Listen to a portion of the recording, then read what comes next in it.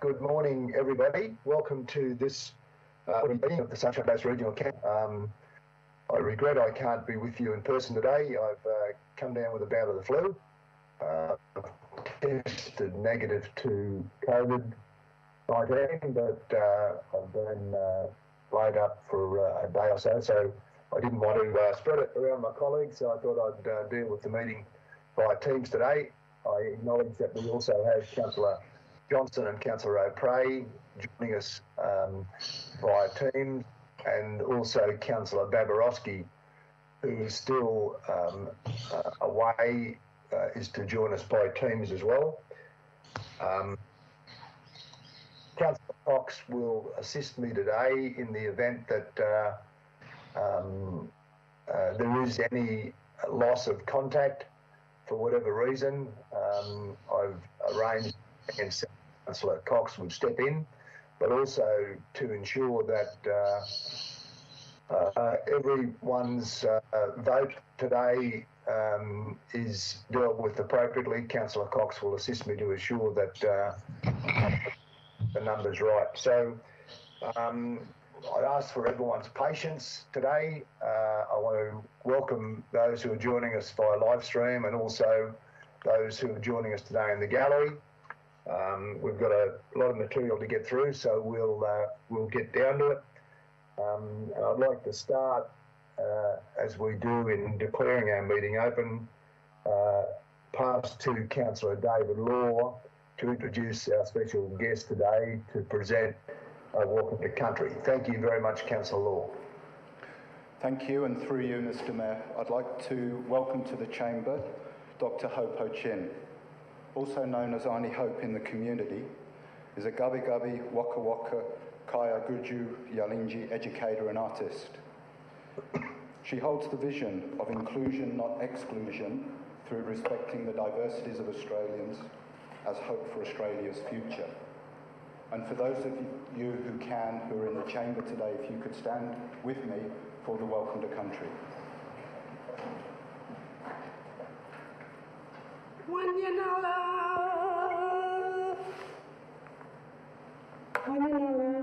in Gubbi Gubbi language means welcome. And on behalf of the Gubbi Gubbi Nation, who have occupied this continent for millenniums past, we extend our protocols through ceremonies in welcoming you all here today.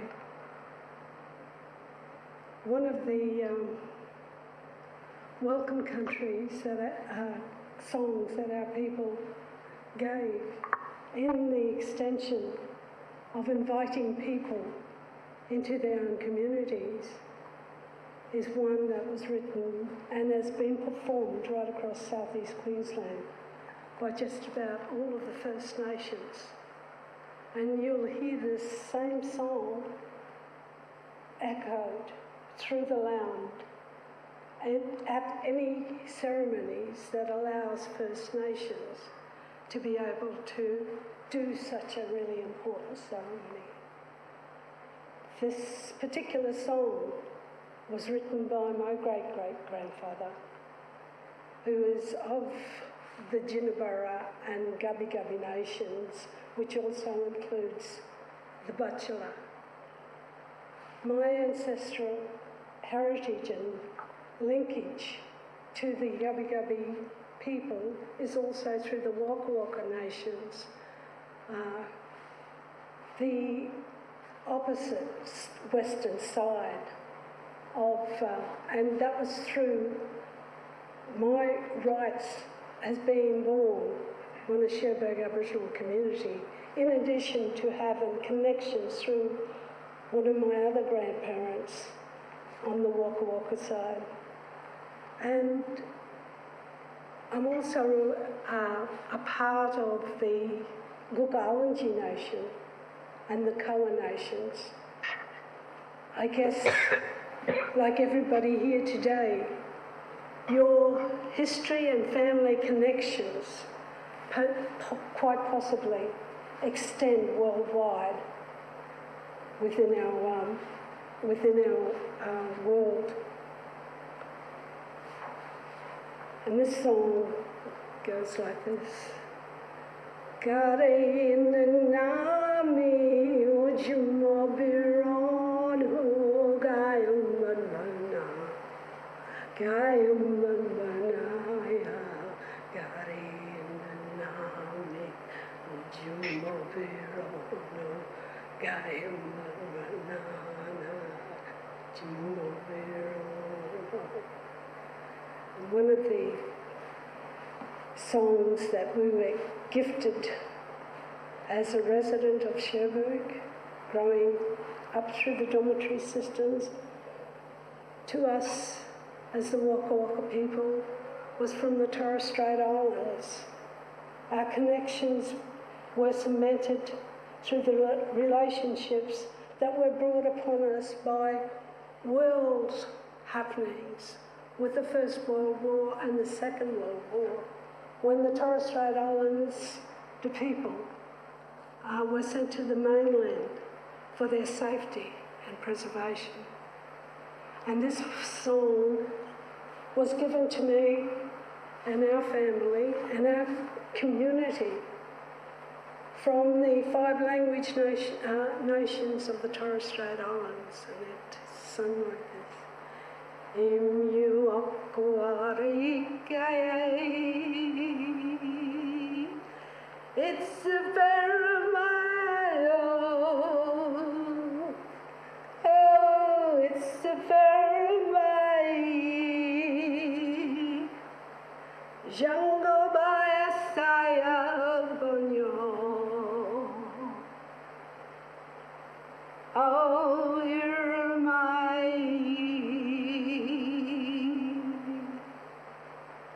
hurry home. And it was a call by a combination of First Nations on the mainland and the Torres Strait Islands to call back our people from serving in the First and the Second World Wars, and from every subsequent wars that have ever happened where Australians were needed in times of world crisis. Korea, Vietnam, you name all of the wars. Our people have always been a part of that. And that's what sometimes could have been forgotten in the historical journey when First Nations and other people came to this country and stayed here. If I could now use the PowerPoint, and I'll invite everybody to be able to sit while I'm just given a couple of minutes. Is that okay? Thank you.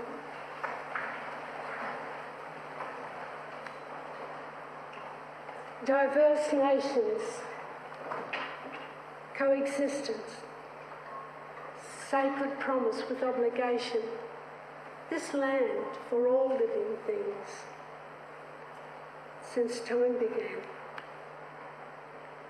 Imprints by law, through law, mapped waters, the sky, our land, sustained life and living, Australia's spirit, believing. First Nations compacts, belonging to country, that's spiritual. No trespassing, no squatting, respecting. Harmonious treaties, millenniums past. Welcome those that visited. Pristine country, country belong gubby, knowing. First Nations watch from shores. Ships came, looked, traded, went. Tall ships from 1770 to 1788 Smoke talk of newcomers staying. One of the gifts that the 1770 fleet gave to our people was the name of the Glasshouse Mountains, Terra Nullius invasion, and of course quite a number of other places here. 1770, just up the way, your neighbours. Possession Island, that's where the flag of the possession of Australia was planted on the shores under the guise or under the proclamation of Terra Nullius,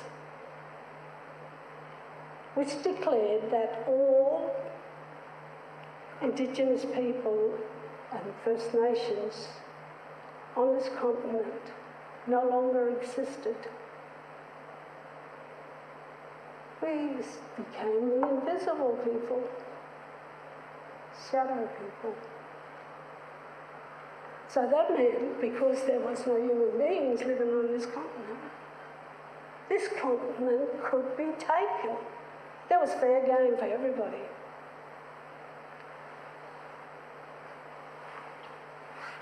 In Terra Nullius, invasion, pillage, exploration, pioneers, settlement, exploitation.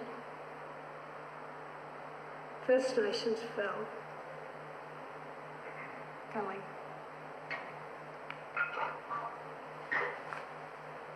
In 1901,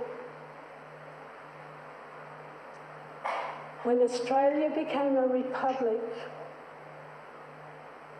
of the Great Britain, and under the process of federation, this established what we now recognise as our Australian federal government.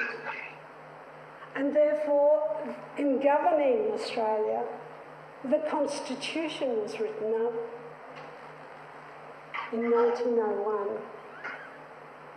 And in that Constitution, First Nations people lives changed.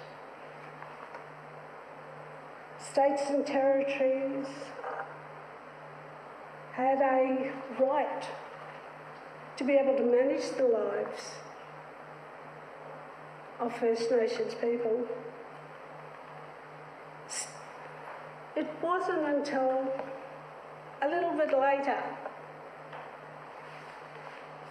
that we could stand up and say that we were people or citizens of Australia.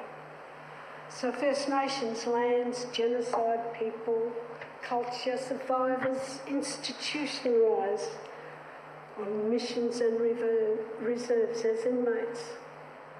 Being one of those inmates, I full well know what it was like on those places.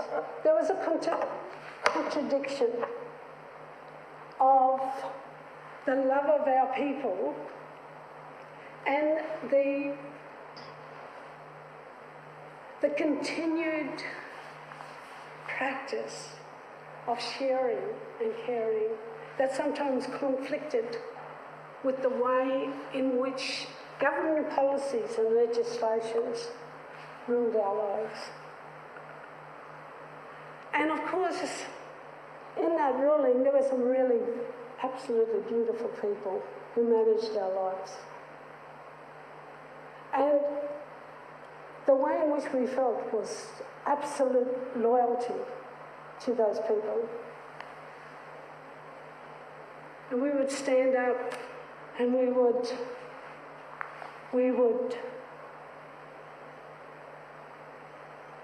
defend them at all costs, despite being prisoners in that situation.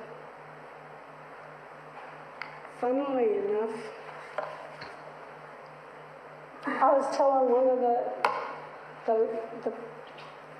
the the person who drove me here this morning, you know, a little bit of a story about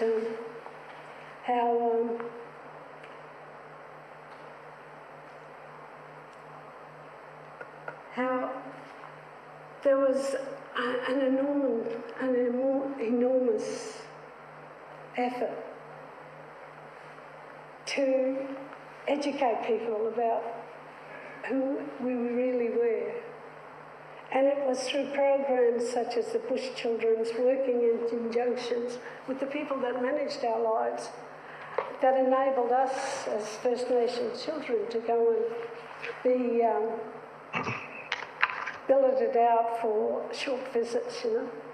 And that's where we felt that there was a different life outside of the mission empowerment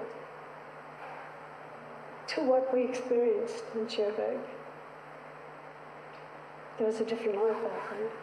And one of the people that I stayed with, they were Dutch people, and he had a business, a hairdressing business in Brunswick Street down the valley.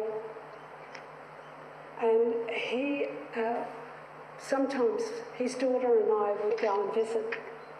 And he'd say to me, Hope, sit up there on the stool now. Because he did the hairstyles, I'm pretty sure, of some of the most important people in Brisbane at the time.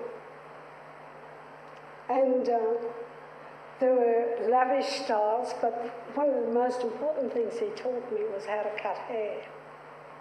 So when I went back to Cherbourg, in sharing my new skills with Cherbourg, I had to cut all of the hair of all of the boys in the dormitory, all of the girls in the girls' dormitory, and anybody else who came down and wanted a haircut.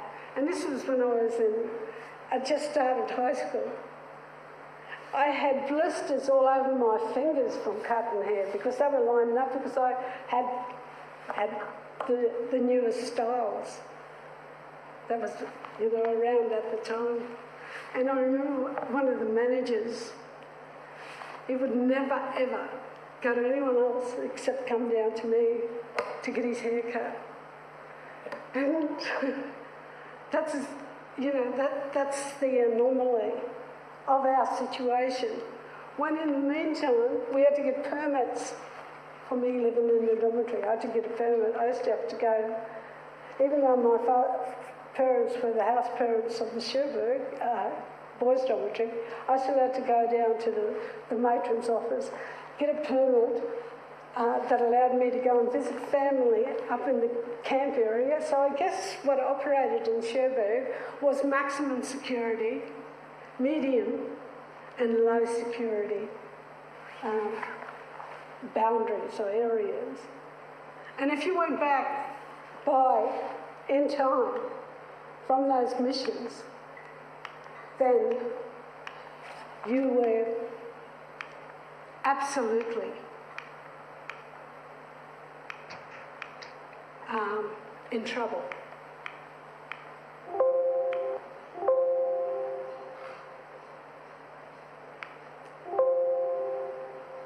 I may have to start this again, eh? Oh, just as well I got a driver there. Thank you very much. Next. I think that's a hint generally for us. Our hope in us, in you. Loyalty was of the utmost to us for those who were with us and those we cared for. The droplets of waters from the corner of our eyes trickled down her face as she watched and remembered on Anzac Day. The last host played by the lonely soldier, illuminated by the glow of the soft lights lighting the towers around the circle of remembrance.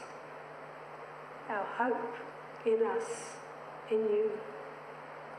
In unison all stood and remembered those lost, their sons, their daughters, their fathers, their mothers. They too faced the towers in defence of country. and spirit of loved ones. Where the crow was once heard, another time, another place. Our hope in us, in you.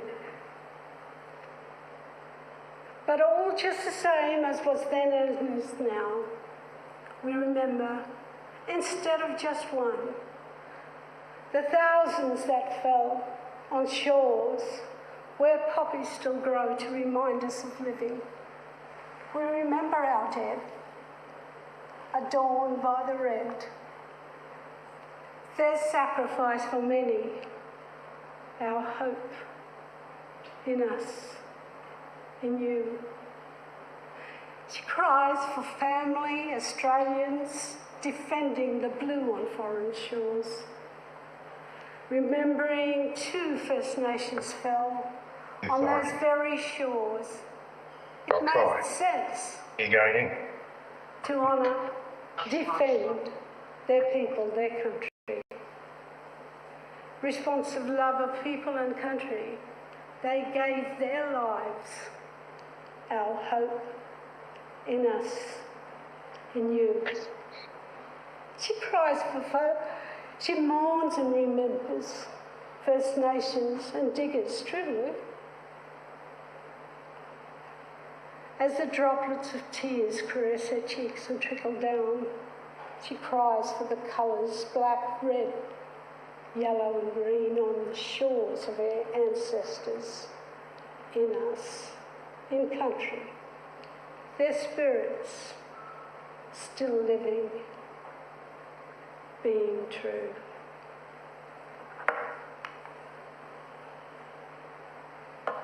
We stand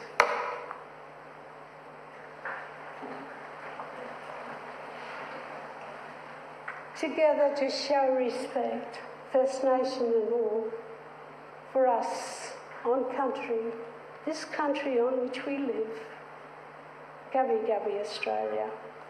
Thank you.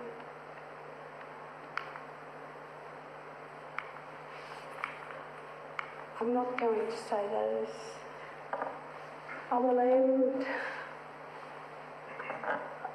How do I turn this off?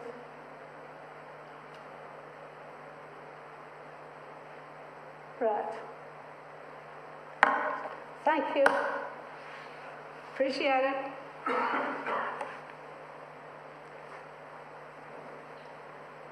I think we need to stand because we do so. Today is a very, very special day.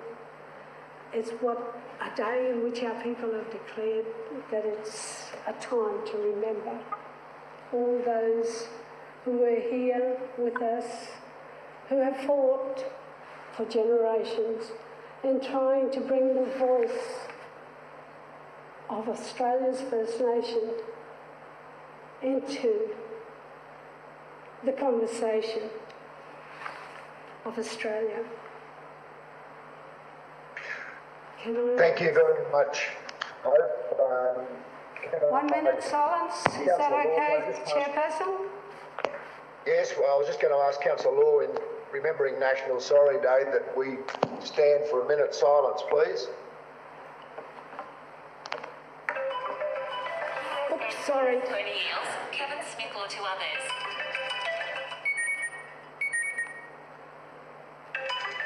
Sorry, Method. How appropriate, sorry.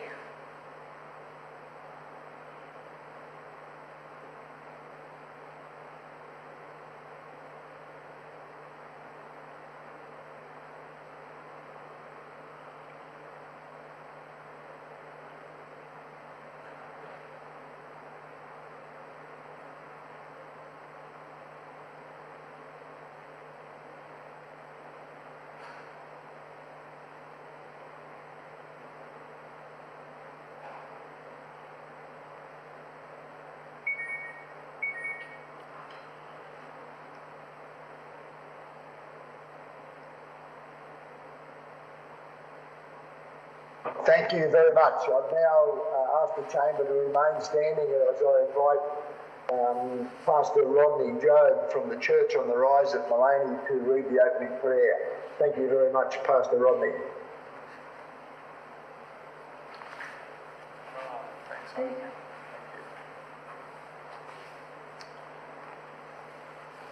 Mayor Jamieson, councillors, ladies and gentlemen.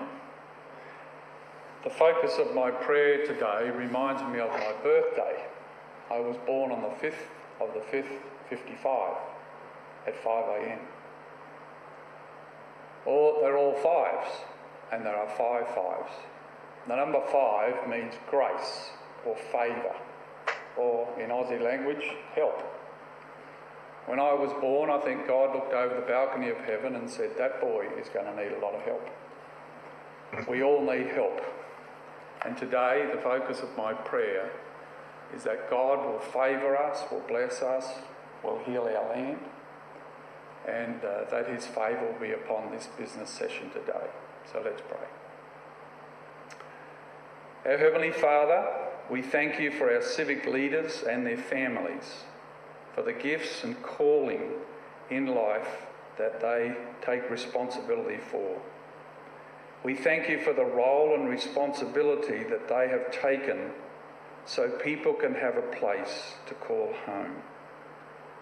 Thank you for this beautiful region of the Sunshine Coast and all that has been done and achieved over the years to build a community where people can live, work and play. So today we pray your favour on the business to be discussed and decisions to be made. We pray that you would give clarity and thought and focus to our councillors. We pray for innovative ideas to solve difficult problems and challenges. We pray for strength and wisdom to carry out the objectives and vision for this city. So today we pray thy kingdom come, thy will be done on earth as it is in heaven. And I pray the Lord bless you and keep you. The Lord make his face shine upon you and be gracious to you. The Lord lift up his countenance upon you and give you peace. Amen. God bless you today. The sun is shining, so have a good day. Thank you very much, Pastor Rodney. We appreciate your kind words. Please be seated. I've already done the record of attendance. I'll move to item 4, which is the receipt of the confirmation of the minutes of the previous meeting. If I can have someone move that, please. Moved Councillor Joe, seconded Councillor Hungerford. Thank you. All those in favour? All hands in the air, Mayor.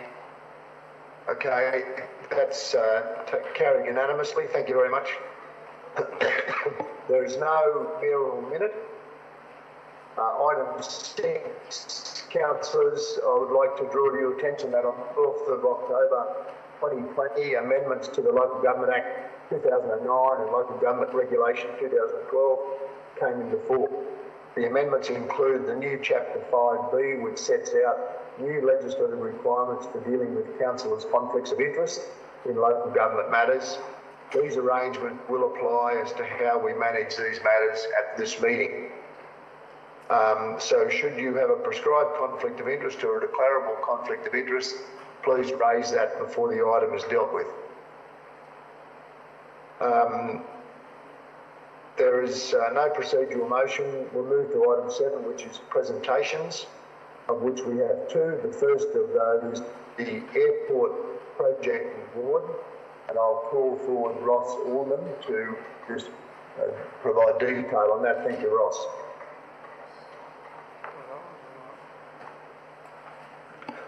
Mayor, we might just have Councillor Hungerford present this award, if that's okay. Right, okay. Through you, Mr Mayor, it gives me great pleasure to recognise this award today.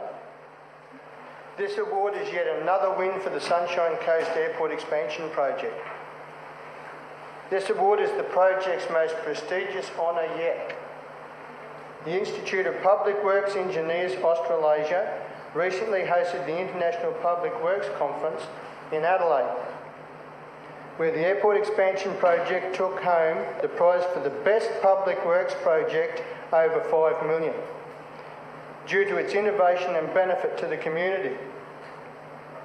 This category spanned all of Australasia and considered approximately 50 projects that were completed over the previous 2-year period. Since the airport's expansion completion, it has won 3 statewide awards, 2 national awards, and now the Australasian Award. I'd like everyone to join me in congratulating all those involved. And today we have Tom and Ross to accept this award, and with great pleasure I recognise it and present it.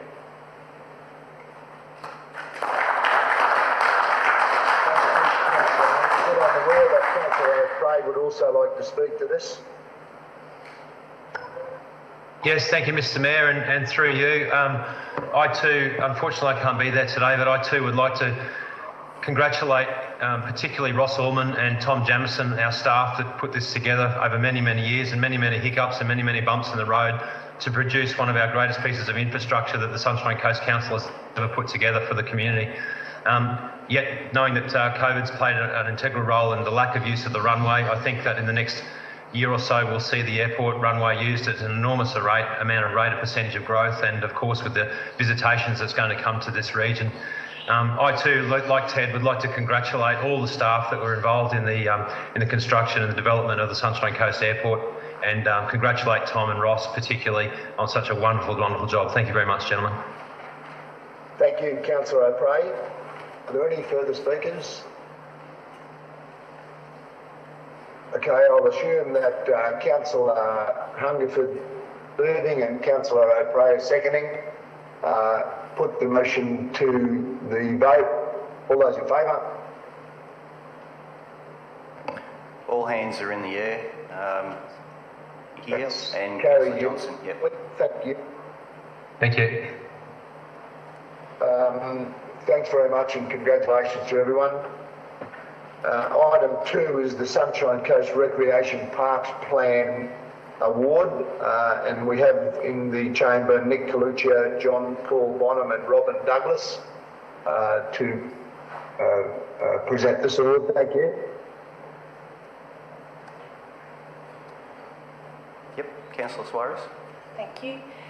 Through the chair, it gives me great pleasure to present this award to the team today. The Parks Plan is a roadmap for parks on the Sunshine Coast, and the plan supports Council's commitment to preserving spaces and parks to promote a healthy lifestyle and environment. The plan ensures that the community values are reflected in our design, management, operations and maintenance of our parks. I know extensive work went into the preparation of the plan and extensive community consultation, and it was a really great addition to our strategic plans for the council, so I congratulate the team today. Thank you, Councillor Suarez. Happy for you to move.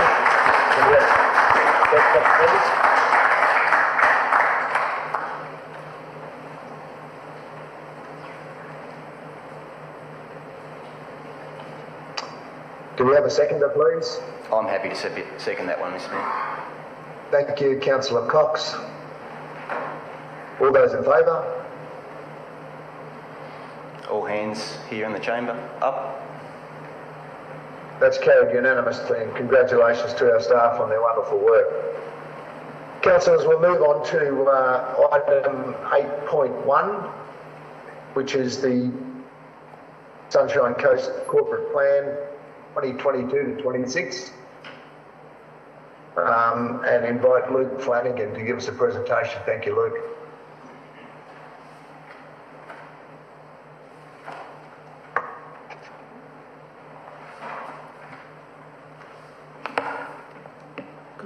Good morning, Mr. Mayor and Councillors. Today I present to you the Sunshine Coast Corporate Plan 2022 to 2026 for your consideration. This document is proposed to supersede the previous corporate plan that covered the periods 2021 to 2025 and set that blueprint for us to advance our vision over the next 5 years. The corporate plan is an important document. It sets a 5-year blueprint for our council and is the primary strategic document that's required by legislation. It has a close synergy with our long-term planning set between our community strategy, our environment and livability strategy, and our regional economic development strategy.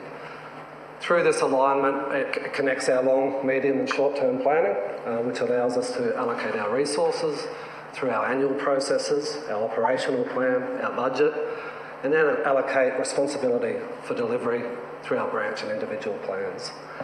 As part of good corporate planning process, each year we complete an annual review, and this document that you see today is the outcome of that review.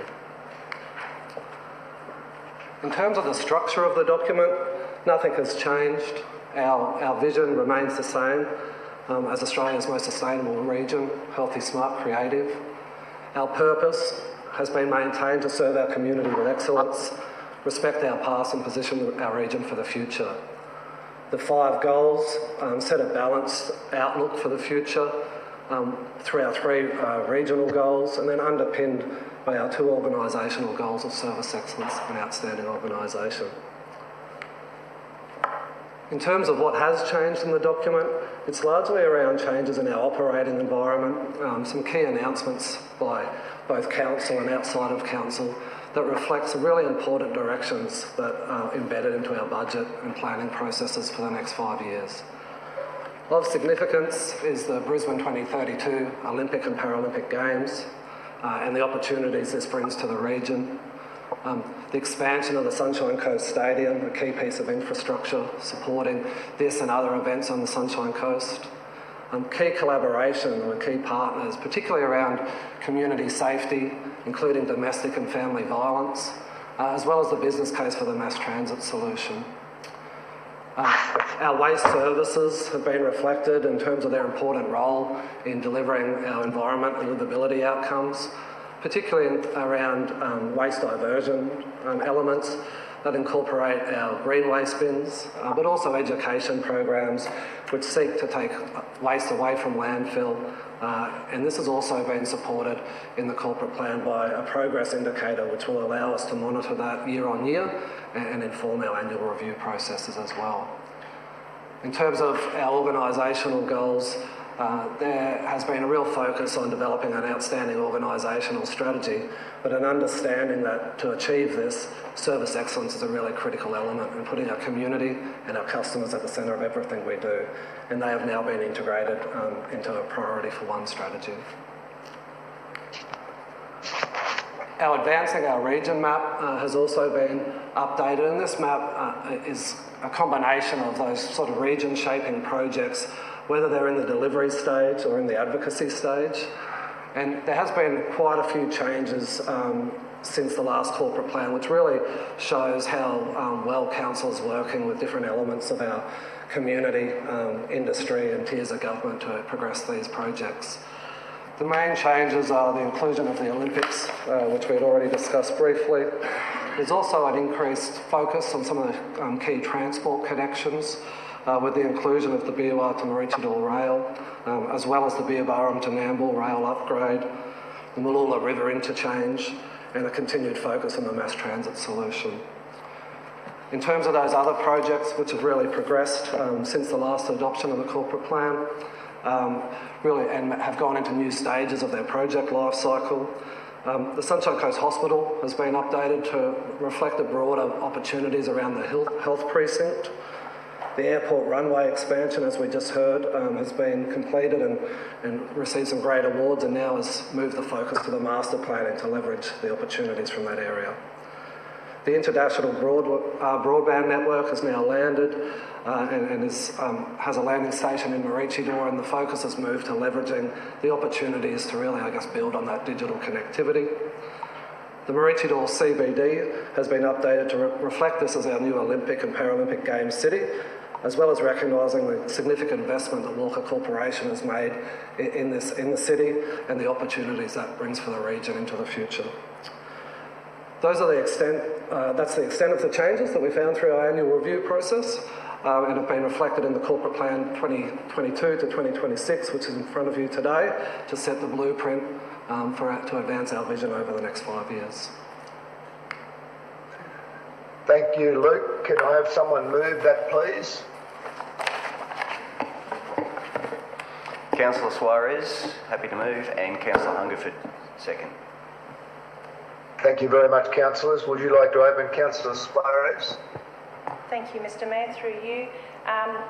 This corporate plan was endorsed just over a year ago in February of 2021, and the changes that are being presented today, I guess, reflect a significant amount of change in our environment and community and the significant decisions that Council has made in response to those. I'm pleased to see these additions added to our corporate plan, and I think it's only going to make our organisation and our response to those initiatives much stronger and much better. So I'm pleased to support this report and hope that my colleagues do as well. Thank you. Thank you, Councillor Suarez. Councillor Landsberg.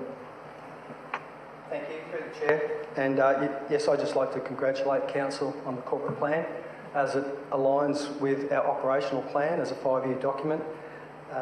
Just a couple of things to touch on as we move forward. An exciting time for us on the Sunshine Coast here with emerging technologies, and especially leveraging off our sea cable.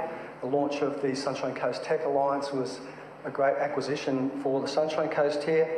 By 2026, Deloitte Access Economics forecast over 1 million people in Australia will be employed in data analytics, and obviously that is such a time as we are really pushing forward with that. We see investment coming on the Sunshine Coast on the back of the Maroochydore City Centre, and look forward to the rest of our, I'm sure the rest of our council here will endorse this document today. Thank you. Thank you, Councillor Landsberg. Councillor Natoli. Thank you, Mr Mayor, and thank you for the great work staff have done in regards to preparing this corporate plan. It's obviously a main document that drives everything that council does. It is the document that the organisation holds as the highest document that we have. And I just want to be given an absolute assurance, Madam CEO, that we have not predetermined outcomes that lead this corporate plan, where the community may not necessarily be reflected in where we are going. And I just want to read a paragraph on page 35 of 231, in the last paragraph of that page, where it says, Council will prepare the next planning scheme for the Sunshine Coast that will integrate the outcomes of the state and local planning projects and initiatives, as well as consultation with our community to provide a comprehensive framework for managing growth in a way that supports the council's and the community's vision for the Sunshine Coast. Now, I am aware that through the regional plan, that the decision for the future was that 62% of our population would be infill. That decision obviously has implications on our built environment, our built suburbs. And I understand that and feel that a lot of those are going to be pushed along that corridor where the mass transit framework is going to be. And I know that the community has never really been asked whether they support that. I don't see anywhere where that question has ever been asked to the community, do you actually support the strategy? Yet, we're building our planning scheme, we're building the corporate plan, we're building everything on a presumption that this is how we're going to manage growth in the future. And I still feel that there's one missing part that goes right back to when the regional plan was formed, was does the community actually support this? I don't see that, and yet we build this document that leads this organisation down a pathway which I'm not absolutely convinced the community supports. The discussions that I've had in my community, certainly I feel they do not support this. And there is a fear that council will and has predetermined the outcome. And even though there's public consultation being foreshadowed here, that part of the consultation may just be part of a process of legitimising a framework that isn't necessarily supported by our community. And so I still have apprehensions about the process and ultimately, I suppose, the legitimacy of us being able to move strongly and build that framework into our corporate plan that may not necessarily be reflective of the community's views about their infill targets as well as where the infill goes. I know the community strongly voice their opinion against light rail as being the options, not against mass transit, but against light rail itself. So hopefully, for the community's sake, that if the community through the planning scheme sends a very clear message that they do not support the strategy, the council is prepared to listen to them and maybe go back to the drawing board and rethink about our settlement patterns here on the Sunshine Coast. So I would hope that, Madam CEO, that we can be very confident as we progress forward that we are truly reflecting the views of our community that we're supposed to be representing. Thank you, Councillor Natoli. Through you, I understand. Mr. Mayor, would you like me to respond to that? Please, Madam CEO. Through you, Mr. Mayor, and councillors, we have probably got a little bit off track of what the intent of the corporate plan is here today. The corporate plan is highlighting all of our plans and what we are strategically trying to do over the next 5 years. Whilst I note your comments, Councillor Natoli, around a specific part of that, all the way through my time here and the recent council meetings, we've recently endorsed our community engagement plan, which talks to how we approach our various types of consultation. We have talked to our planning scheme and how we're approaching that, and in fact that we're going above and beyond in our planning scheme for consultation, adding in extra consultation periods that are not required by any form of our approach to the planning scheme. So I hope that all of you are recognising the efforts that we're making towards that. I will just note that our roles in the work that we do are listening to the community for sure today and listening to communities, but it's the community for now and for the future, recognising that a planning scheme goes out to 2041. Some of the people who will live in this region probably haven't even been born yet and will be undergoing and taking the benefits of what happens in that planning scheme.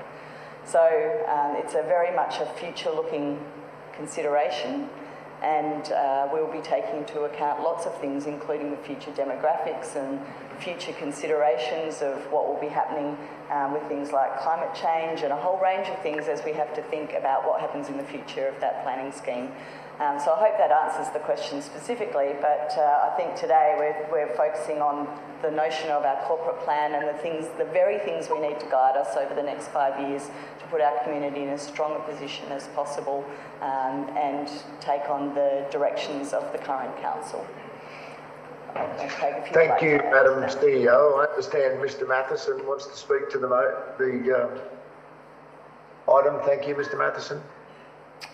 Through the Mayor, just very briefly, I guess if I can just add one additional component to the comments from the CEO and Councillor Natoli. You raised a very valid point. The population forecasts and the settlement pattern in terms of the dwellings that are required to be accommodated within the Sunshine Coast are set through the development of the South East Queensland Regional Plan, which is a separate and distinct process from the development of Council's planning scheme. And Council, of course, has input into that, and there are a myriad of consultation and engagement points along the way in the context of the development of the South East Queensland Regional Plan. I guess if I can provide you some level of assurance, in the context of our corporate plan, which is what Council is considering today, the corporate plan in no way erodes or undermines the important community advocacy role that Council plays on everything that it discharges. And in fact, if anything, what the corporate plan does is actually showcases that as an integral component of council's role in that sense. So while setting those population forecasts for the region, the dwelling requirements and the settlement pattern is really derived through a process that we are a part of but do not lead. The important advocacy role that council plays on behalf of its community is in no way diminished through that process. Thank you, Mr. Matheson. From what I can see, there are no further speakers. I have a question, however, for Luke, and that is, Luke, in the time since our last corporate plan, there's been quite a bit of change. I just want to make sure that you think we've appropriately recognised some of those key developments, and the three I've looked to are the Olympic and Paralympic Games in 2032, the recognition of the existence of the climate emergency, the reduced funding from the federal government via financial assistance grants, which have been quite considerable in our case. Do you think we've adequately dealt with those? Yes, Mr. Mayor, the decisions of Council and broader impacts on our operating environment have been considered in depth through this review process. There is, so in terms of the Olympics, there's definitely, it's reflected, but that'll definitely probably be strengthened in a future review as we sort of plan more around our delivery in that space. The declaration around the climate emergency, there was wording to, we've strengthened wording with environment and livability is probably the response. Funding has been recognised, but it's probably an area again that through our next review, in terms of our narrative, we will strengthen. There is definitely priorities around seeking that funding and strengthening our approach to funding in the document. Well, I'm pleased you answered that because, 10 years we'll receive $32 million less, at least from the federal government, than what we've received in the past. So that will have to be found elsewhere. Okay, are there any further speakers? Councillor Law? Thank you. Through you, Mr. Mayor. I guess just before I speak, a quick question following from your own inquiries. Clearly, the City Hall coming to its completion and having a significant impact on our workforce and workplaces over the coming 2 to 3 years. That question around, are we certain that we've got enough strength in here to support the changes that will happen here in Caloundra and also the changes that will need to happen and occur in the Nambour precinct of our Nambour operations as well? Through you, Mr. Mayor, our workplaces and workforce is recognised in the corporate plan and the importance, I guess, of building capability and capacity. In terms of those specific centres, the real mention of those, I guess, is cascaded into the operational planning process, and so they are all covered as priorities in the proposed operational plan for next year. So through those two documents working together, there is a strong recognition of that. Thank you very much. I appreciate the answer and confirming what I thought I read in the plan. And certainly when I read through the environment livability part of it, following on from our meeting in November last year, I'm certainly satisfied with the strengthening in our environment space and the work that's going on there, subject to our other reports that are coming to us in the near future. So I'll certainly be supporting the plan, the adoption of the plan today, and hope that we can get that through and start our work towards what we need to achieve in the next 4 years. Thank you, Mr. Mayor. Thank you, Councillor Law. If there are no further speakers, I'll go back to Councillor Suarez if you wish to close, Councillor. Thank you. Through you, Mr. Mayor. Luke, I might just ask one question before I close, and that is referring to the paragraph that Councillor Natoli read out. That was not a change from the February 2021 report? No, that's not a change. Thank you. I'd just like to remind everyone that that 2021 report for the original corporate plan was unanimously carried at the February ordinary meeting, and that today the officer's recommendation is that we receive and note the report, we adopt the Sunshine Coast Corporate Plan 22-26, and we authorise the Chief Executive Officer to make those minor administrative changes. So in essence, Councillor Natoli, I commend you on raising an issue again that is important to yourself and to your community, but this report is really just about the changes from the February report that we all endorsed. And I hope that everyone supports it. Thank you. Thank you, Councillor Suarez. We'll put the motion to the vote. That's carried with all hands in the air in the chamber, and I can see hands up, except Councillor Winston. We can't see what he's doing online. Might need to turn on your camera, Councillor. And yes. Okay, that's carried unanimously. Thank you. We'll move to item 8.2, which is quarterly progress report. And I'll request our CEO to open this presentation, and then it will be passed on to various directors and we'll take questions and commentary at the end. Thank you very much, Madam CEO. Thank you, Mr. Mayor, and through you, I present to you this morning our quarterly report for quarter 3 of 21-22. The year is going very quickly. This quarterly report goes and highlights several key achievements made by Council and provides some great insight, particularly to how important Council's partnerships are with our community, our local businesses and many other stakeholders to keep our region safe, productive and sustainable. Our productive partnerships are crucial in our achievement of our vision to be Australia's most sustainable region, healthy, smart and creative. And this has been particularly evident in this last quarter due to severe weather events that we experienced. And I did want to take the opportunity to recognise all of our staff across the organisation, our disaster management partners and our key stakeholders. It takes a real village to respond to the disaster that we see from time to time in the Sunshine Coast, and every one of those people were very dedicated to the region's recovery efforts. Our staff, you know, they go the extra mile all the time when we have these disasters, and I know sometimes they are affected by them themselves and are still out there continuing to protect our community. So I really thank them for the work that they've done. In late February and early March, our region was inundated with heavy rain from a weather system that caused significant impact across the Sunshine Coast. Council activated the local disaster management group with our state government partners, established the Field Coordination Centre to immediately respond to damaged infrastructure and hazards, and converted the Nambour Showgrounds to an evacuation centre to provide refuge for any resident in harm's way. Of interest, we also partnered with the University of Sunshine Coast to open an evacuation centre there, responding to the fact that the Bruce Highway was cut into locations that meant people, travellers who are travelling through our region may not have somewhere to go, and that was done at very short effort. Our teams worked with Volunteering Sunshine Coast to coordinate and support to remove flood-damaged goods from affected properties. And we participated in the local services recovery group with key community agencies and service providers to assist and monitor social impacts and recovery needs of communities requiring additional support. At the last count, more than 80 landslips and 1,000 items of damaged or destroyed roads and stormwater infrastructure was reported, equating to almost $5 million damage in our region.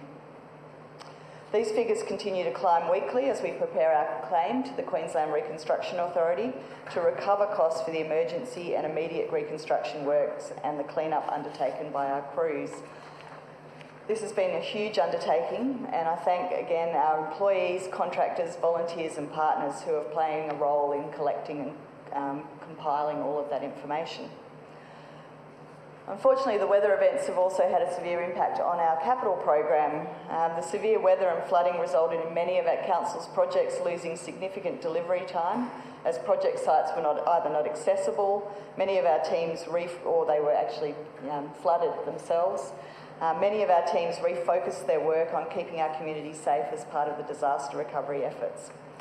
Our capital program was already being impacted by challenges beyond our control, and I think I reported that at last quarter's report.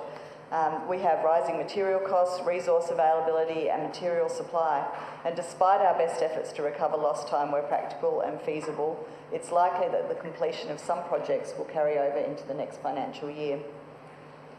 There were, however, some positive moments during the March quarter, during which time we saw the announcement of the SEQ City deal, which commits $35.3 million to the Sunshine Coast Blue Heart project, which is a strategic priority for Council and ensures our Maroochydore River catchment will continue to play its flood storage role and maintain its rich biodiversity well into the future. Economic Development Queensland also gave the green light for 2 new developments in our Maroochydore city centre, these being a 15-storey commercial office building on the corner of First Avenue and South Sea Islander Way, which will be delivered by the Walker Corporation, and an 8-storey private hospital on Mundu Boulevard to be delivered by Barwon Health, with construction of this building commencing in May. So 2 incredible buildings coming up in our city centre. They are very important for our city centre and continue to show that attraction of investors within that area, especially with so much interest in our own Olympic and Paralympic city. This confidence has also seen an increased development assessment activity. Since 2019, the Council has experienced a 30% increase in the total development applications lodged. And whilst this level of investment interest is great, what it has also done is put a pressure on our ability to meet the statutory assessment timeframes. Our team, led by our new Group Executive, Deborah Robinson, are working hard to put in place measures to streamline some of our practices without impacting on the quality or integrity of our assessment work. I'm fortunate enough to meet many people in my role, and I continue to be inspired by the individuals and groups within our communities that continue to go the extra mile to care and support those around them. On 27th of March 2022, Council marked the 20th anniversary of Neighbourhood Day by asking residents to share their story about their great neighbours. Never before have these connections been more important, with many people relying on the generosity and support of others in times of isolation, illness and loneliness. We received a great response to the campaign, and I encourage everyone to head to Council's website to read the many inspiring stories of our own local heroes. Finally, Council continues to remain resolute in our commitment for our Reconciliation Action Plan. And this quarter we commenced working with Cubby Cubby and Uniborough businesses to pilot a new program for 450 employees to participate in face-to-face training and local on-country experiences. The program is designed to deepen First Nations cultural awareness and continue to develop cultural capability in our workplace that promotes respect and values the skills, experience and perspectives of our First Nations people. And I've had the great privilege of doing one of those on-country sessions myself and continue to learn every day from our First Nations people. I will now invite our group executives to come up and talk about their respective responsibilities, and I'll start with Mr. Hadrell from our Livability and Natural Assets area. Welcome. Thank you very much, and through you, Mr. Mayor. Look, further to the CEO's overview, there's a few of the achievements from the quarter, specifically relating to our environment livability goal of Council, that are worth drawing attention to. The CEO mentioned the commitment of the $35.3 million from the South East Queensland City Deals arrangement to the Blue Heart. And I think that's worth a bit of a further mention. The criticality of that site for management of the natural floodplain is something that can't be underestimated within our community.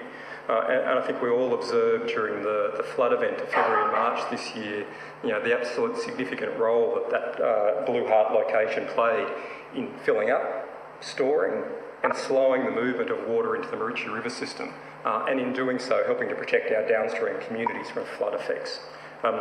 The further announcement, or the announcement of the City Deals contribution to the Blue Heart project, for mine is absolute recognition of the significance of that location to the Sunshine Coast and our future community, but is also a significant example of preparing our community for the changing climate that is well and truly ahead of us, but also leveraging the opportunities that might come with it, and in this instance, exploring and researching the opportunities around blue carbon sequestration, which provides an opportunity for offsetting carbon emissions, both for Council and also private residents within the region.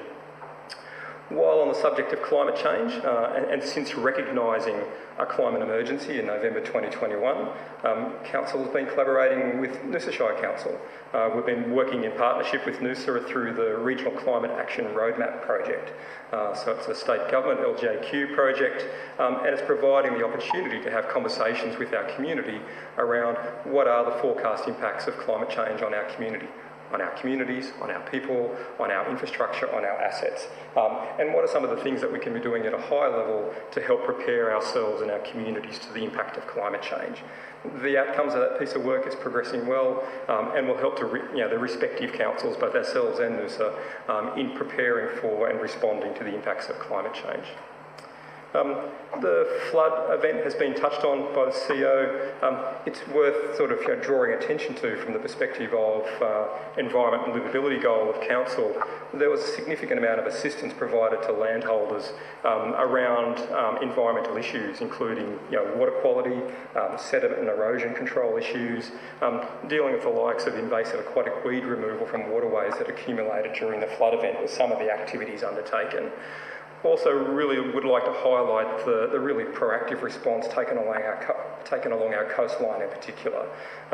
The effects of the flood event and the debris, including pontoons and other large pieces of debris that came out of the Brisbane River, was strewn along respective coastlines.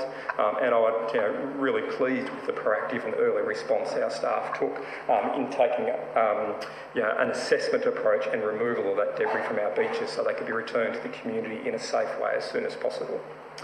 The clean-up process following the floods was absolutely contributed to and built upon on the Clean Up Australia Day, which was held on the 6th of March, where we had some 640 residents from schools, community groups, businesses and just individuals coming along to help with the ongoing clean-up of flood waste and debris from our waterways and beach areas. And while talking about the waste that was collected, it would be remiss of me not to mention the clean-up efforts and how they were supported by the free general waste and green waste disposal that was provided by Council for a period of 10 days following the flood event.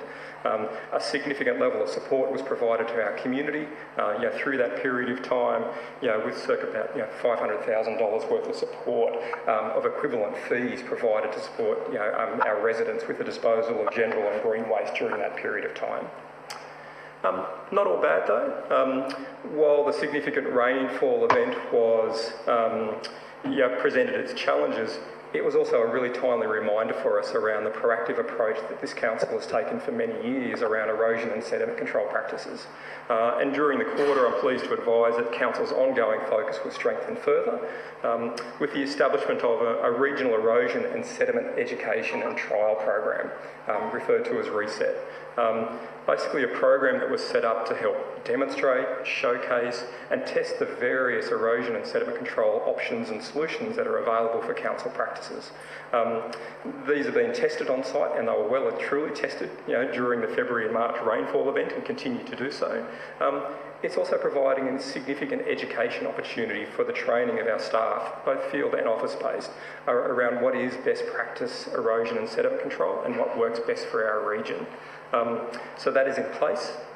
It's a first and it's something that we're really proud of, and it's gaining attention outside of the council with both private industry and other levels of government sort of coming to the site and wanting to come to the site to help put their staff through. So in time that'll generate a region-wide improvement in erosion and sediment control practices, which will be of great benefit to our waterways. Look, just in closing, a few other sort of achievements from the quarter that are worth drawing some attention to. During the quarter we had the installation of turtle-sensitive, motion-activated streetlights at Yandina and Majimba beaches to assist with turtle hatchling success.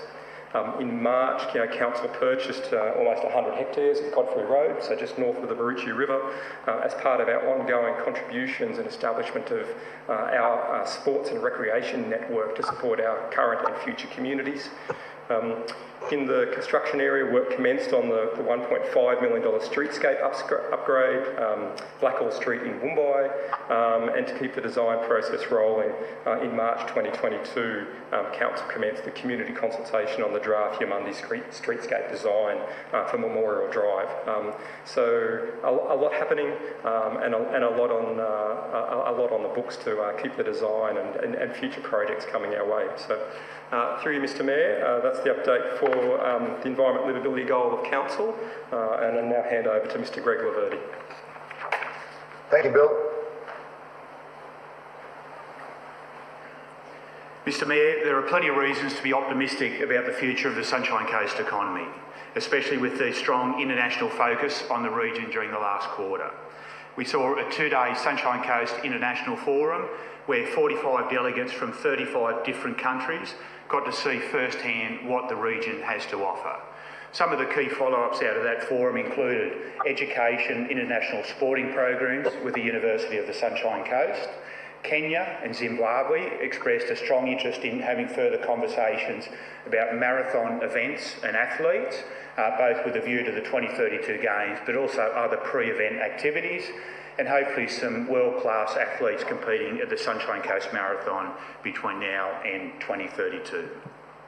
In January, the Sunshine Coast was named as the #1 most loved destination on the planet. That award was on the basis of 1.6 billion online conversations and comments across 21,000 locations across the globe. The enviable lifestyle, welcoming community and natural assets were identified as the key things that set the Sunshine Coast apart from other regions around the globe. The Sunshine Coast was named as one of the Smart 21 communities, the 8th time that the region has received that recognition. The International Community Forum researches information and communication technology and how local communities benefit from the use of that in arriving at their decision about naming those Smart 21 communities. The Qantas Australian Tourism Awards were held on the Sunshine Coast for the first time.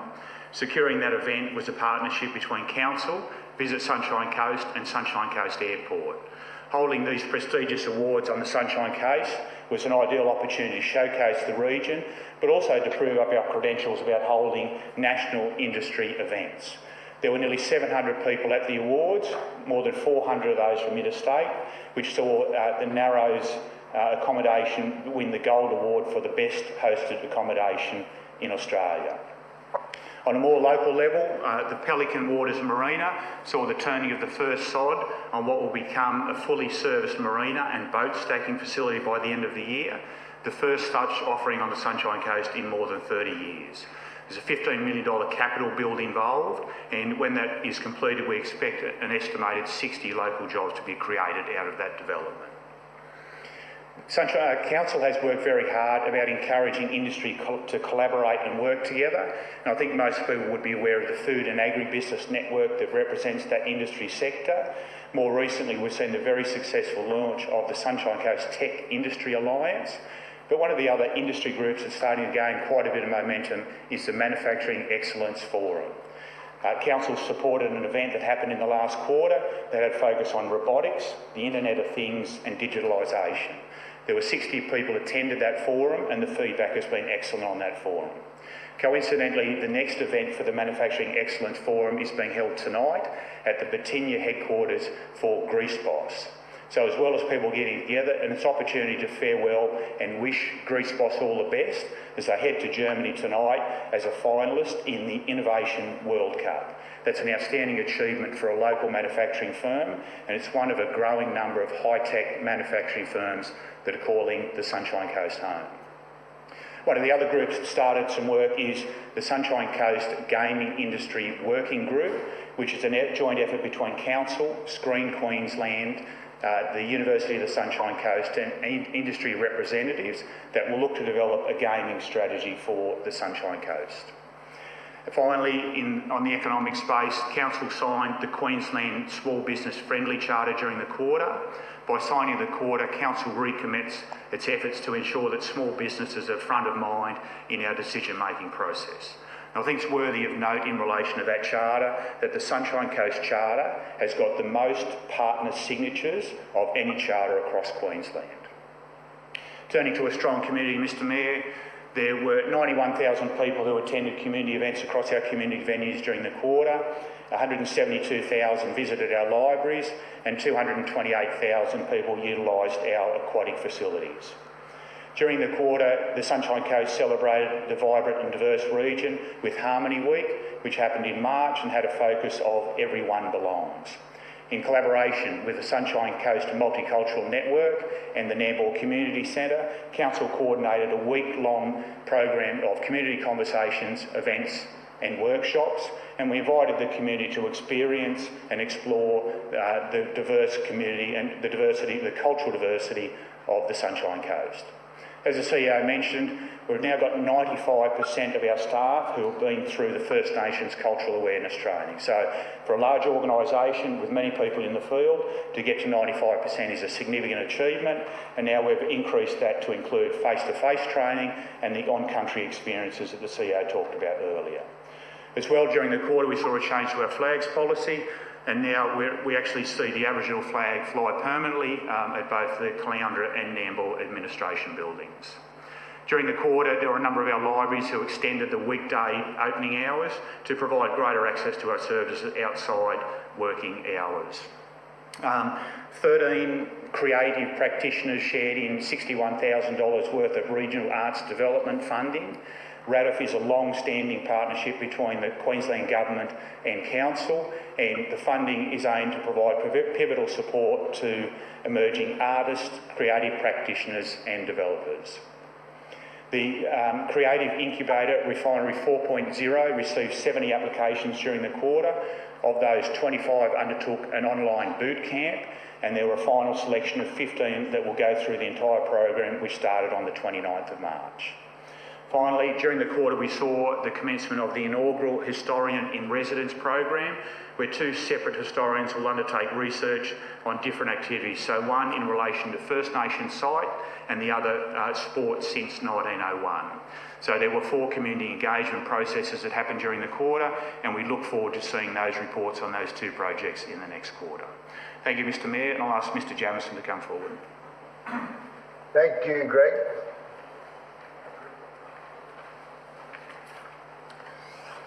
Good morning, Mayor, councillors, executives. I'd just like to give a short update on the strong community portfolio from a transport perspective, and also then move on to the service excellence portfolio.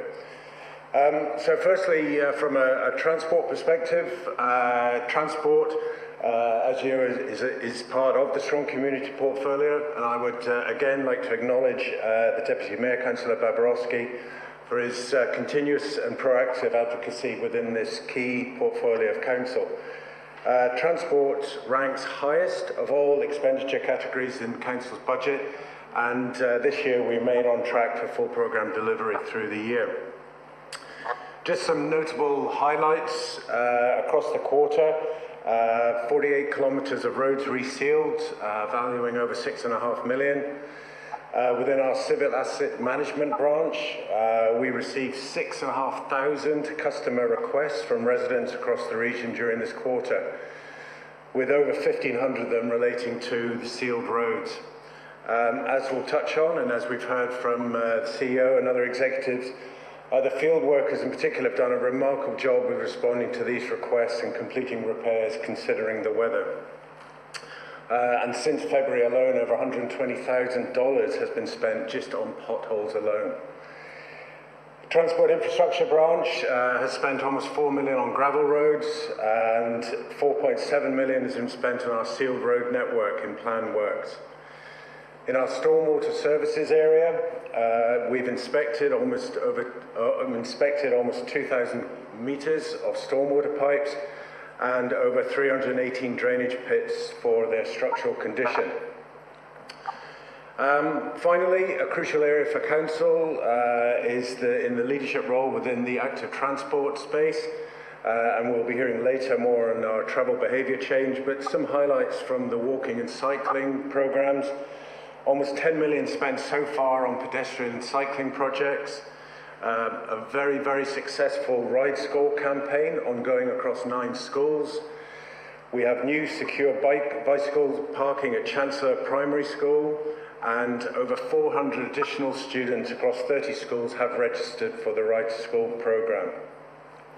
And finally the Sunshine Coast Active Transport Map's been finished and are available online. And just in conclusion with the strong community and with my local disaster coordinator hat on, just some other highlights I would just like to raise in terms of the response to the February events. On the 23rd of February, we moved the LDMG to stand up, and in that week we had over a metre of rain falling, 4 times the monthly average. I would like to thank the Mayor and the Deputy Mayor for their stewardship and leadership of the LDMG, meeting over 14 times with over 50 participants and 30 agencies represented. Council should be very proud of the way its fields and frontline teams responded, and in particular how well our stormwater assets performed. From a personal perspective, please keep investing heavily in those stormwater assets. I wish also to thank Greg and his team for their efforts in establishing the evacuation centres and for their work in the recovery space. Finally, my thanks go to Belinda and the comms team during the whole event. The online posts that they placed were viewed over 1 million times within that week by the community, and just shows the extent of how much the community relies on those posts, and my thanks to that communications team for their effort throughout that week period. That concludes the updates from the strong community, and I move on to an update from Service Excellence. Before I get into a few details, I would like to thank Councillor Johnson and Councillor Dixon again for your direction and advocacy in this portfolio, and we welcome Deb Robinson to Service Excellence, which is excellent. Some key stats within this area. Transport infrastructure management answered over 100 customer requests during the quarter, in addition to civil assets management, 6,500, as we mentioned earlier. Our parks and gardens have had a very, very difficult quarter due to the rain, but that aside, they've managed to mow over 38 million metres squared of grass, servicing over 4 million of garden beds, 4 million squared of garden beds during the quarter. They've cleaned 14,000 public amenities. They swept almost 7,500 kilometres of road and curb and channel, planted 506 trees, and supported over 180 outdoor community events and ceremonies this quarter. Stage 1 of the council park off Howard Street in Nambour has been completed. The new park includes 600 metres of new pathways, 4,700 square metres of open turf, 92 native shade trees, and 4,500 native shrubs. Council has also engaged with a landscape contractor using electric mowers in efforts to reduce our carbon footprint. These electric mowers are lighter and quieter, and a great outcome for the employees and the community. Within our fleet team, we've recently held a demonstration day with Australia's first 100% electric series produced truck in the Australian market. And we will continue to explore those vehicles in the coming months and years. Civil Asset Management completed the final stage of resurfacing within the Mooloolaba Wharf car park just in time for the triathlon on the 11th of March. And finally, just would like to acknowledge the safety effort of our front line of our council workers. 736 compliance audits were performed and 55 safety audits on our contractors. That concludes my update, and I hand over to Deb. Thank you, Tom. Thank you, Tom, and I'd like to continue in the service excellence goal through you, Mr Mayor. I also would like to thank our portfolio councillors, Councillor Dixon and Councillor Johnson, for their leadership in this space. In regards to the Q3 highlights, I'd like to note that our customer response teams continue to provide support to the community over this quarter. 31 animal education events were undertaken in schools, daycares and open space areas across the coast to equip children and pet owners with responsible pet ownership and dog bite prevention. Our illegal dumping of waste program continues to successfully identify offenders with use of cameras and reports from the community. During the quarter, 127,500 litres of illegal dumping waste was investigated and removed from council-controlled land. The mosquito season has seen extremely wet weather. Freshwater mosquitoes have emerged and hotspots have been treated by hand and the use of drones. Following the extended wet period, it is anticipated that the mosquito egg bank may double that of a normal season, so this is a possible emerging issue that the team are keeping a watch on. During Q3, our customer contact centres continued to provide support to residents, with the main support being in the areas of the ongoing COVID-19 pandemic challenges, multiple customer and community engagement campaigns across waste, rates and planning and severe weather and flood event in late February and early March.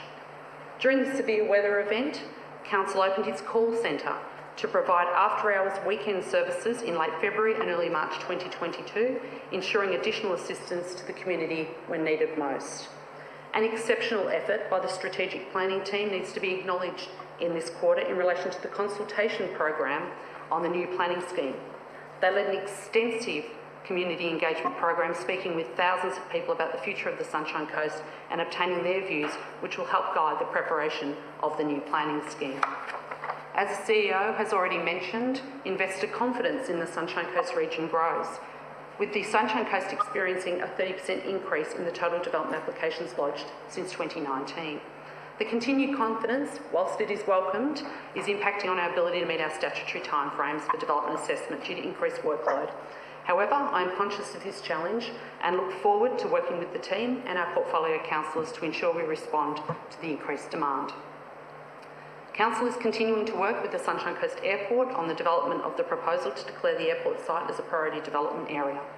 Work also continues with Stockland to progress the planning for the Aura Town Centre in Caloundra South, in particular the Town Park component known as the People's Place. Work continues with the State Government as it considers how best to proceed with the development of Behaviour East over the next few years, consistent with the designation of Behaviour East as a major development area under the South East Queensland Regional Plan.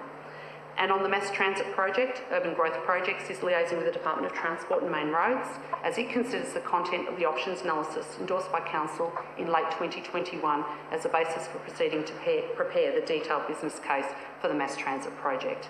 I would now like to hand over to Ms Roberts to speak about her responsibilities from an outstanding organisation perspective. Thank you. Thank you, Deborah. Good morning, councillors, and through you, Mr Mayor. In everything we do, we aspire to be outstanding, both for the community that we serve and for our people. This quarter saw a number of achievements, including key activities to create and deliver great workplaces that are also community spaces that connect our community. In terms of the construction of City Hall, works are progressing well across all levels, and focus is now shifting to the internal fit-out activities and change management for our people. In terms of the fit-out, electrical and mechanical works are underway and are now at the stage of wall sheeting, amenities construction and finalisation of access floors. External facade installations have commenced and are scheduled to be progressively installed from upper levels downwards in conjunction with the scaffold drop. Internal furniture and equipment has been procured and advanced through Q3, with installation due to occur in the late stages of 22-23. An implementation change and transition plan has been developed to successfully transition our employees to their new workplaces. Location changes will be undertaken on a scheduled basis commencing in late 2022. That will follow the construction, fit-out and commissioning of the Sunshine Coast City Hall. As highlighted previously, our City Hall building will not only be the epicentre of democratic decision-making for the Sunshine Coast, but will grow our economy and demonstrate our commitment to sustainability, climate responsiveness and the well-being of our community. The building has been designed and built to be energy and water efficient and to achieve a 5-star Green Star and NABERS ratings, thus reflecting our vision to be Australia's most sustainable region. Meanwhile, our 38 other workplaces are all part of a works program designed to bring all of our facilities to standard in a planned and phased way reflective of our commitment to safety and sustainability. Schematic design documentation for the Caloundra Administration Building, including internal stakeholder reviews, are complete, and detailed design documentation has commenced. As part of our commitment to sustainability and our reuse, recycle, repurpose policy, any surplus furniture identified as part of our move to City Hall and the uplift of our workplaces will be offered to our community through a bidding platform called Aspire, to ensure that where possible we reuse, recycle and repurpose that furniture, support local and community groups and of course avoid landfill.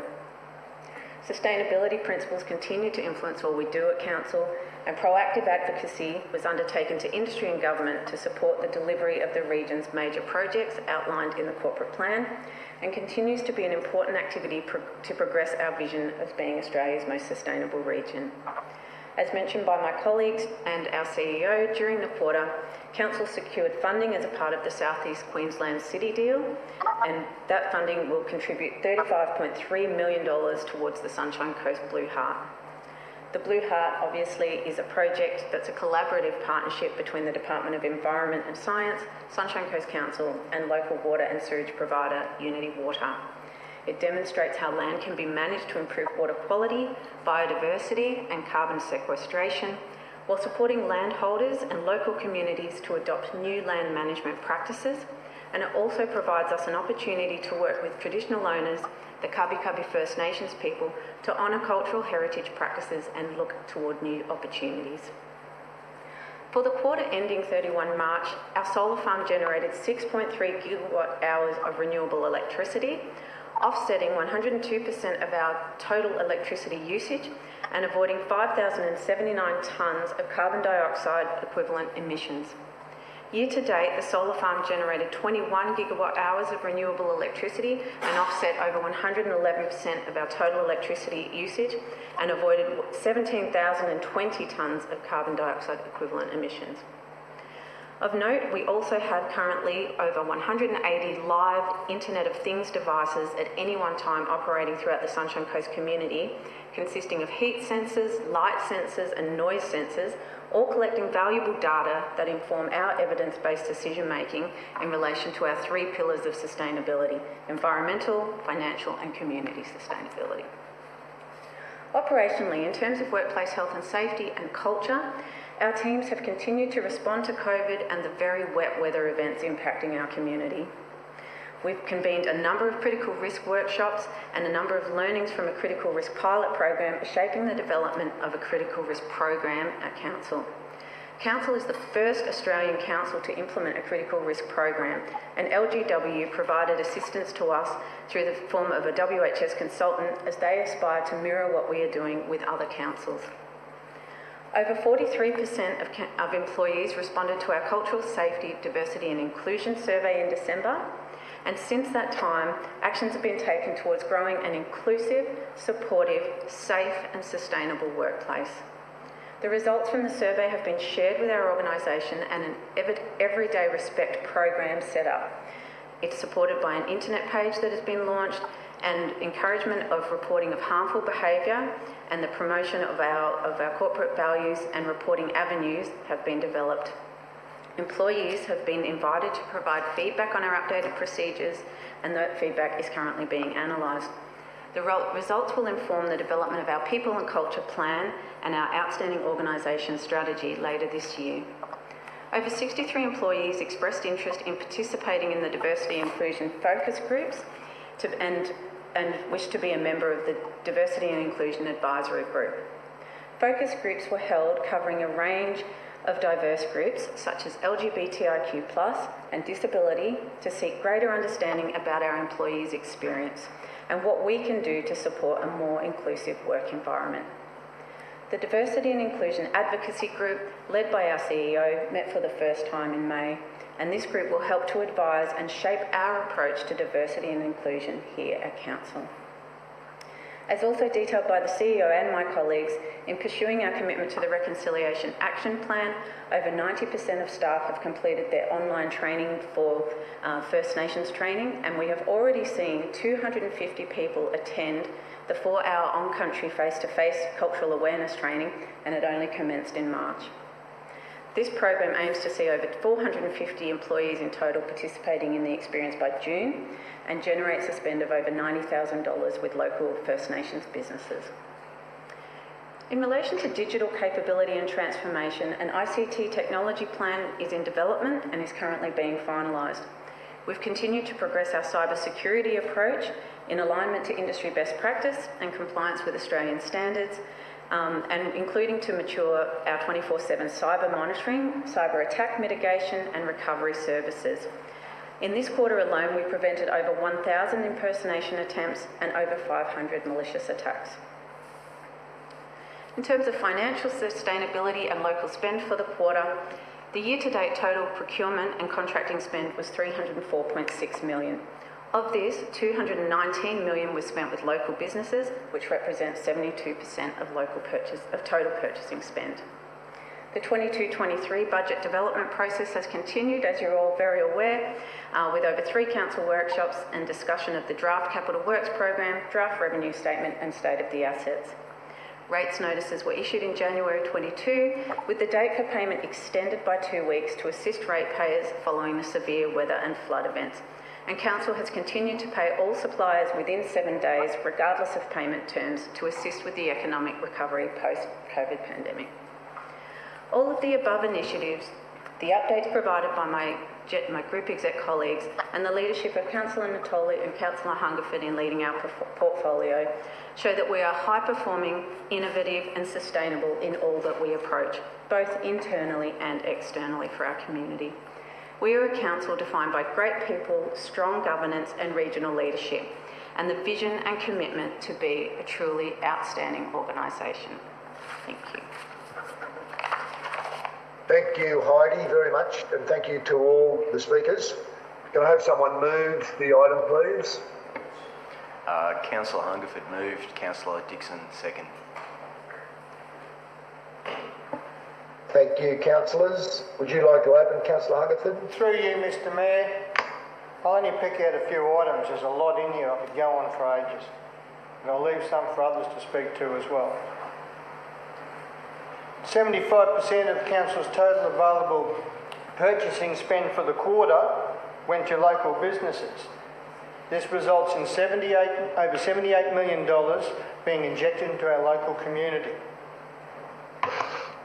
and over $218 million year to date. That's us investing in our business community in the Sunshine Coast. Over $38,000 in community grants, awarded over 28 applications in support of our community organisations. Over the 3 quarters, a total of $3.8 million in community grants have been awarded. That's us supporting our community. The Sunshine Coast Solar Farm has offset 96% of Council's total electricity usage during the quarter and avoided over 5,000 tonnes in carbon dioxide equivalent emissions into our atmosphere. That's despite the weather we've had. Heavy wet weather in February and early March. Shows the clear success there. 1,600 megawatt hours of power has been generated from converting waste to energy at the Calandra Renewable Energy Facility. That's reduced greenhouse emissions by over 17,000 tonnes. $6.5 million was invested to rehabilitate the surface of over 48 kilometres of local roads during the quarter to improve the safety of these roads for our community. Compared to the same quarter last year, this is an increase of over 39 kilometres in our roads, and that's despite the wet weather we've had. And yes, there's a lot of potholes out there. I get complaints on them all the time, and it will take time to catch up on those, but the weather continuing is only further compounding that problem. But the next two I'm going to bring up, in my opinion, shows where this council is different to its peers and other levels of government. It shows that we are not just an election cycle council. We're actually looking to the future, 10, 20 years ahead. We're looking a generation ahead.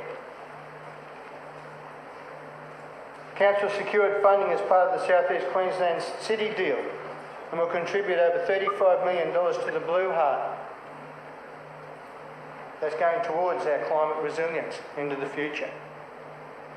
The next generation will benefit from that. Over 100 hectares at Godfrey's Road for sport and rec. That's on top of the land we purchased in Merredin Plains and the Dillabar Road at Woombye. The dividend that will pay to our future generations that come after us is enormous. We are looking to the future. And I'd actually like to congratulate the council, fellow councillors and the staff for having that vision and following through on it. And we're continuing to do that. This report shows, in my opinion, we are punching far above the weight of our peers and other levels of government and what we're providing in the community. But that comes because of discipline in our financial management and our strategic planning. And I very much look forward to us continuing that in the future, because these quarterly reports are fantastic. They don't get a lot of viewing out there, a lot of comment. If you compare it to other comparable levels of government, we are far and above. But because we get it right in our planning and our strategic forward looking. And that's what we're doing. We are looking at a generation ahead. And that's what people need to understand. So I commend it to you, councillors. This is outstanding on each and every one of us in the whole organisation. And we need to keep that going. I commend to you this is an excellent report, and there's a fourth quarter coming yet. With the continued weather we've had since the end of March, that will further compound our ability to deliver, and I believe some things will carry over into next year. But they will be done. And thank you, councillors. Thank you, Councillor Hungerford. I'll go to Councillor Landsberg. Thank you, through the chair. I'd probably like to maybe start by saying I'm a little bit disappointed. And that may be towards our officer Greg Laverty. His amazing recall failed to mention 1,447 jobs that were created and 196 in the sponsored events industry and 1,251 from the investment opportunities. So anyway, it's probably about the limit to my recall, officer. Look, the Regional Gallery, Caloundra Regional Gallery, held a wonderful exhibition there, Dystopia, Utopia. A future look at how we would be living in 2070, in the next 50 years. So yeah, that was a very thought-provoking exhibition. The disaster management, which we've already seen a wonderful response from council. We had 79 landslips recorded across the coast, and obviously from roadways to parkways, walking trails. None so more in terms of impact to the Moffat Beach seawall, and that rectification works are still undergoing there, and we're starting to see some funding trickle through from the QRA, funding through the state government as well. So, and also our waste and resources as well. It was great to see the 10 days offered of general and green waste between the 3rd and 13th of March for 10 days for our residents as well. So, but yeah, overall, wonderful report, and I'd just like to commend the CEO on a good job done. Thank you. Thank you, Councillor Landsberg. I'll go to Councillor Dixon. Yes, thank you, Mr Mayor, and through you. You know, I often get asked by ratepayers, well, what do I actually get for my rates? And, you know, it's a pretty easy question to answer. But when you really think about the magnitude of things we do, it's often reflected in our quarterly report. And, you know, I sometimes forget about all the good things we're doing, because every single day, you know, especially councillors, you're being hit up with a range of issues coming to your office. And it's a good opportunity for me as a councillor to actually stand up today and just acknowledge every single employee in the organisation, because I know how hard they are working. I know, you know, especially Lisa Devine and her camps team at the moment are just under so much stress with the weather, and they just cannot keep up. Whether it's getting weeds out of intersections, topping up potholes, sinkholes that are happening, Lisa tells me that the team are just working 24/7, and she just cannot find enough staff to keep up. So what I can do is first acknowledge the workload, but also ask for a little bit of patience in the community, because when we do a job, we do it well, and we're not just going to do it half-cooked. We're going to wait until we have an opportunity to do the right job in the community. And I just feel for the teams, whether they're in transport, CAMS, our parks teams, they're just doing it so tough. And credit to them because they're out there in the pouring rain working hard for our citizens. So a good opportunity to acknowledge the organisation for its hard work and, you know, particularly our CEO and directors just being so accessible. Every time I know I've got an issue that I can't deal with easily, I can pick up the phone and they take my call and they help me out every single time. One issue that I will talk on specifically in terms of the operational plan, so that's Appendix B to this report, one thing I do talk on at every opportunity, and it's one thing that wasn't discussed today, is Palmview. So our Palmview residential development, Greenfield, one of the largest growth areas on the Sunshine Coast. There's 34 days until the developers must open the Bruce Highway link from Palmview, and I understand that link hasn't started. I'm also aware that there's no state government-run bus service yet in the estate. But to the credit of our staff, they are working very hard right now with the Queensland State Government, very hard because I'm on the phone to them weekly, and I've actually got an update with the staff today from Urban Growth Projects. They're working really hard. They're sitting down with DTMR, State Government, all of the developers. There's 3 developers out there at Palmview, and they're working hard to try and negotiate a way forward. The residents out there, our residents in Division 6, obviously very afraid around flood and fire and access in the estate and lack of public transport. So I just want to put on the record that this issue hasn't gone away. It's number 1 for me in Division 6. And just to the credit of our staff, Madam CEO, they are working really hard on this. And I know yourself and Deborah Robinson have been pushing things along very nicely. So 1, just to touch on some of the issues in Division 6, but 2, again, just to acknowledge the amazing work our staff are doing under some very trying times. Congratulations.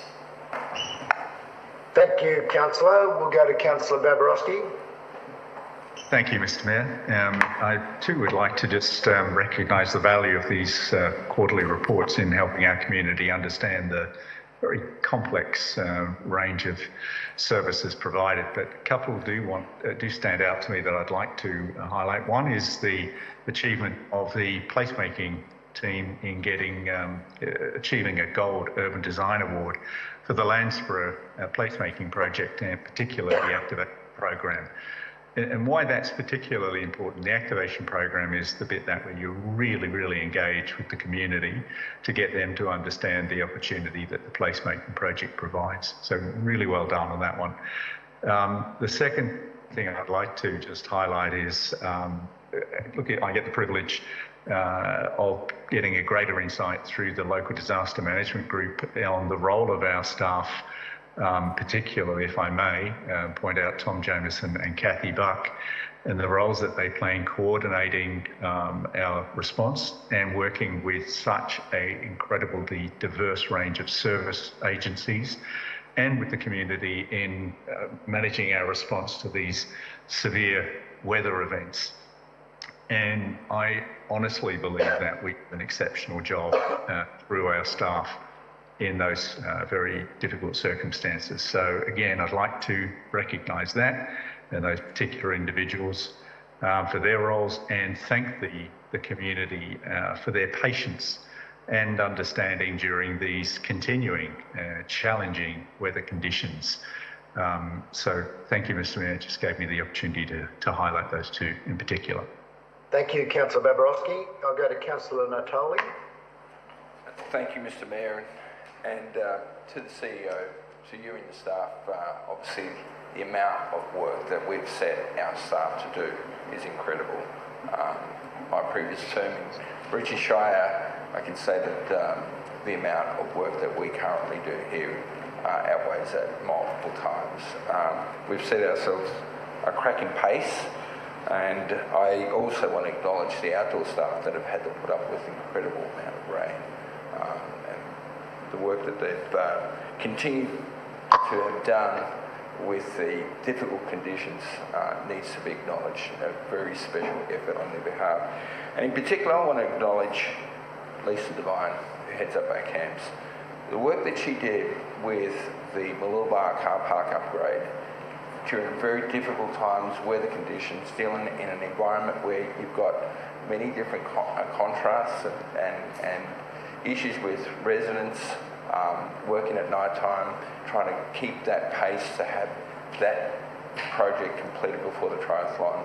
Didn't think she could do it, but she did. Outstanding work. The outcomes of that, many people in the community, many of the business owners and of course the owners of the wharf and Sea Life have commented how fantastic the outcome has been.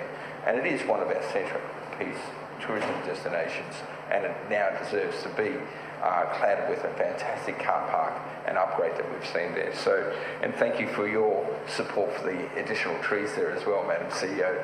That was welcomed. A lot of bitumen, and nice to see that we can keep it cool. I also want to acknowledge that there was 13.9 million in economic activity generated for the region from 19 Sunshine Coast events during the quarter. I did ask the question, how much money goes to sport? And 78% goes to sport in this last quarter, and 22% goes to obviously business, cultural and arts projects.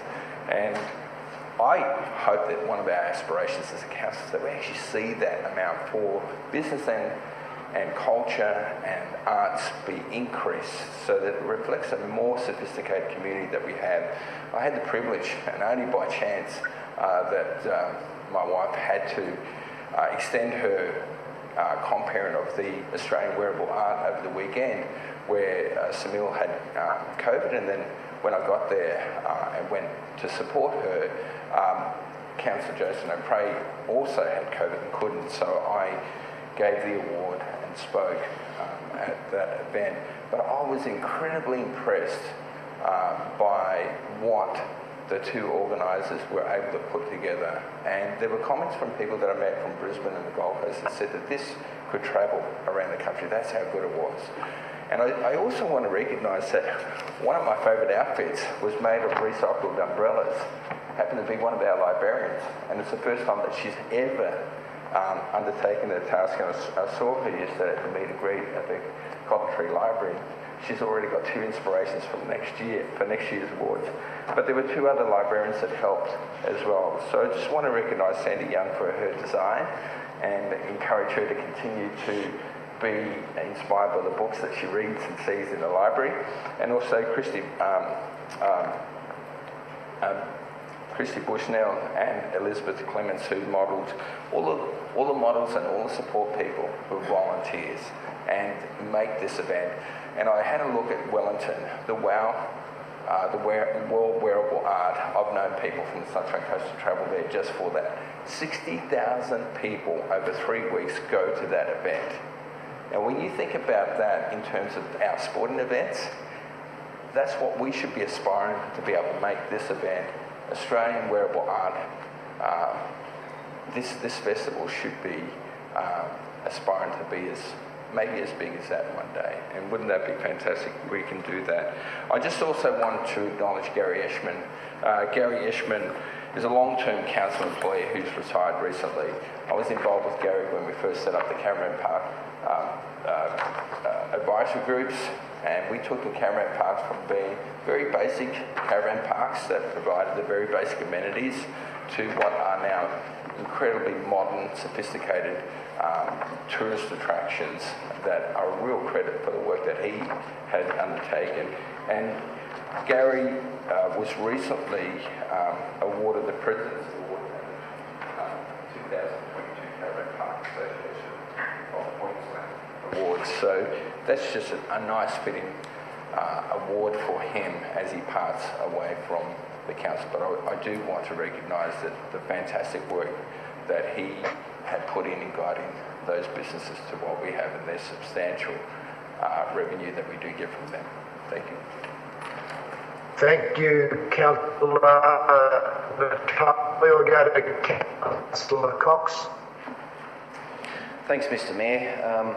Clearly there's a lot in this report that is quite impressive, and certainly our community can be very proud. But I just wanted to quickly touch on one thing, and it's already been brought up a couple of times by, firstly, our group executive, Tom Jamieson, and then Councillor Hungerford, but it was our investment that we have in our local roads. So 6.5 million in that third quarter to rehabilitate and resurface 48.5 kilometres of local roads to improve the safety of our community. Now, I was quite fortunate to recently undertake a bit of a road trip to New South Wales, and I can confidently say that our roads, via our investment here, is vastly superior to anything that I experienced in New South Wales. So I know a lot of praise has been thrown this morning towards our civil asset management team, but it is really well deserved. Our commitment there is, I think, something our community needs to understand, that we value our local roads being safe and easy to travel. And for that, I just wanted to thank all of the councillors here that continue to support that investment into our local roads. And I'm going to let Councillor Suarez talk about the portfolio stuff, but I just thought that was a very important topic, and from my experience personally in the last few weeks, I know that we've had the wet weather causing a few potholes across the coast. Can't do anything about that, but certainly the pavement condition index that we have here on Sunshine Coast is really of a high standard and should be acknowledged by ourselves and our community. Thank you. Thank you, Councillor Cox. Councillor Law. Thank you, through you, Mr Mayor. Madam CEO, Group Executive, congratulations, well done, excellent quarter.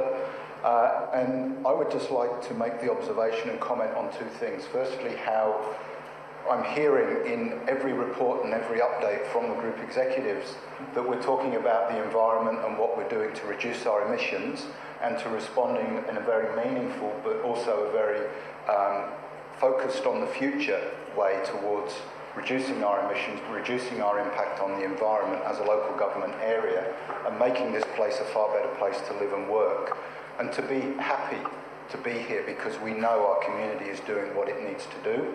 And we've got to take that leadership in the waste space, because that's where, although we have to manage the waste, it's up to everyone of what do they put in their bin, do they put it in the correct bin, and have they even taken a step earlier and figured out, well, why have I got this thing in front of me that I've got to throw it in a hole in the ground? So by taking leadership that we've heard from you all today, thank you for that. Mr Tom Jamieson, if you might be able to share, not here but later on, the outcome of that electric truck trial. I'd love to hear how that went and what our next steps might be. And then to everyone else, we've heard earlier today it's Sorry Day, and we've also heard and we know that tomorrow is the beginning of National Reconciliation Week. And it is so good to hear how we are going with the implementation of our own reconciliation action plan with so many staff, over 90% of the staff. That means every one of you has supported your teams to participate in the First Nations cultural training. That is outstanding, and thank you for making that happen.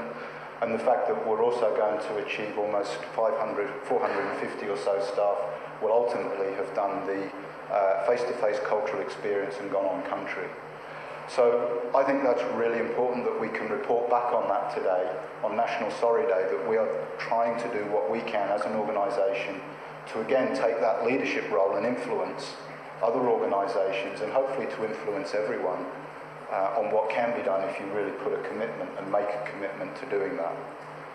Thank you very much, Madam CEO. Congratulations. Congratulations, everyone. I'll be supporting the report today.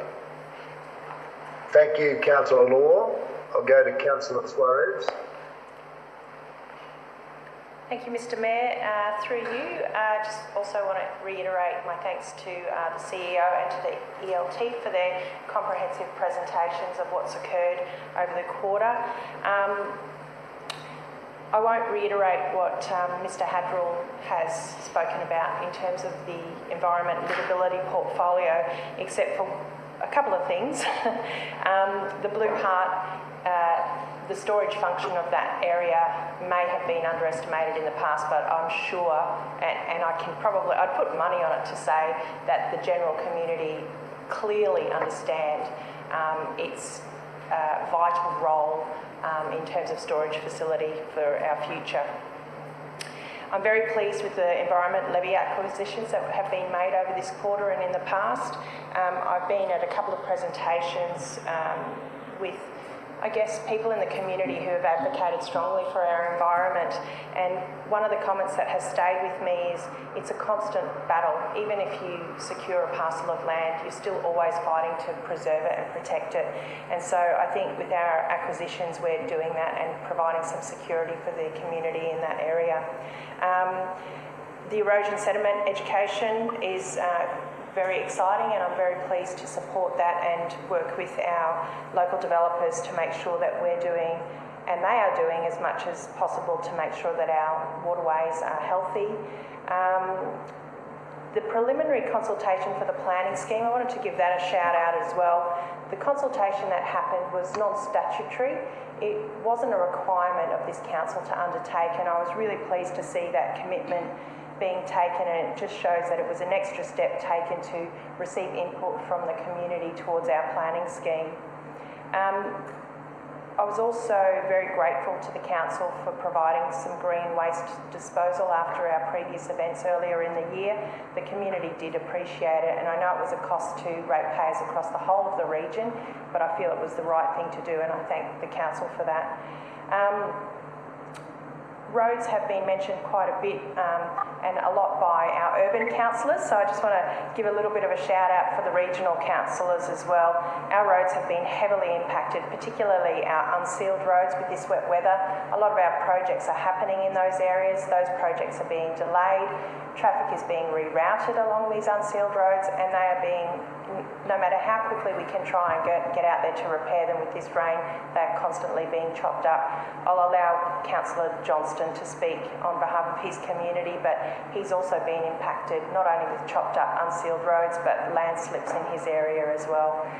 So to Lisa Devine and her team, thank you so much. I understand you're under extreme pressure to make our roads as safe as possible for our community across the whole of the region, and I thank the team for their work in that space. I'd also like to give a quick shout out to our Parks and Gardens team. I was driving to work the other day and I saw the team out there in the rain trying to get on top of some of the mowing, so I thank all of the contractors and all of the Parks and Gardens staff in that space as well. And I'd like to also endorse this report. Thank you. Thank you, Councillor Suarez. If there are no further speakers, I'm going to go to Councillor Hungerford to close. Through you, Mr. Mayor, I commend this report. We can all be proud of it. Staff that contribute to it, we're proud of their efforts as well. But basically the community can have confidence in what we are doing and what we are delivering. And it's constant, quarter after quarter. And I look forward to the fourth quarter report as well. So I commend this to you, councillors and our community and our staff. Again, thank all of the staff in council, because without them, this is not possible. Thank you. Thank you, Councillor Hungerford. We'll put the motion to the vote. All those in favour? All hands in the chamber are up, and Councillor Prey, we just need you to turn on your camera. Yep. Okay, that's unanimous. Thank you. That might be an appropriate time to take a 15-minute break for morning tea. Can we be back at 20 minutes past 11, please?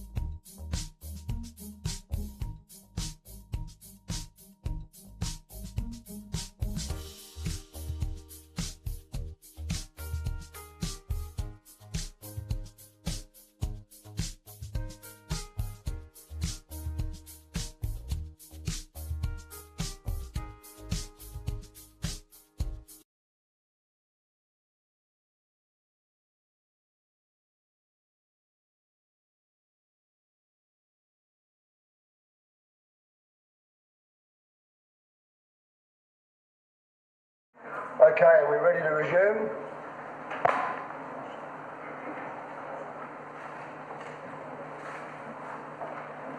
Are we ready to resume the meeting? Ready when you are, Mr. Mayor. Great, okay, thank you very much. Welcome back. We'll go to item 8.3, which is the investment policy for 22-23, and I invite Michael Costello to do a presentation. Thank you, Mr. Mayor. Good morning, all. I present to you today Council's investment policy for 22-23. Our local government regulations require that we prepare an investment policy annually, and the policy provides overall system of financial management. The investment policy sets out the boundaries of investment, includes overall philosophy and strategy for our investment of surplus funds, along with detailed guidelines and procedures. Note that there have been no changes to the existing policy. Council's investments are limited to those prescribed under the legislation in the Statutory Bodies Financial Arrangements Act. We are categorised as a Category 2 investment power, allows us for investments in Queensland Treasury Corp and Queensland Investment Corp, along with other higher rated counterparties without further approval. The legislation includes a list of prohibited investments that require Treasurer approval to move forward, and they're derivative-based investments, non-Australian dollars, and a maturity greater than 3 years. The investment policy looks at maintaining an investment strategy with the following goals: maximise investment returns, exceed our benchmarks, our Bauble Index, invest only in investments as authorised under the legislation, invest only with approved institutions, and importantly, to invest to protect our capital value of our investments. Consideration will be given to ethical investment principles in determining the approved counterparty list for investment of funds. We note the interest on investments for this financial year is set at just under $2.6 million in the budget, and next year, with the anticipated increase or already started increase in interest rates, we're looking at a budget of $3 million. And the recommendation, Mr. Mayor. Thank you, Michael. Someone to move, please. Councillor Hungerford and Councillor Natoli to second. Thank you, Councillor Hungerford and Natoli. Would you like to open, Councillor Hungerford? Through you, Mr. Mayor, as has been pointed out by our Chief Financial Officer, we are not risk takers. This is ratepayers' funds. Must be managed, and it's about sound financial management, which underpins everything we do in this council. And to take it straight out of the investment policy, investment activities shall preserve capital as a principal objective of the investment portfolio. Investments will be performed in a manner that seeks to ensure security of principle of the overall portfolio. This would include managing credit risk and interest rate risk within given risk management parameters, and avoiding any transactions that would prejudice confidence in council or its associated entities. So our ratepayers can be assured their funds are being managed responsibly, and that's what this is about. I commend this to you as sound financial management and very responsible. Thank you, Councillor Hungerford. Any further speakers? If not, I'll go back to you to close, Councillor Hungerford, if you wish. Thank you. We'll put the motion to the vote. All those in favour? All hands in the air in the chamber and online. Thank you. That's carried unanimously.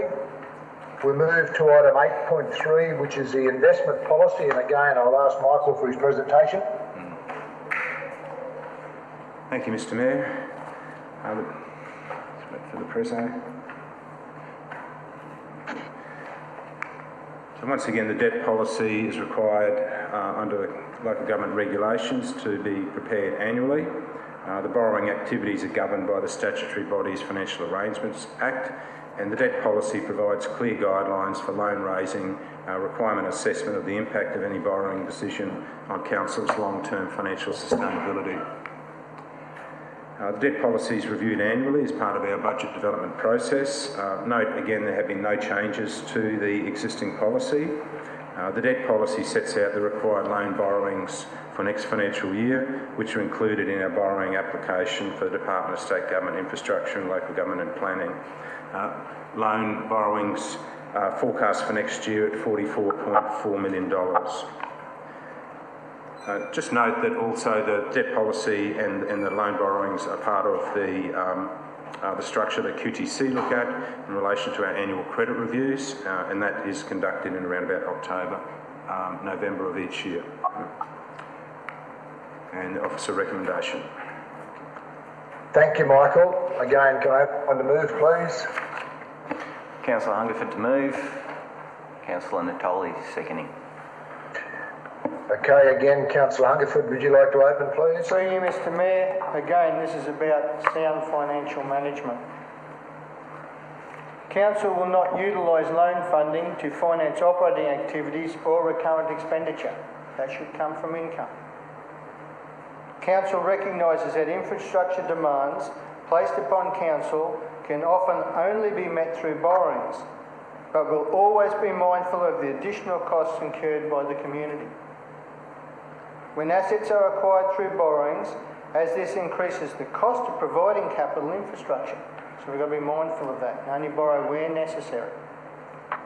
Council will endeavour to fund all capital renewal projects from operating cash flows and borrow only for new or upgrade capital projects, having regard to sound financial management principles and giving consideration to intergenerational equity for the funding of long-term infrastructure projects.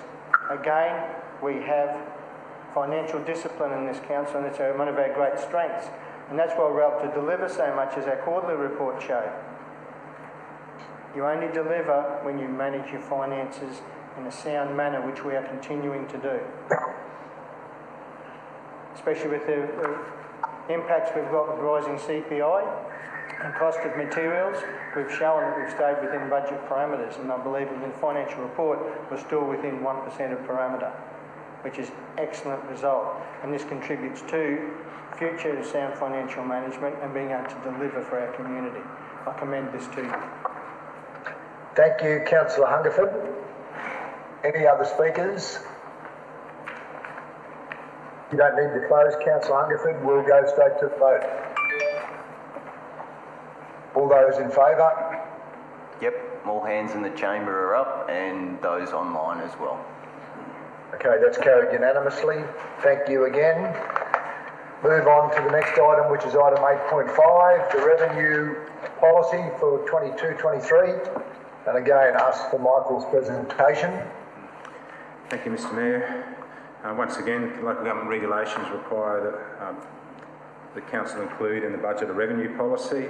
The revenue policy must be adopted annually in sufficient time for the budget and be consistent with the revenue statement that's to be adopted in the financial year. The revenue policy sets out the principles of levying rates and charges, granting concessions for rates and charges, recovering overdue rates and charges, and cost recovery methods, noting that there have been no material changes to the existing policy. Just on the principles, in relation to levying of rates and charges, Council apply the principles of consistency by scheduling our rate notices on a half-yearly basis, communication by advising our ratepayers, clarity about meaningful information on the rate notices, and flexibility in relation to providing payment arrangements for ratepayers in financial difficulty. Further to the principles in the making of the levying rates and charges, guided by the principles of equitable distribution using differential general rates, transparency in making the rates and levying of the rates, flexibility, clarity of the responsibilities, housing ratepayers, national competition policy where it applies, and having in place a rating regime that is efficient to administer. And the recommendation, Mr. Mayor. Thank you, Michael. Someone to move, please. Move Councillor Hungerford and seconded Councillor Natoli. Thank you. Councillor Hungerford, would you like to open, please? Levying of rates and charges is always a difficult one to do. that this council has a policy of being fair and equitable across all of our constituents out there and our ratepayers. The principles that we adhere to are in levying the rates and charges, council will apply the principles of consistency by scheduling the issue of rate notices on a half-yearly basis, communication by advising ratepayers about rate notice issue dates and payment dates, clarity by providing meaningful information on rate notices to enable ratepayers to clearly understand their responsibilities, and flexibility by providing payment arrangements to ratepayers in financial difficulty. To work with that, we do have an empathy and understanding, along with a wide array of payment options to assist those residents. In making and levying rates and charges, council will be guided by the principles of equitable distribution of the differential rates burden as broadly as possible, so everyone's paying their fair share.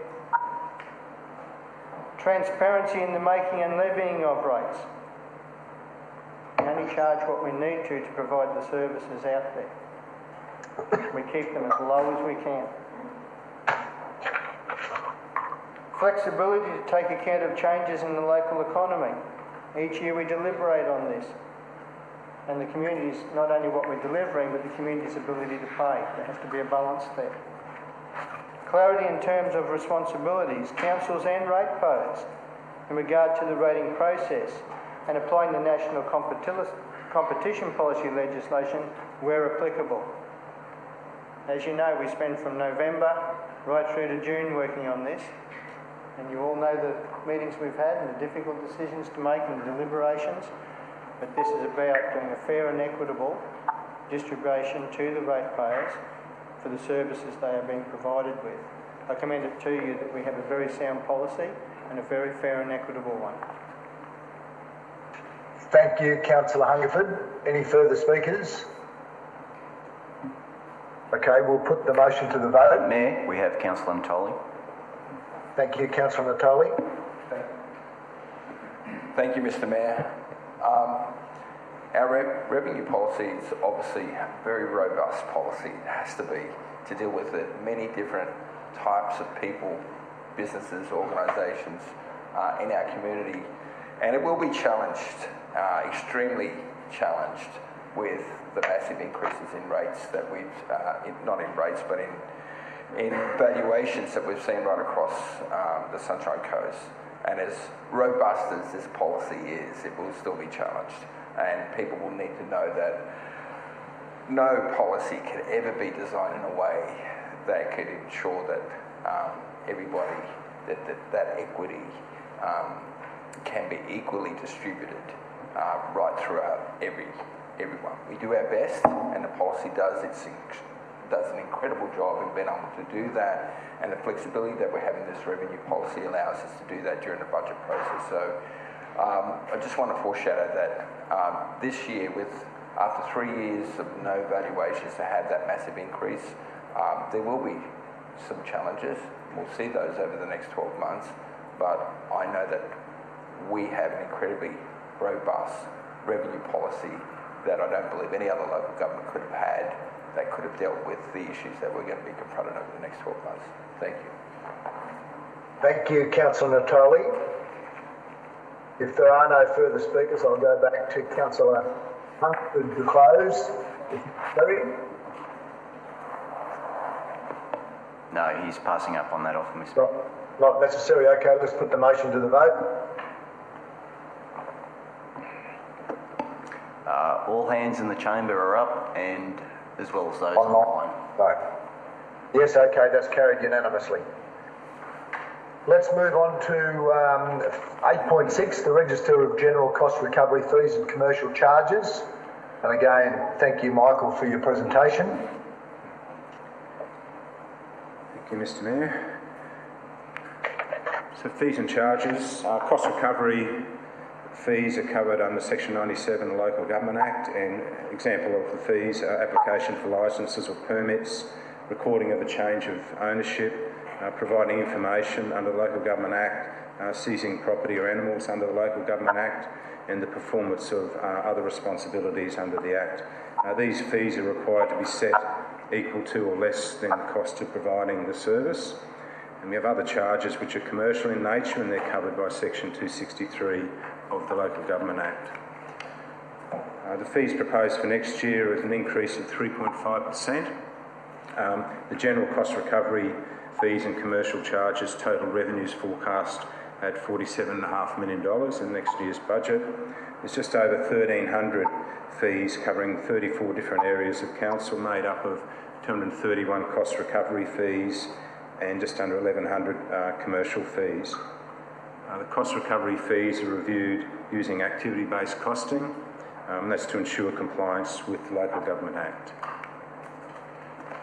Some of the highlights: the majority of the fees stay within the parameter of 3.5% increase. There's additional fees established for venues and sports field hire. Some fees have been adjusted after activity-based costing reviews, with some fee increases higher than 3.5% in order to recover our costs. There's been retirement of unused fees from the register, and there's been an allowance in relation to fees for the Nambour Entertainment Precinct to be waived. And the recommendation, Mr. Mayor. Thank you very much, Michael. Someone to move, please. Councillor Hungerford's happy to move. And thank you, Councillor Hungerford. Councillor Natoli's seconding. Thank you. I'd like to open Councillor Hungerford, please. Through you, Mr. Mayor. As the Chief Financial Officer has already pointed out, we only aim for cost recovery, and that's a requirement under the Act.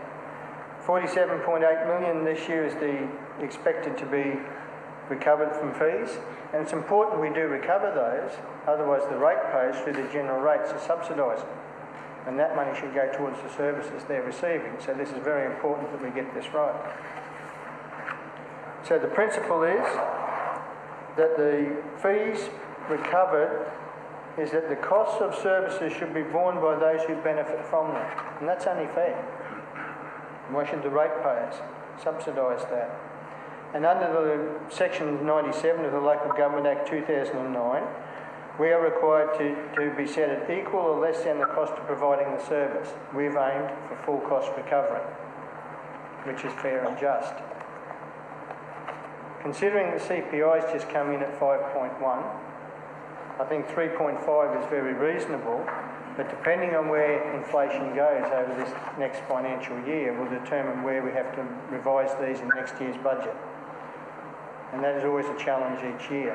But with rising inflation and CPI, it does make it more challenging each year, because we like to keep these as low as we can for our community, but also making sure that our ratepayers are not subsidising someone else. So it's only fair. So I commend this to you. It's fair and reasonable in the current environment, and does continue our stance on sound financial management. Thank you. Thank you, Councillor Hungerford. Any further speakers? If not, Councillor Law would like to address. Thank you. Thank you, Councillor Law. Thank you. Through you, Mr. Mayor, I shall be brief. Obviously, Councillor Hungerford has identified the key elements of why we need to do this. I would like to thank Michael and the team, and Shanna particularly, who have worked extensively with me through probably the last 12 months to find a way to allow us to help and support the Nambour Special Entertainment Precinct by providing a free fee for the coming 12 months. Obviously, this report covers a range of fees and charges. This is just one small tiny component, but I'm very grateful for the support of the staff to get to this point today, and look forward to support as we take the vote on this now. So thank you very much in anticipation of your support of the Nambour SEP. Thank you, Councillor Law. Councillor Landsberg. Thank you. Through the Chair, just a question, if I could put to Michael. Just note on page 65, the Dicky Beach permanent sites has got plus power. Are they individually assessed, or is it just a flat rate for permanents on site in Dicky Beach? We can take that on. Yeah, I believe it's a flat rate. Okay, right across the board. Okay, that's it. Thank you. I'll Okay, if there are no further speakers, I'll go back to Councillor Hungerford to close. No need, Mr Mayor. Okay, we'll put the motion to the vote. All those in favour? All hands in the chamber are up, and those online as well. Okay, the motion's carried. I thank Mr Costello for those reports. We'll now move on to item 8.7, which is the Development Services Register of Cost Recovery Fees and Commercial Charges, and welcome Patricia Jensen to give us a presentation. Good morning, CEO, Mayor and Councillors. Today I'm presenting the proposed Development Services Register for Cost Recovery Fees and Commercial Charges for 22-23.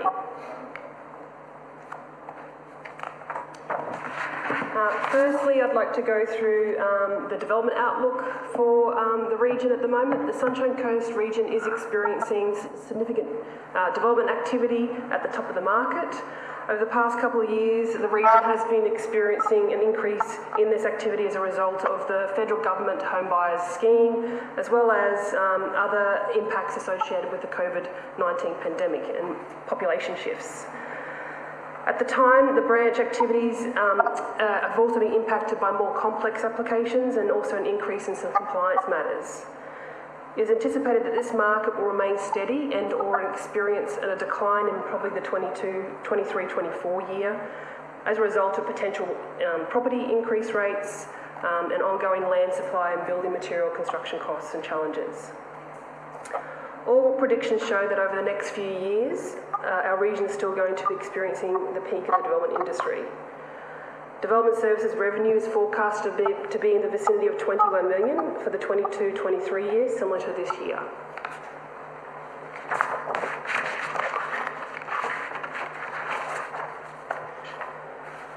Proposed fees under the Local Government Act, Council can only set cost recovery fees for services such as processing of development applications. It is anticipated that a detailed review of our fees will take place in the next couple of years with the commencement of the new planning scheme. An average increase of 4% is proposed for the majority of our fees in the proposed register.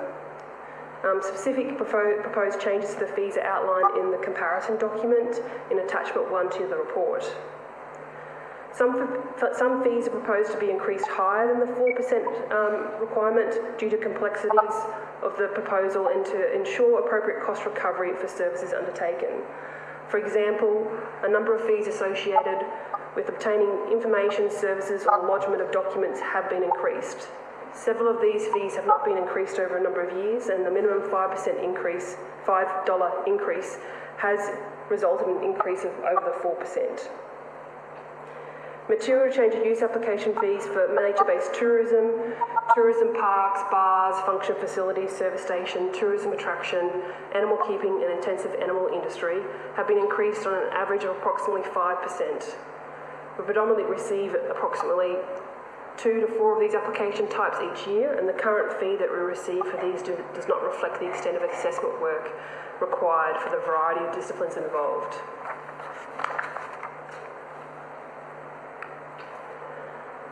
Council continues to provide a range of free services and existing fee incentives already included in the register.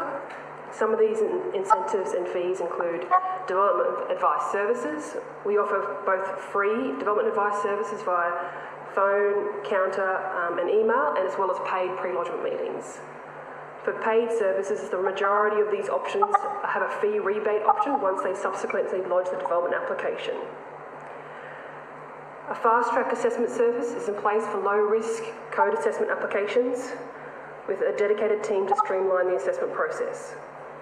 We offer a number of great and award-winning free services such as self-service tools such as Development Eye, site reports, online plumbing booking inspections, backflow e-services and on-site sewage facility e-services. Other fee incentives are in place for buildings and sites affected by heritage provisions, mixed-use development, and new buildings within existing buildings, new uses within existing buildings. These other fee incentives range from no fee to a 50% reduction.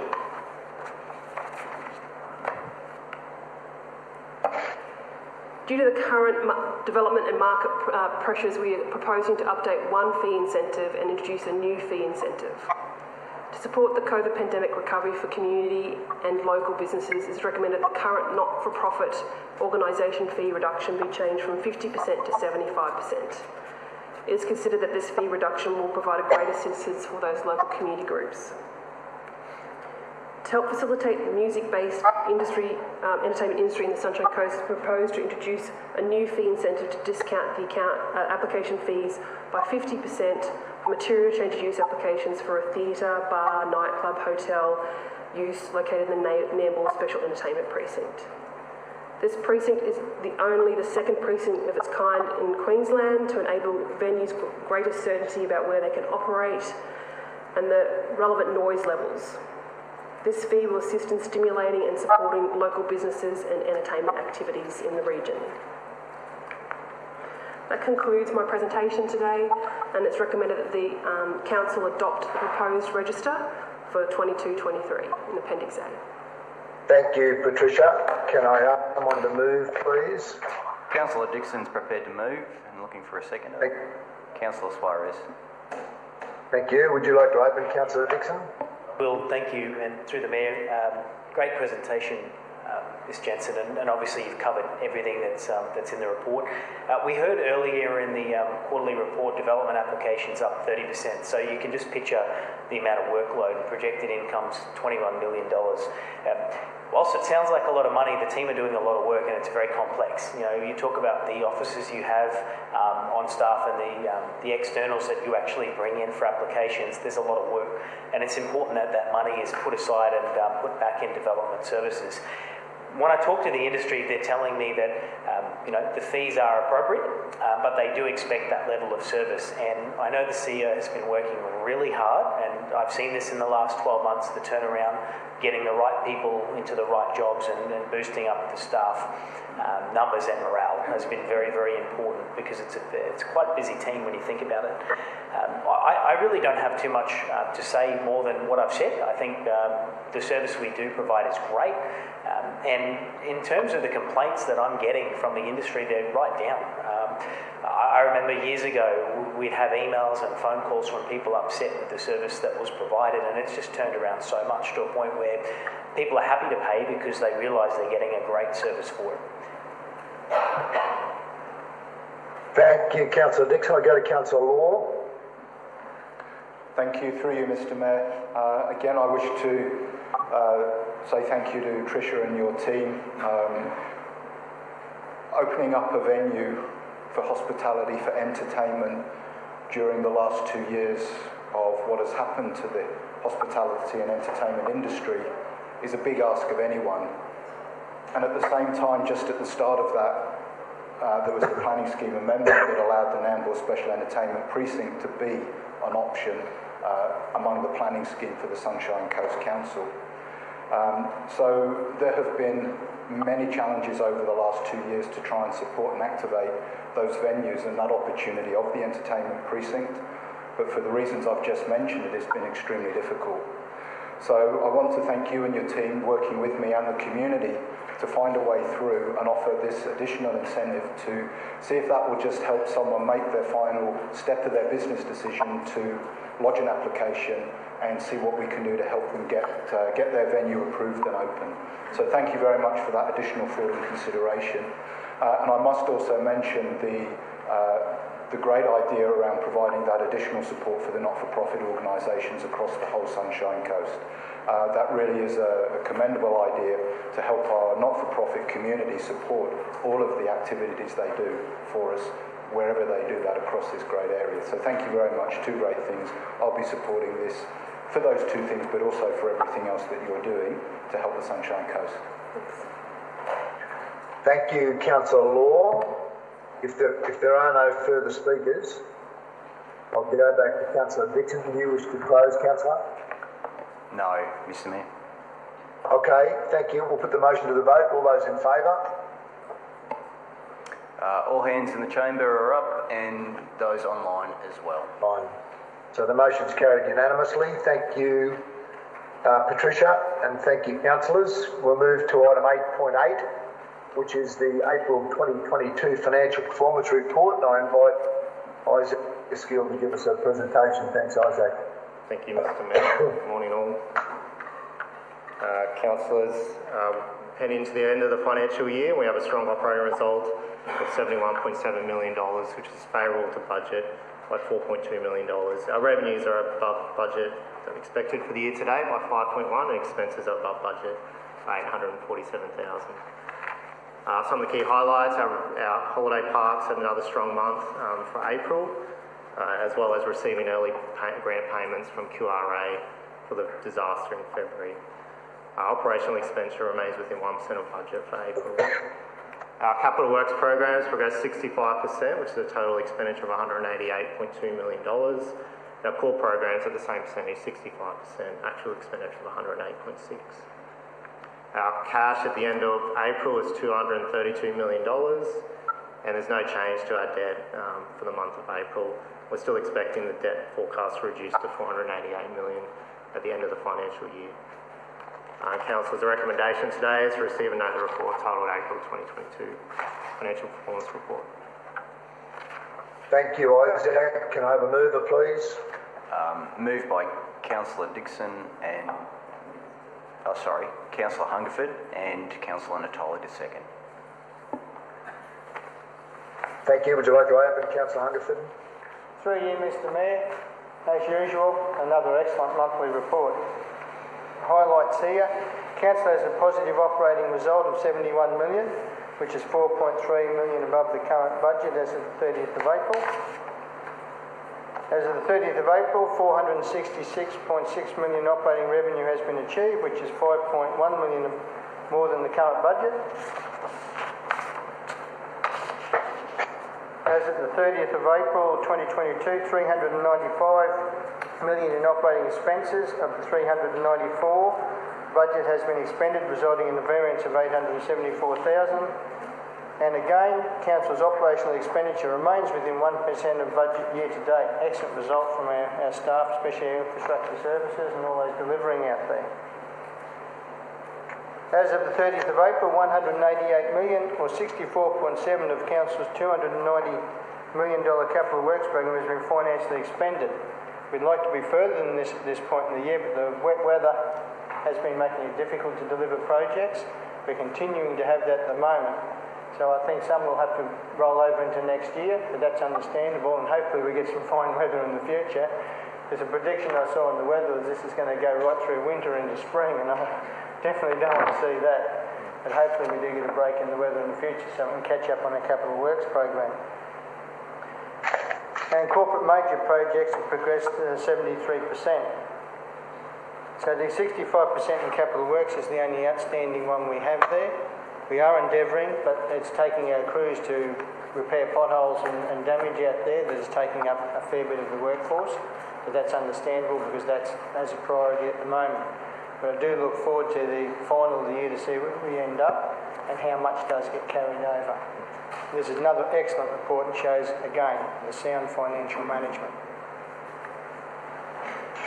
Thank you, Councillor Hungerford. Are there any further speakers? Councillor Dixon. Councillor Dixon, please. I know Councillor Hungerford's talked about the capital works program, but we've been having a lot of budget meetings in the lead up to the council's new budget in June. And, you know, as Councillor Hungerford said, there's a lot of issues around weather and getting contractors to do jobs. I know even for small projects, give an example, building a storage shed, so just a typical storage shed for a soccer club at Brightwater, it's taken 12 plus months to be able to get someone in to do the job because they're just that busy or can't get the steel. So there's a lot of flow-on effects, and we've set the bar really high with our staff. We've set 90+% for completed capital works for the financial year. And from my point of view, I just wanted to acknowledge and sympathise with the staff that are working very hard to deliver these projects.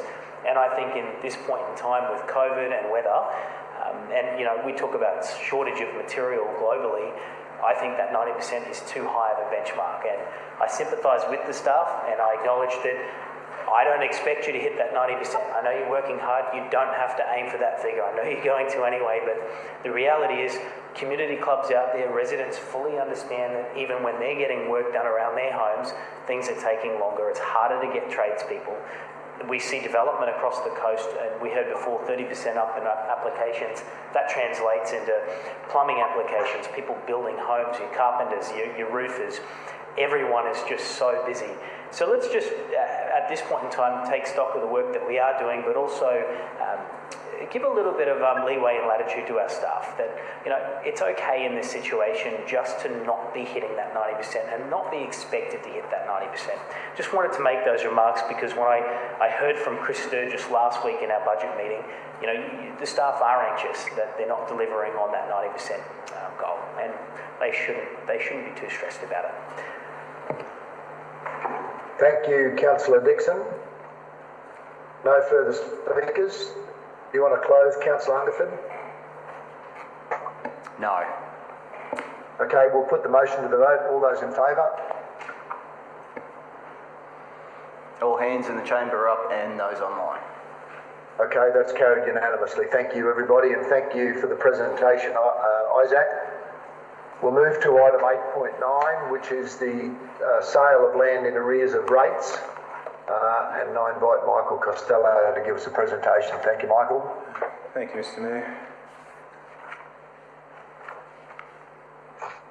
Thank you. The sale of land report had noted 29 properties on the sale of land list with outstanding rates of just over $290,000. Since the writing of this report, there's been 4 properties that are paid in full, so we're down to 25 properties for just over $260,000. We've got a responsibility to collect those rates that are in a timely manner to finance our operations and carry out our services and to ensure we have effective cash flow management. We're very proactive in the recovery of our rates and charges, and we make every effort to minimise the number of properties that have rates outstanding for a period of greater than 3 years. In the event that Council approves the recommendations in this report, the legislation directs the following timelines. There will be a statutory notice that will be issued next month. The second statutory notice will be issued in September, and then a sale of land auction, if required, to occur in October. Of those 25 properties, there are 21 who have a mortgage, and properties with a mortgage in the past, in all instances, the outstanding rates have been paid by the mortgagee to protect their interests. And of the other 4 properties, 21 with a mortgage, 4 without, there's 2 as an investment and 2 as commercial properties, so there are no principal place of residence properties that are on that list without a mortgage, so it's good news. And the recommendation, Mr. Mayor. Thank you, Michael. Someone to move, please. Councillor Hungerford, and seconded by Councillor Dixon. Thank you. Would you like to open, Councillor Hungerford? Through you, Mr. Mayor. This is one that Council doesn't enjoy doing, but it's a responsibility. Chapter 4, Part 12, Division 3 of the Local Government Regulation allows for Council to sell properties with unpaid rates for a period of 3 years. As of the 25th of January, there were 56 properties in this category were identified. As of 27th of April, that were 29. I think we just heard before, that's down to 25 now. And there's a process there for going through this. The other important point is over the last 4 years, only 1 property has been auctioned as an outcome of the sale of land procedures, and the property was not occupied. Hopefully the 25 we have there at the moment, we get a similar result, because Council does not enjoy doing this process or selling properties up. We like to work with people to get through that.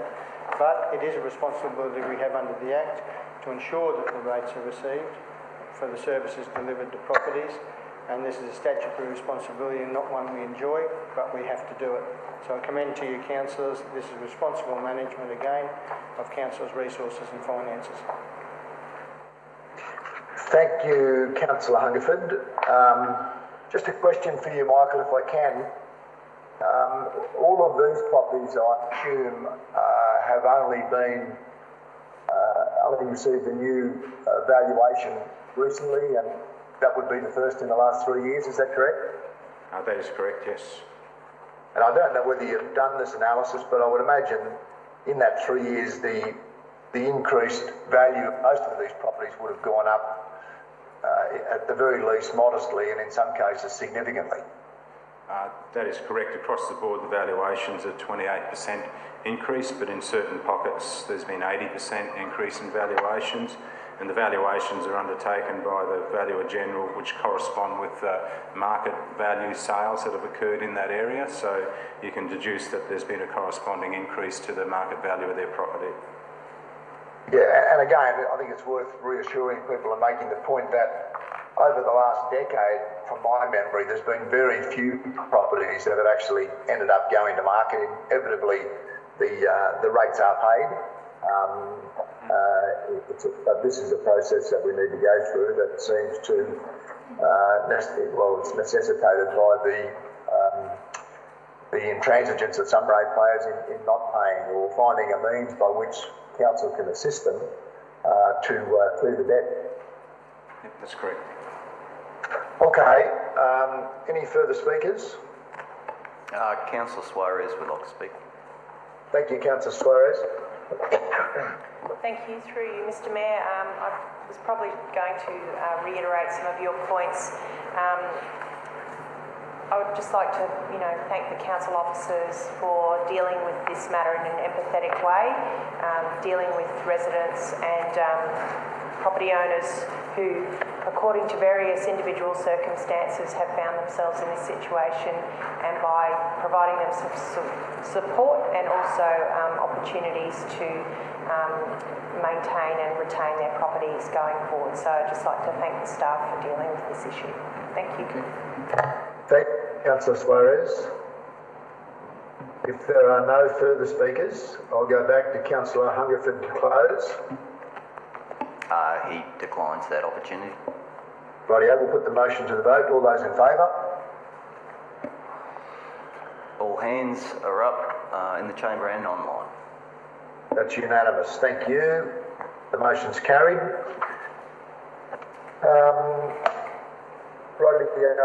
Thank you, Michael, again. Let's move to item 8.10, which is the ThinkChange, working together for effective travel behaviour change, and I welcome Matthew Pittot to give us a presentation. Thank you, Matthew.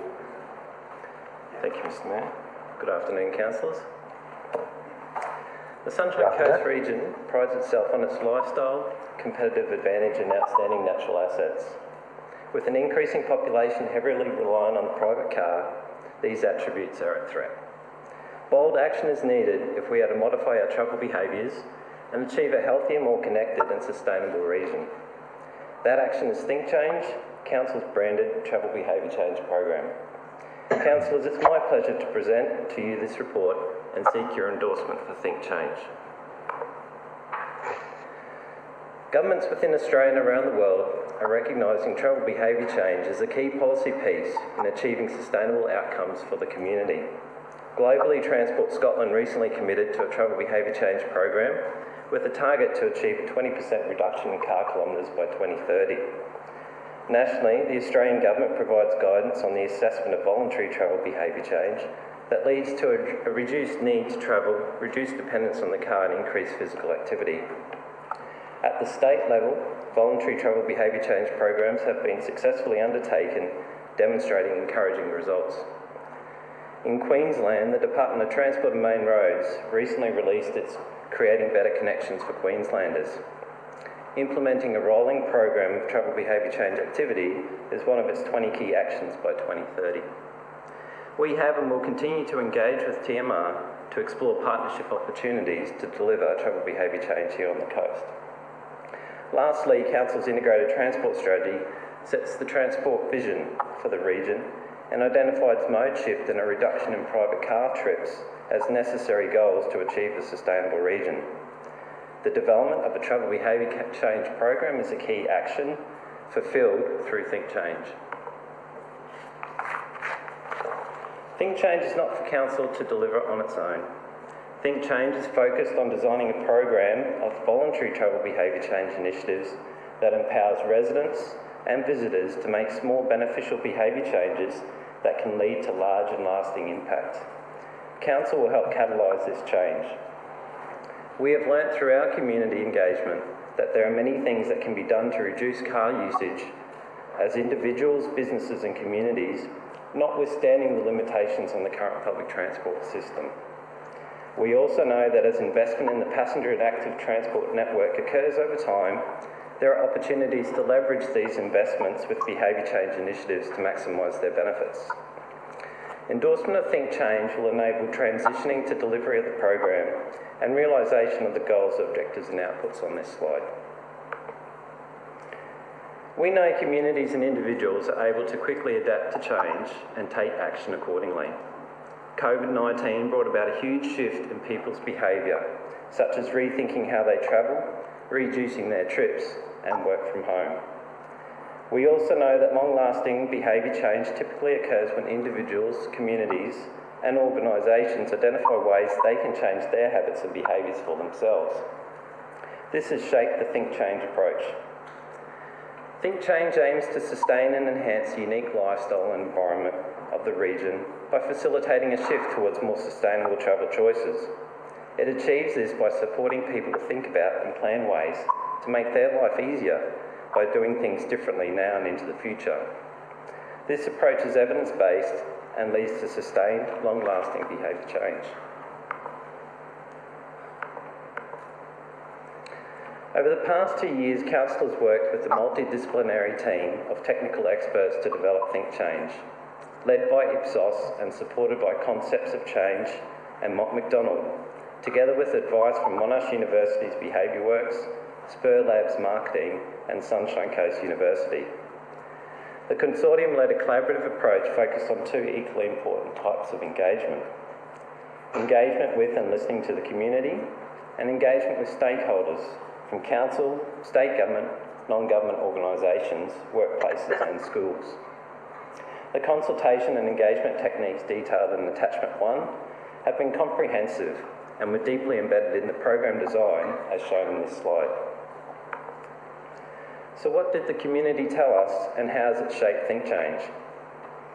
We learnt that people can quickly identify what they love about the Sunshine Coast, the lifestyle, beaches, the hinterland, amenity, sense of community. They can also quickly identify traffic as the main negative. People and organisations can also readily identify a problem or issue that would be reduced if people used cars less. When people realise that continuing growth in car use is likely to affect their quality of life, they can easily understand the need for ThinkChange and its focus. People can also readily answer how they can reduce their car trips and kilometres travelled, and most answers don't rely on mode shift to public transport.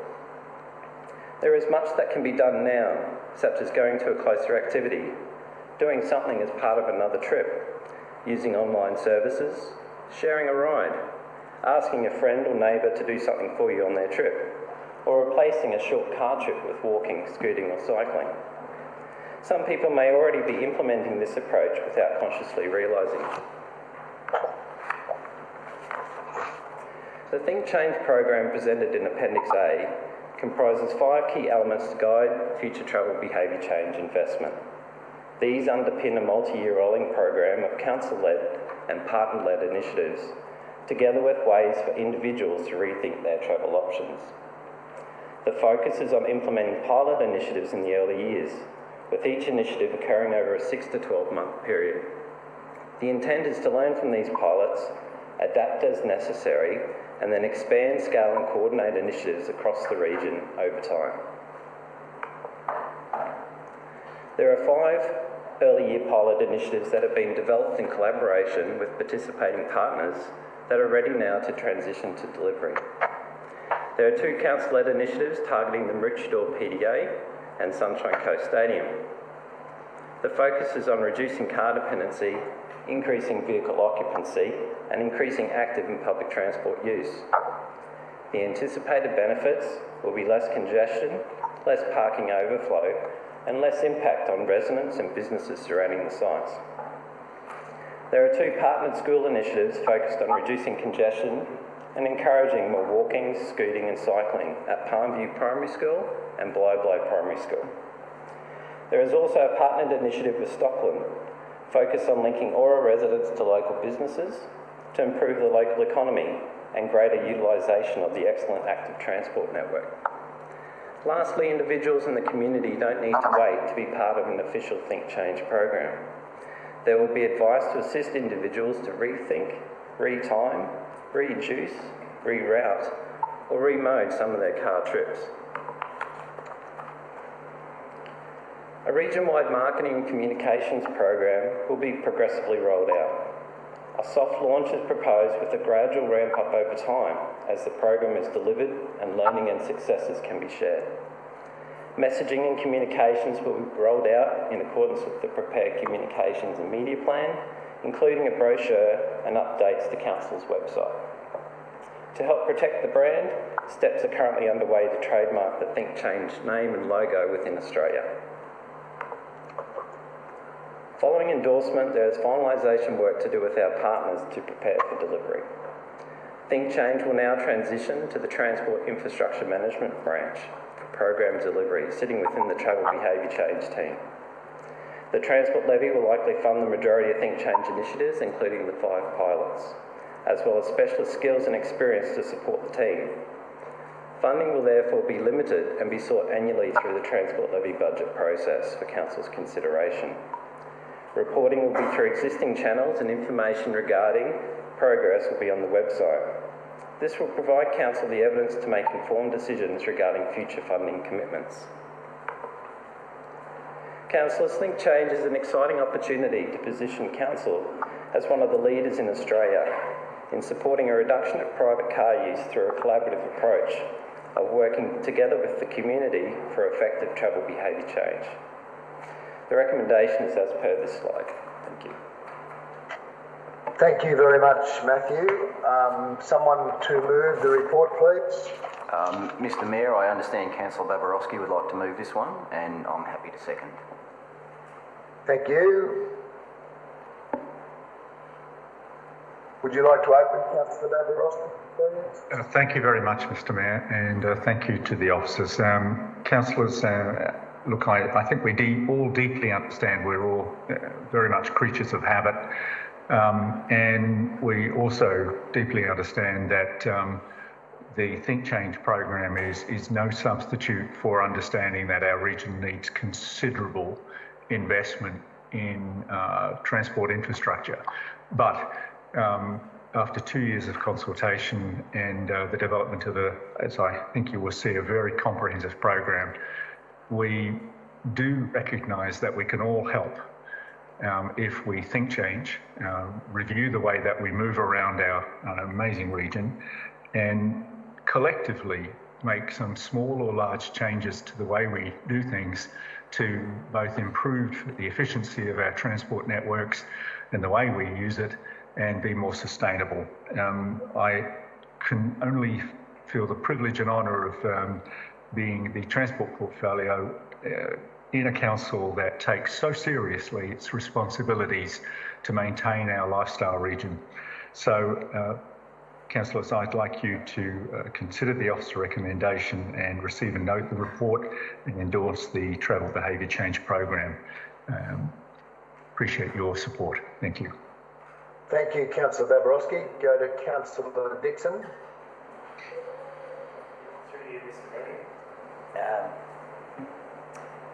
I guess the first thing I want to acknowledge is that it'd be very easy for Council and our staff in the transport team to give up on this, because it's a difficult one, and I think it's easy to be very critical of the team because the wins do take time, and they're not working on their own. They're working with other levels of government who are responsible for public transport. Some would say Council shouldn't even be in this realm, but I would disagree with that, and I'd say that our work is imperative, and for those reasons outlined in the report.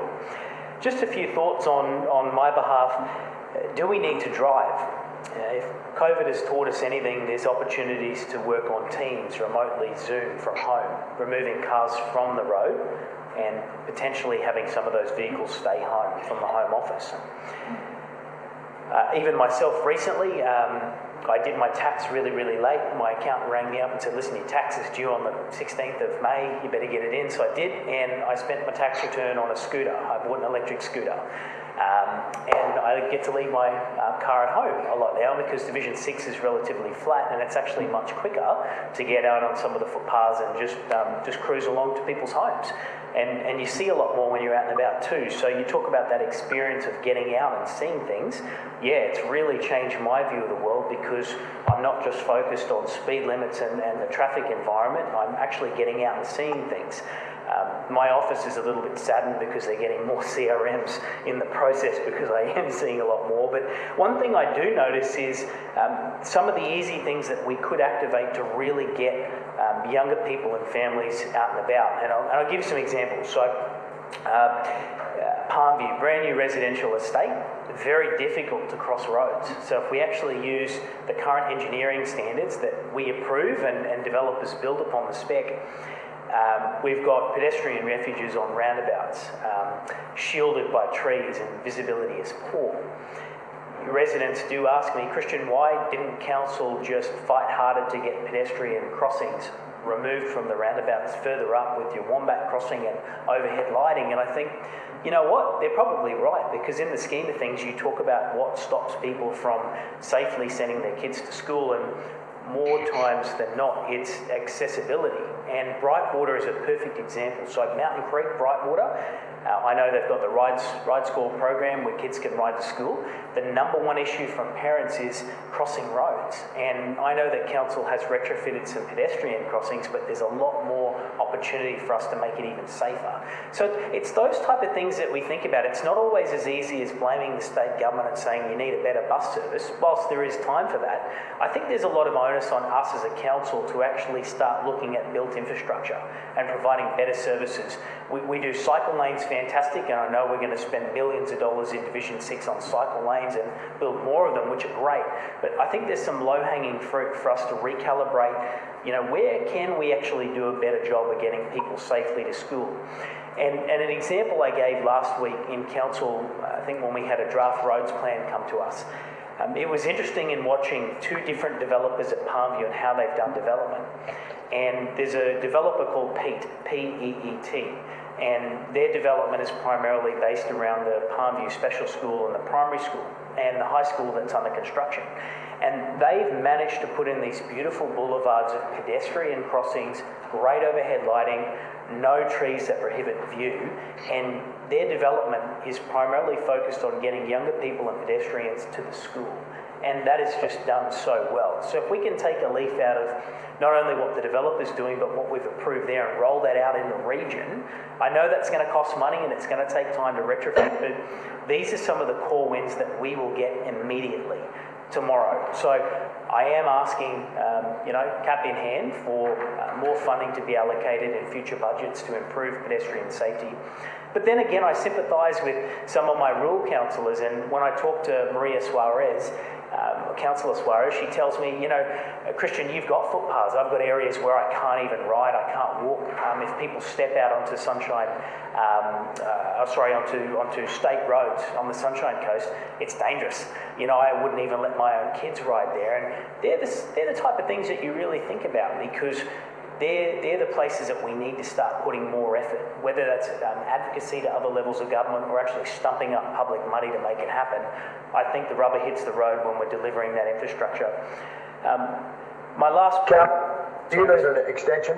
Oh, no, Mr. Mayor, I'll just wrap up by saying it's a fantastic project. We need to be in this space, and I can't get behind this enough. So please let me know what support you need from me, and I'm happy to drive change.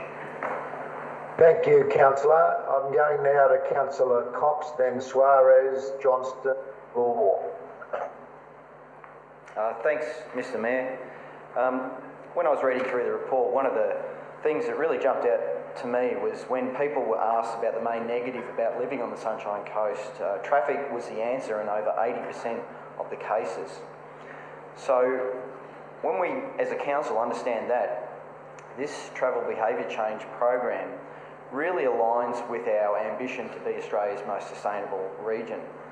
Obviously, it's supported by the corporate plan, our operational plan, planning schemes, and our integrated transport strategy. And there's this real consistency with those higher level documents. Being one of the coastal councillors, I see that one of the biggest threats to our lifestyle is the significant increases in congestion and travel time. And that is probably one of the number one things that I keep hearing from our community. So by being proactive in this space and being ahead of probably those challenges which are yet to be amplified, I just see that as being a responsive council and trying to be proactive. Finally, I just wanted to thank all the people and the team that was behind this plan, and you know, they've been the ones really driving this conversation. So I just wanted to say to those in the project steering group, the working group, especially our external stakeholders, and as well as our community participants, I really just thank you, and I really look forward to this becoming embedded in our Sunshine Coast community's way of thinking.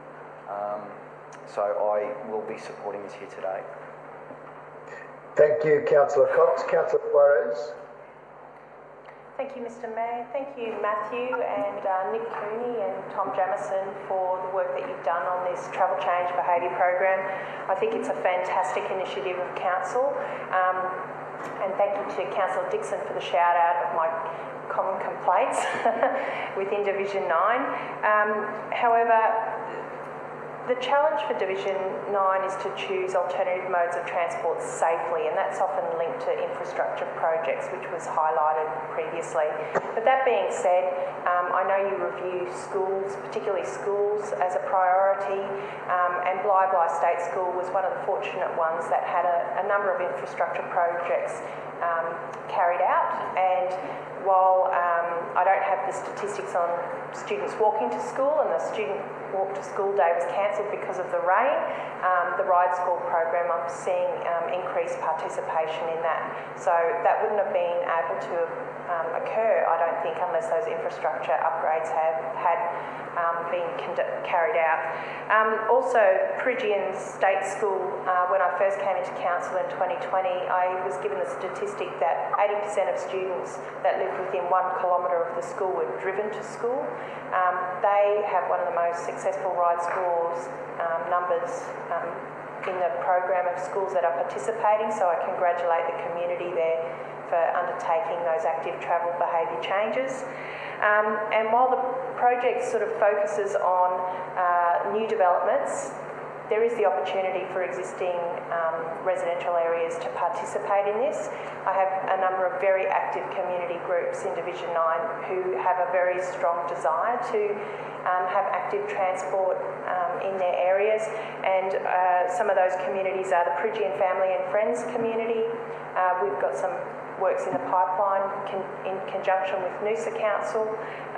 We have Coolum Residents Association working hand in hand with Coolum Business and Tourism, and it's not just a focus on school children, it's a focus on adults and retirees who would like to ride their bikes to and from work, medical appointments, shopping, all of that sort of thing. And also the Bly Community Association, who would like to have some active transport linkages that link their community through to the coastal area, which provides them better access to public transport and also recreational activities. So I commend you on the report, I support the report, and if there's anything that I can do to assist in getting my communities on board with this active travel change behaviour program and think a little differently, maybe they're not quite aware of some opportunities that are available to them, I put my hand up and will wholeheartedly support the team. Thank you. Thank you, Councillor Suarez. We'll go to Councillor Johnston. Thank you, Mr. Mayor. Firstly, I'd like to thank Matthew a lot and the entire team for putting forward this proposal, or this behavioural change plan. I'm really very impressed with it. I'd just like to say that whilst I realise that there are a lot of people who live in the coastal area who need this significant improvement, to provide, because a lot of it's fairly flat, so it's easy to walk, it's easy to cycle, etc., etc. And there's already a degree of public transport. However, we mustn't just let it go and accept what we've got. There's a lot of improvements that need to be made. There's a lot of retrofitting that needs to be done. And when it comes to north of the Maroochydore River and west of the Bruce Highway, there is a significant absence of footpaths in some of the towns, and particularly connecting footpaths to the schools. And one of the things that I get regularly talked to about is that where there are footpaths for disabled people or people on scooters or people with mobility vehicles, when they go on the footpaths and they go down through the gutter, from the footpath down through the gutter and onto the bitumen, it's too steep. And there's need for us to do something about a lot of those sort of things. In other words, we need to retrofit a lot of those access points. And I understand that it's a brave person indeed in the hinterland that rides bicycles. Generally, the children are not allowed to do so, but it'd be good if we could find ways of putting in more safe cycling in the hinterland. The matter of public transport is always a sore point with a lot of people in the hinterland. You know, the problem is, I think that we often have to travel quite a distance, and the schedules for the transport buses mean that you have to go a roundabout way to get somewhere, so it makes it very difficult. And the only way, sadly, that that's going to improve, most likely, is if the population in those areas increase, and the public just don't generally want significant population increases in those areas. They'd like to retain the lifestyle that they have. So I'd just like to encourage councillors to vote for this, and also encourage council officers to look at the hinterland areas and the areas north of the Maroochydore River to see what can be done to improve the mobility of people in those areas. Thank you. Thank you, Councillor Johnston. We'll move to Councillor Law. Thank you, through you, Mr. Mayor. This is excellent. When I first, probably 3 years ago, went through the integrated active transport strategy, I was really looking for ways for how do we make that happen and make it real. And I know that you've been challenged with a whole range of things to get to this point today, but thank you for getting here. And as you say in the report, bold action is needed. Absolutely it is. If we can do this, and if we can make that happen and get people out of their vehicles and reduce those vehicle trips down to 70%, then we'll really start to make progress. And we can see and we know that it is possible if we've got the right determination to see through on this report, and maybe also consider a couple of other things as well. But other benefits we don't think of, reduced emissions. We've got an increasing population, and if we carry on using cars at the current rate, well, not only will we not get anywhere and we'll be gridlocked, but we're increasing emissions. So we have to reduce transport journeys at a greater rate than the population increases. All things that are possible. We want to maintain and survive and keep our beautiful environment and livability. This will help us do that. I just want to share a couple of points that I haven't seen come through in the programme because it doesn't actually consider safety so much. I think it's really important that we have a transport network and an active transport network that as much as possible provides a separated network. The reasons for saying that is we've spoken about riding bikes, and you can ride bikes in the hinterland.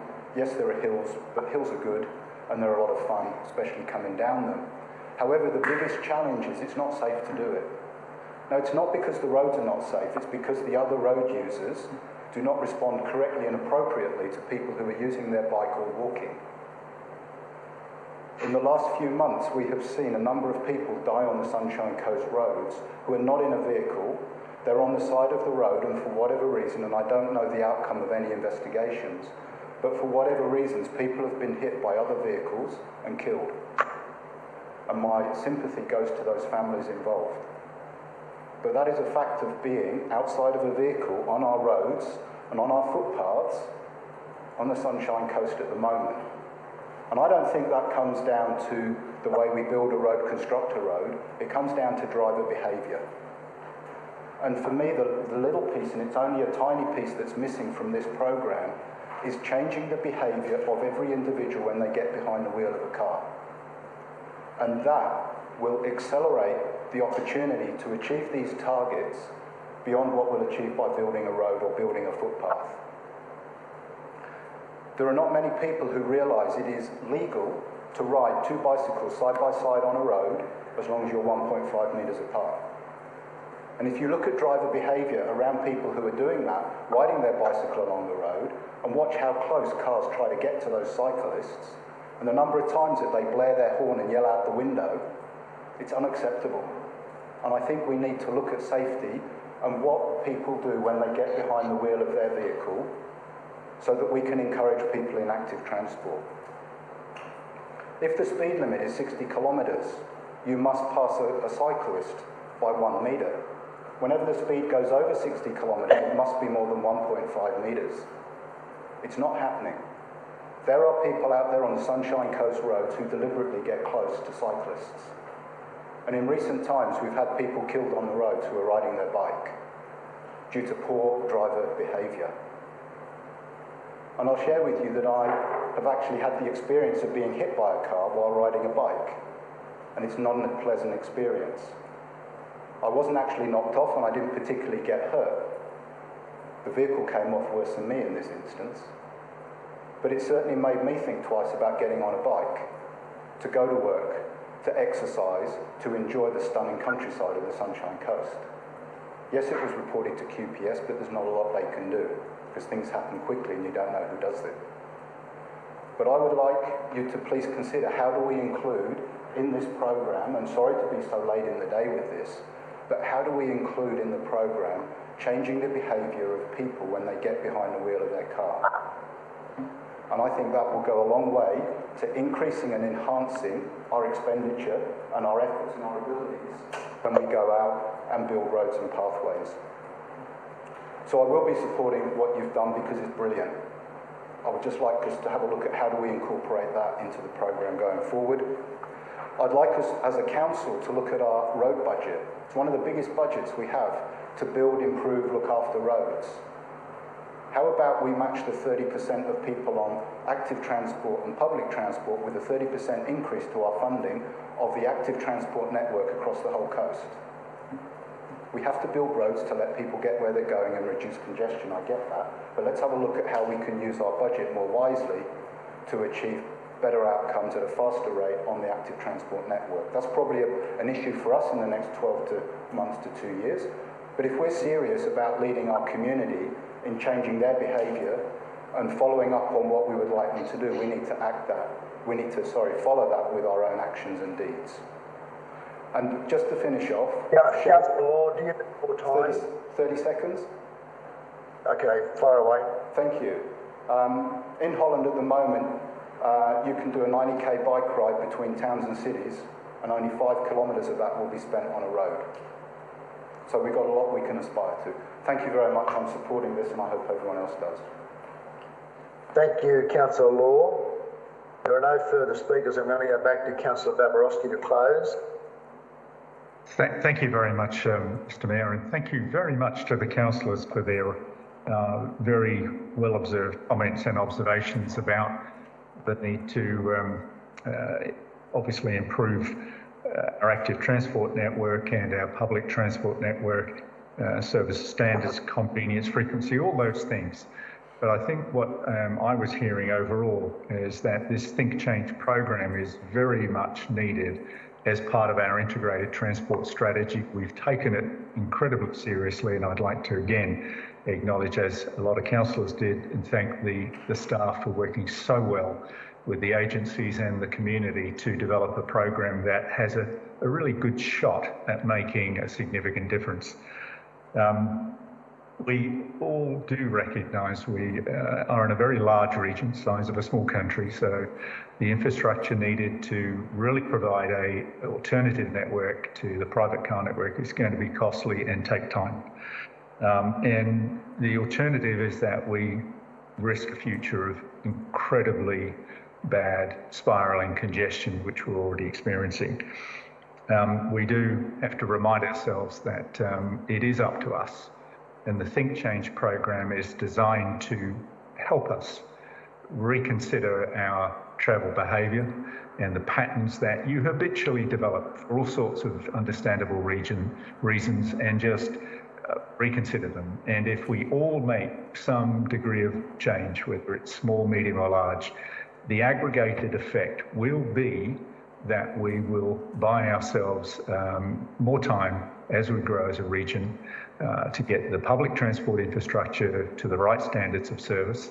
But also, as many of you have observed, it'll remind us that really other modes of transport or travel could well be better, healthier, more sustainable, and all those things.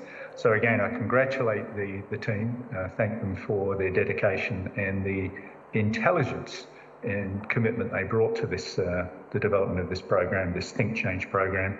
And again, councillors, like many of you have said, I'd like you to consider supporting the recommendations. Thank you. Thank you, Councillor Babarowski. We'll put the motion to the vote. All those in favour? Yes, everyone in the chamber, hands up. And I just can't see Councillor Babarowski. Oh, there he is, yes. Online as well. That's carried unanimously. Thank you very much, Matt, for your presentation. Councillors, we'll move now to item 8.11, which is the Local Government Infrastructure Plan Interim Amendment. And the presentation is going to be given by Mr. Nick Cooney. I just wanted to recognise the moment because this, given Nick's intention to retire at the end of June, after 36 years with Council, this will be his last report to Council. And in fact, it will be his 91st report over a 36-year period, many of which I think have probably been in the back end of that, Nick. I think I'd be right in saying that because it's certainly in my 10 years with Council, I've certainly seen plenty of reports from Nick. So, Nick, we take the opportunity to wish you well and thank you for the great enthusiasm and consideration to which you brought in presenting all your reports. And I expect a very similar presentation today. I think we might start Nick off with a round of applause, eh?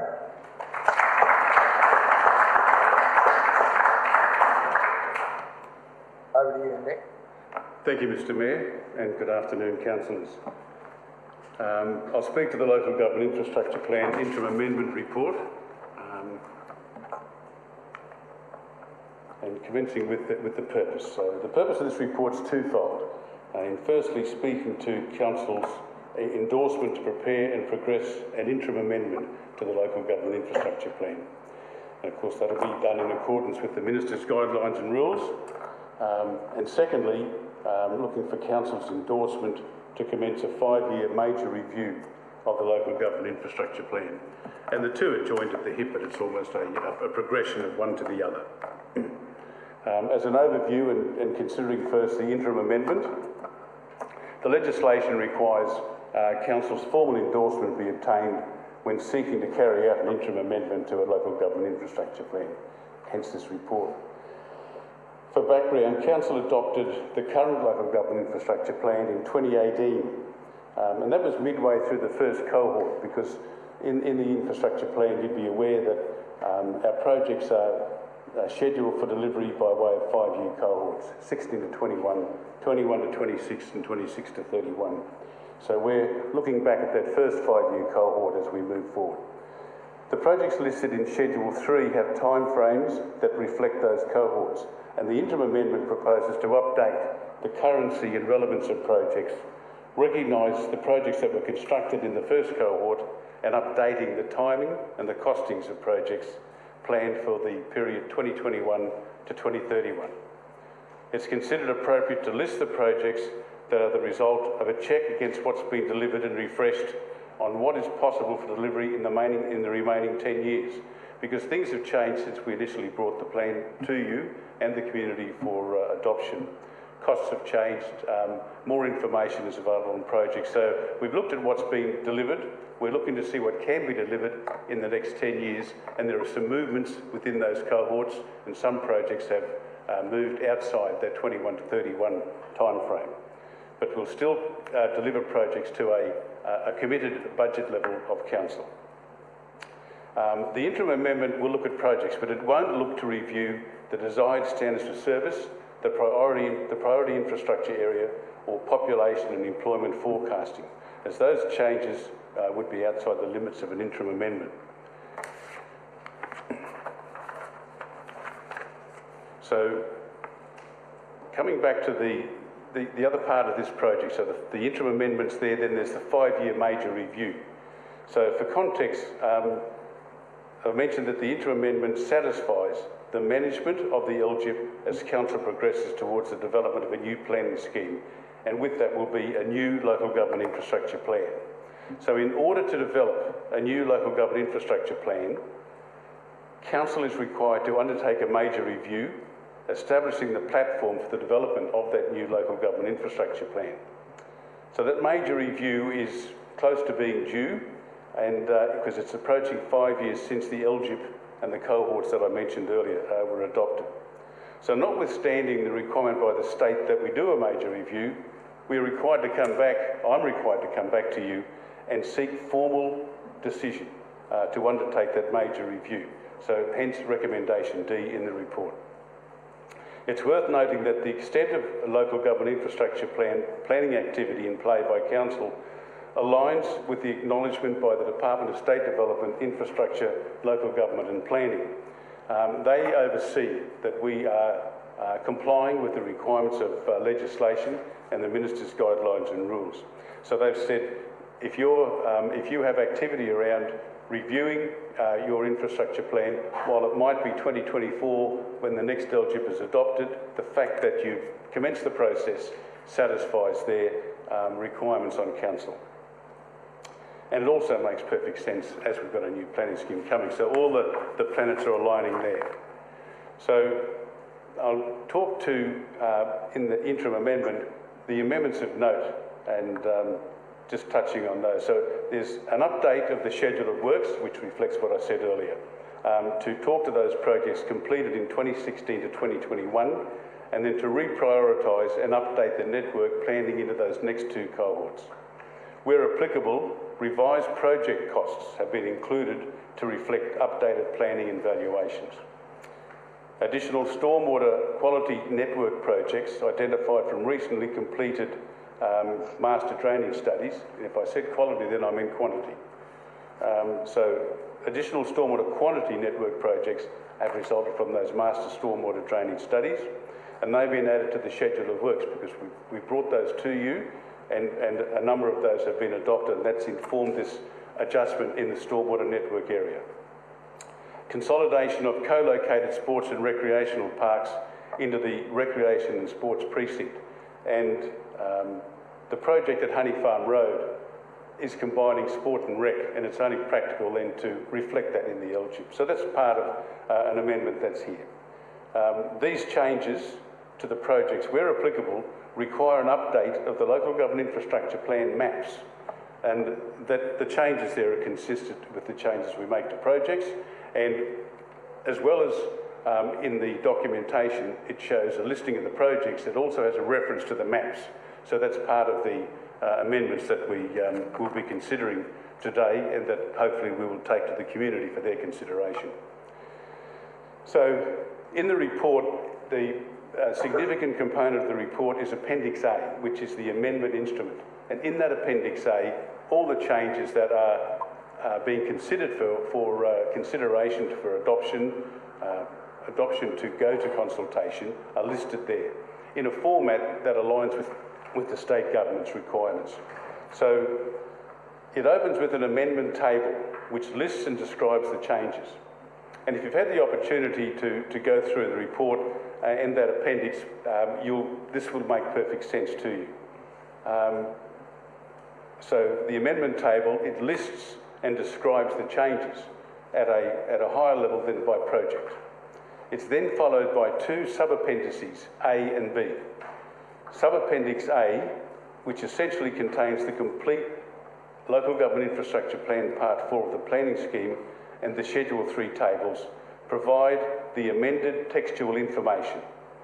And as presented, the amendments are identified via track changes, so it's easy to see the changes that we've made. Within sub-appendix A, under the Schedule SC 3.2 and the Schedule of Works, the Schedule of Trunk projects that are provided there cover stormwater networks, road network, active transport network, and parks and land for community facilities networks. And they are the networks that are available to Council to include in a local government infrastructure plan and to direct revenue from infrastructure charges towards providing or delivering the trunk projects that are there. And in that table that's there, it provides a description of the project, the establishment cost, the estimated cost, the estimated time for delivery by cohort, and a map reference and tile for spatial identification. And that's where sub-appendix B comes in. It then provides the proposed changes presented spatially as extracts of the map changes. And there are many more maps in the Local Government Infrastructure Plan. We've only done extracts of maps where a change has been made to the Schedule of Works. There are additionally other minor changes associated with the administrative amendment to the growth projection tables, but they're just administrative changes. We've added a note around the park's desired standards of service and the list of extrinsic material that links to that co-location of the sport and rec component. So moving to implementation, it's proposed that an explanatory note be developed, and we've commenced that, that will explain the proposed amendment for anyone from the community who then, following notification that we're doing this, will be able to follow that explanatory note, move through Appendix A, the Schedule of Works, and updated material and the mapping document. So we'll explain very clearly how they can access that information, and if they wish to seek clarification, there'll be a link to talk to the branch. All of this will be made available to the public for the 15 business day public consultation, and that's the base requirement by the state government for a minor amendment to a local government infrastructure plan. When we go to the full review of the local government infrastructure plan, there'll be significant community consultation. The whole range of projects, priority infrastructure area, desired standards of service, everything will be up for discussion with the community. And a whole new range of, I won't say a whole new range of projects, but there'll be new projects, there'll be adjustments to schedules and so on. All of that will be a significant community consultation. This check, a refresh of the local government infrastructure plan, requires an ad in the local paper, 15 business days community consultation or public consultation. But we'll make a point that on our website, there'll be the Have Your Say platform and other opportunities as advised by Council's media and marketing team. So we're moving along that consultation side and talking to media and marketing. So we've also, as part of making this minor amendment, done what we're required to do and talk to state agencies and major utilities to see that they have no issues with our changes as it reflects their infrastructure schedules and rollout. So they've signed off on that already. So councillors, the recommendation is before you on the screen. Thank you. Thank you, Nick, very much. Someone to move, please. Councillor Hungerford to move and Councillor Dixon to second. Thank you. Would you like to open, Councillor Hungerford? Through you, Mr. Mayor, this is very straightforward. We're doing this to meet our responsibilities and compliance requirements in monitoring and managing our local government infrastructure plan. The plan was adopted in 2018 and is required to be renewed every 5 years. That is almost due now. The plan has a 15-year planning horizon, of which 5 years has passed, with 10 years remaining. The changes are limited but necessary to see the schedule of projects aligned with best value moving forward. Is it still in line with where we are today? That's what that's saying. Recognising that a major review and development of a new local government infrastructure plan will take place in parallel with development of the new planning scheme. That makes sense, because the two will reflect each other. Now, the new planning scheme is planned for adoption in early 2024. So the infrastructure plan needs to be upgraded and in line with the new town plan to be relevant. So this report merely seeks council's approval to place the minor amendment on public display as required in the state government's requirements, but it also seeks council's approval to undertake the major review and to allow for the development of a new local government infrastructure plan in parallel with drafting the new town plan. So this is very sensible and prudent to make sure it's up to date and relevant to what the new town plan will say. So I commend this to you, councillors. This is just normal responsibility of council, but very responsible in getting it right. Because this is what, over 600 million worth of infrastructure planning in there into the future. We need to ensure that it's up to date and relevant with what the new town plan says. So this is very prudent to do this and go forward and have the two done together. And so I commend this to you. This is very responsible. Thank you, Councillor Hungerford. Is Councillor Natoli down to speak? Was that from the last round? Thank you, Mr. Mayor. Nick, thank you very much for the work that you've done over the years with council and your professional advice and commitment to this organisation, to our community. It's just been outstanding, so thank you. I want to just focus on the next 5 years in terms of the review. The previous report talked about active transport and trying to get our community to get out of cars and to get into other modes, being able to help them either get to public transport or be able to just use other modes like bicycles, electric scooters, walking. And Councillor Dixon made a very good point in regards to half the issues that we have is safety, trying to get people to actually move and have the confidence that they can allow their children or even their families to be able to use our footpaths, our bikeways, and be able to get through to their final destination safely. I have an incredible backlog of pedestrian crossings in my division, which is frustrating because we've got no money in our budgets to capital work budgets for pedestrian crossings. And I know in 4th Avenue I've committed to design using my minor capital works, little amount that I've got to do design work, but they've been asking for that since 2009, and yet there's backlog of footpaths and connecting pathways and safe crossings, which for me, I think our review should really seriously look at how we can use that review and incorporate significant upgrades to our networks to allow that safety aspect in there. Now, I know we've had this discussion before, and I know that it becomes a problem, but I think if the government's going to be serious about us trying to encourage people out of cars, we've got to do more in the framework, and our budgets just don't allow it. Just do not allow us to be able to make a sizable contribution to improving that network and that safety. And my fear is that until we do that, we're probably going to get resistance in people moving out of their cars and being able to move into other modes. That's just my thoughts, but I would love to think that we could challenge the government and even challenge the way forward and start to incorporate, some of these missing links that we've got in our community all over the place. Okay, thank you. We're going to go now to Councillor Dixon. Thank you, Mr. Mayor, and obviously it goes without saying, Nick, thank you for your contribution.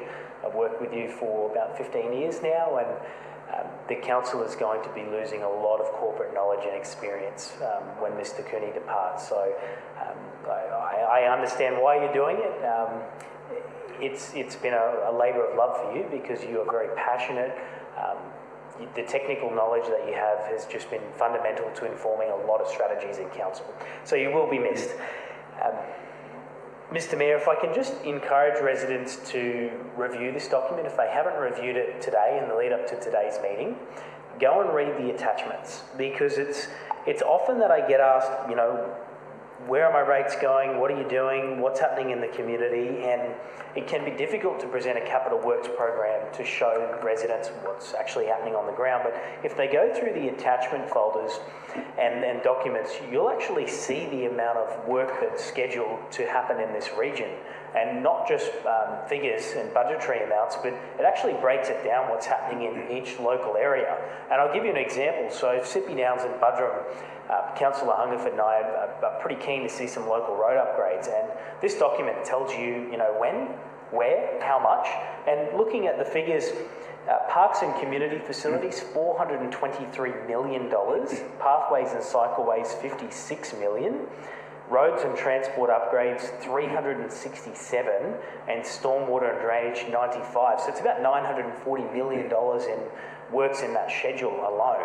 So when you think about, hey, my local park's getting a $50,000 upgrade, or we're doing some road works in the local community, they're just some of the day-to-day things we do. If you look at the schedule of works, this tells you clearly and itemises major projects in the region.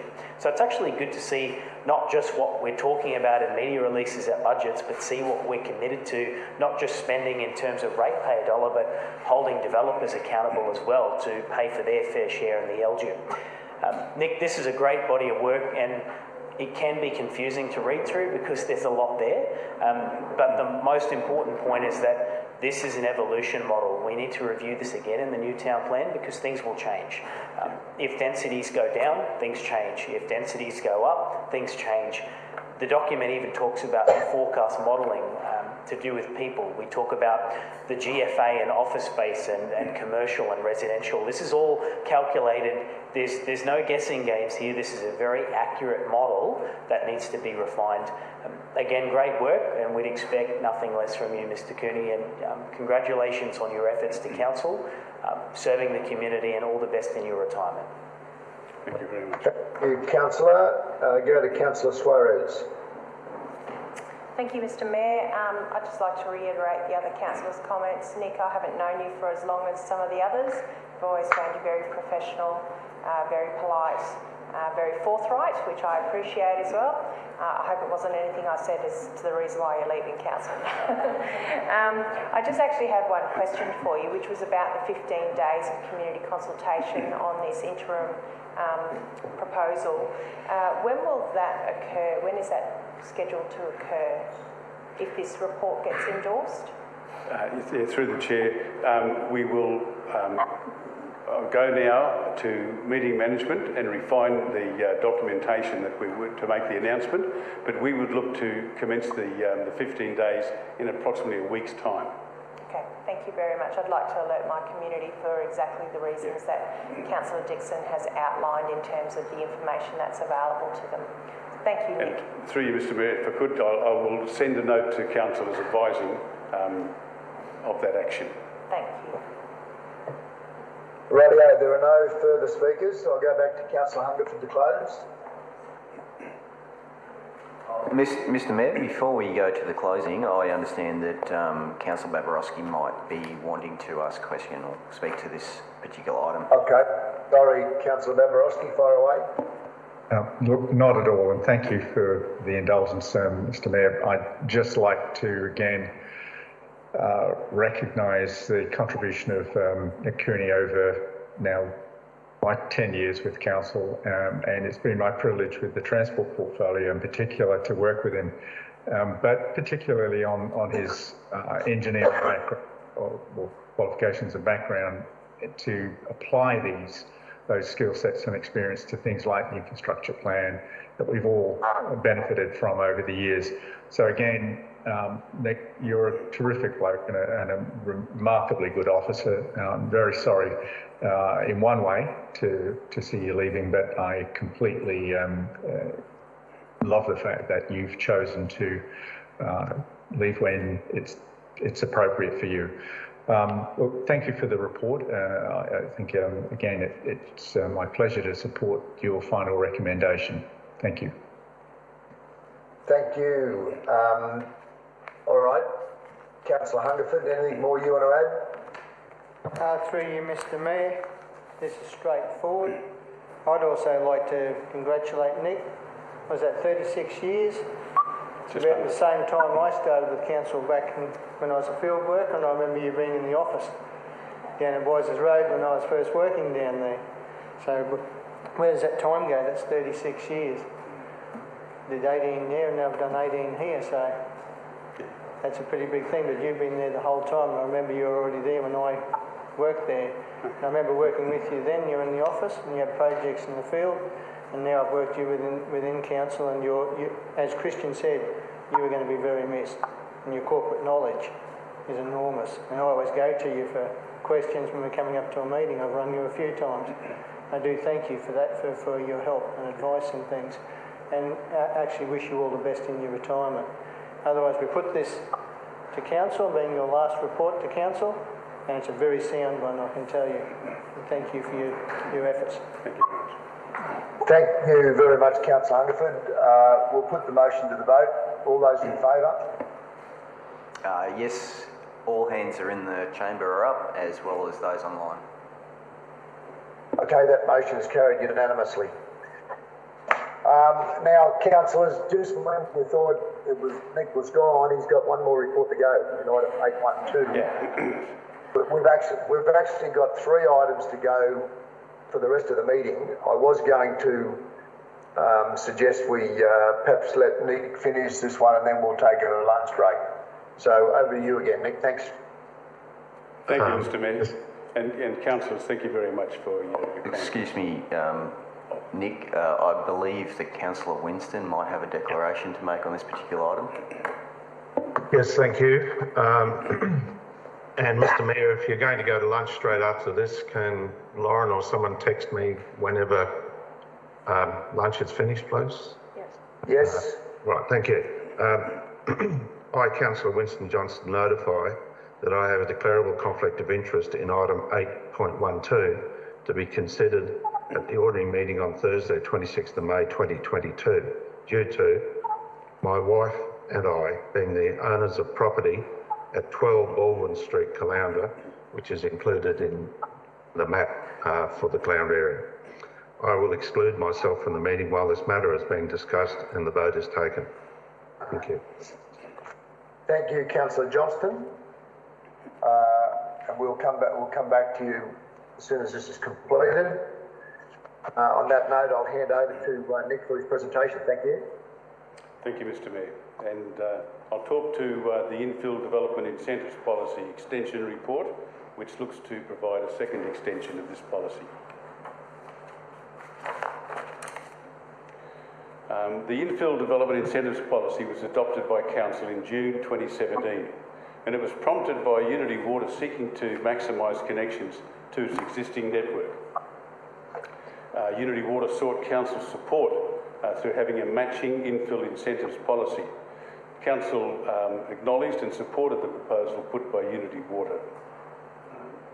2 major centres were identified as most in need of investment, focusing on job creation that could benefit from an incentives policy. And those centres were Caloundra and Nambour. The initial policy ran for 2 years and was extended in May 2019 for a further 3 years to June 2022. The initial policy extension was prompted by a clause in the policy. It did not have a further prompt, but I felt that it, rather than let the policy just go off into the sunset, that it was a worthy policy that should be brought before Council for consideration of an extension. Now, there's been limited uptake to date, with only just under 2 million approved and under about $500,000 recognised for completed projects. And the policy has the ability to go to a $10 million infill incentive cap.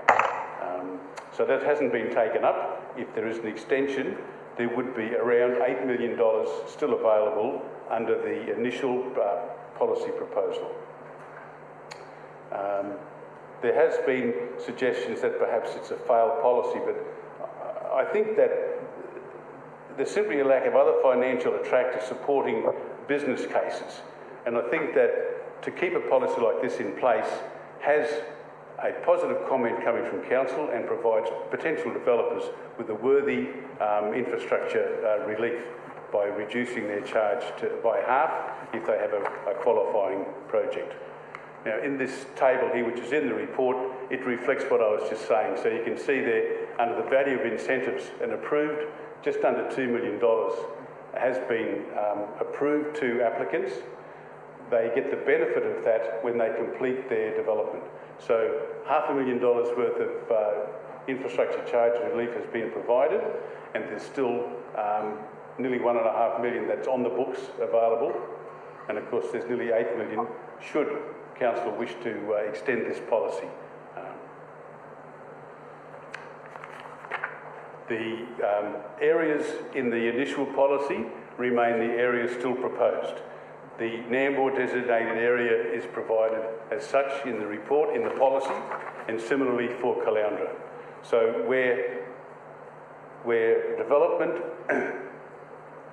in the areas identified looks to double the existing demand, so if they double the area of GFA and such in that defined area, they will attract a 50% reduction in their infrastructure charge. That's the essence of the policy, but it's also topped up with a stage payment offer that should the developer, as well as having their infrastructure charges halved, they can pay those charges off over about 3 years at 6 monthly payments. So that's what the policy offers. So I think it's a worthy one to keep in place for the two centres we've identified to make the business community aware that that level of support remains. And the policy recommendation is as you see it. Thank you. Thank you, Nick. Someone to move, please. Councillor Landsberg, and seconded by Councillor Law. Would you like to open, Councillor Landsberg, please? Thank you, through the chair. No, thank you, Nick. Thank you for bringing this policy to council and the recommendations. It has been slow on the uptake, and obviously you can understand with investment across the region, and now we see, and only just recently I received an inquiry whether this infill policy was going to be extended. So I would like to see the support from council for this. I know we have had some issues with a couple of proposals that were right on the boundary of this policy and previously. I don't know whether you want to comment on that, Nick, in regards to any flexibility moving forward, but it is a priority for us to use existing, especially Unity Water assets. I see that Unity Water are having their meeting in May to determine whether they will decide to support this. And so if you wanted to sort of reply to that question as well, Nick. But look, I think there's no doubt that any support we see for Nambour and Caloundra moving forward is an absolute priority for us. The applications that we've seen come through of 19 and 15 approved. I know there's been only a couple in Nambour, but you know, to the market out there, it's the confidence that we actually put to investors, and this is a great stepping stone to continue on for council. Thank you. And through you, Mr. Mayor, the issue of delineation for eligibility, as I see this, and the same cuts across our infrastructure charges resolution, that council approves for my branch to administer a policy that talks to millions and millions of dollars.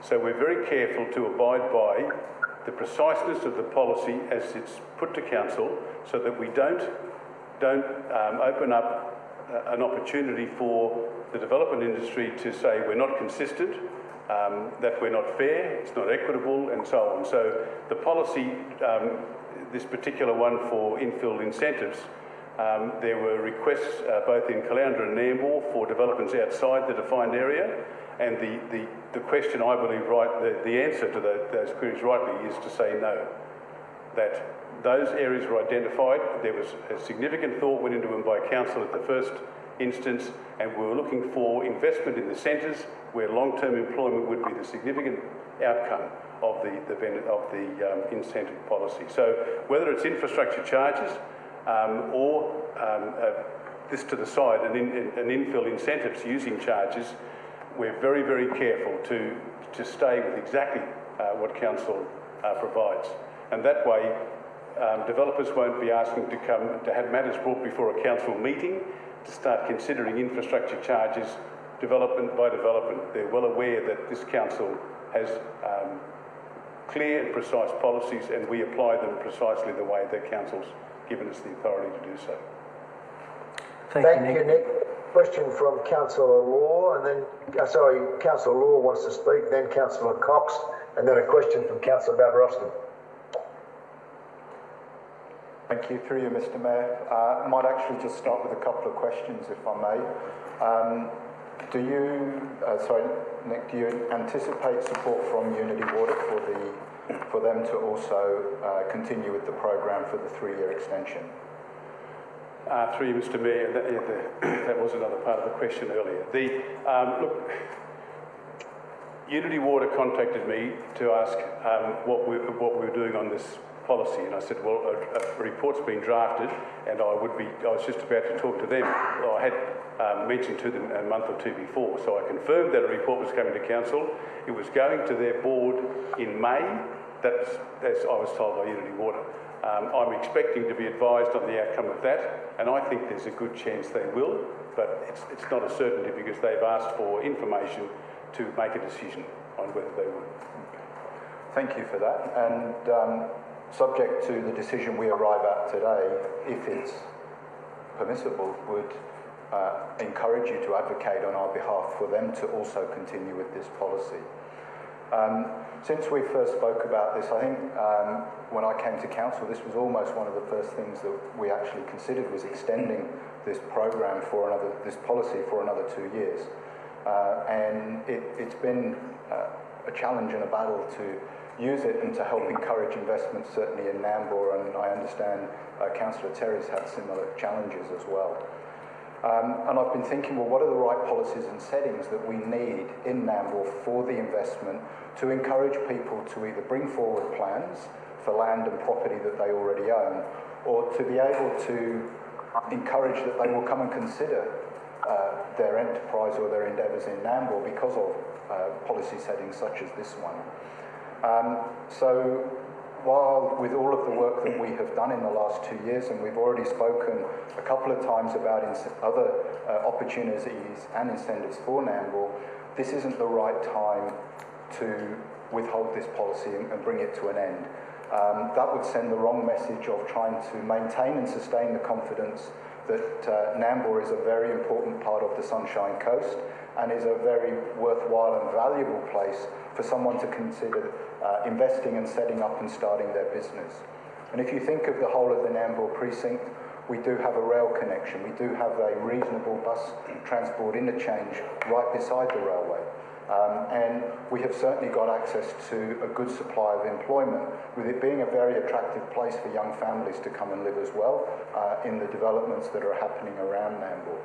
So Nambour has got a great future. This is a part of sustaining those opportunities for people to consider coming and starting their business or starting their endeavours and enterprise in this area. So I urge your support, please, today, because this isn't the moment to withhold or to end the policy for the benefit of Nambour and also Caloundra. So thank you very much for bringing this to us, Mr. Cooney, and for recommending an extension. And my first time to speak in your final couple of reports. Congratulations on the work you've done, and thank you for your support to me and all things Division 10 and Nambour over the last 2 years. Much appreciated. Thank you. Thank you, Councillor Law. We'll go to Councillor Cox. Thanks, Mr. Mayor.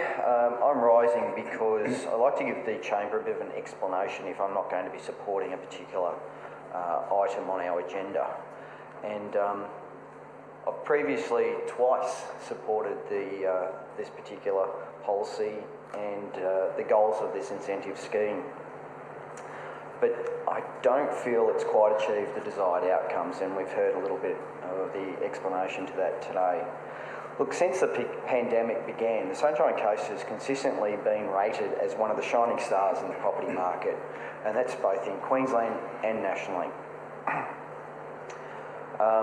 Of the opinion that this incentive scheme has little bearing on whether a developer proceeds with their plans to develop in those particular locations, being Caloundra and Nambour. And given the limited uptake to date, I'm of the opinion that the foregone revenue could be better utilised by council, especially given some of the consistent demands for funds across the organisation. So whilst, Nick, I know it's your last time presenting to council and I won't be supporting this, I just wanted to also acknowledge the stellar career that you've had with council, and you will be sorely missed. Thank you. Thank you, Councillor Cox. Councillor Babarowski has a question. Oh, thank you, Mr. Mayor.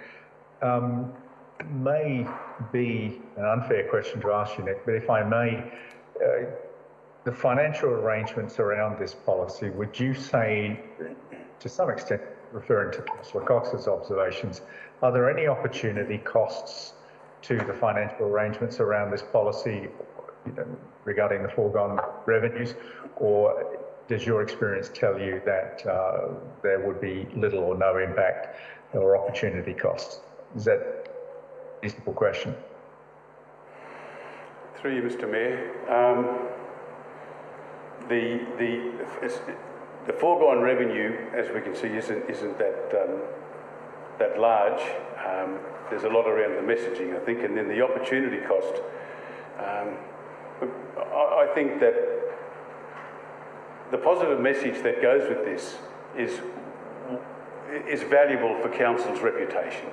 I realised when I pulled the report together that you could see clearly that the uptake wasn't significant, but I think behind that sits the ability for a good, a clear, positive message from council to the business community that where there's a need for some support, it's forthcoming. So I'm not sure how that might link fully to the opportunity cost side of the question, but I can't really attach that more so than that response, Councillor. No, that's fine, Nick. I think it does answer it. I just wanted to make the point that I think it's, as you say, more complex than just a money allocation or a financial arrangement. It's really about signalling which areas, or would you agree that it's about signalling which areas you think need that support? Even in positive market conditions, you're still sending a very strong signal. And I think you've said you think that's important. Yes. Thank you, Councillor Babarowski. I'm going to go, there's no further speakers, I'm going to go back to Councillor Landsberg to close. Yes, thank you, Mr. Mayor. And look, thank you for all the comments that we've received today, and thank you to Councillor Cox as well for his opinion about not obviously achieving desired outcomes. But I think it's important to reflect on the ability to grow off this.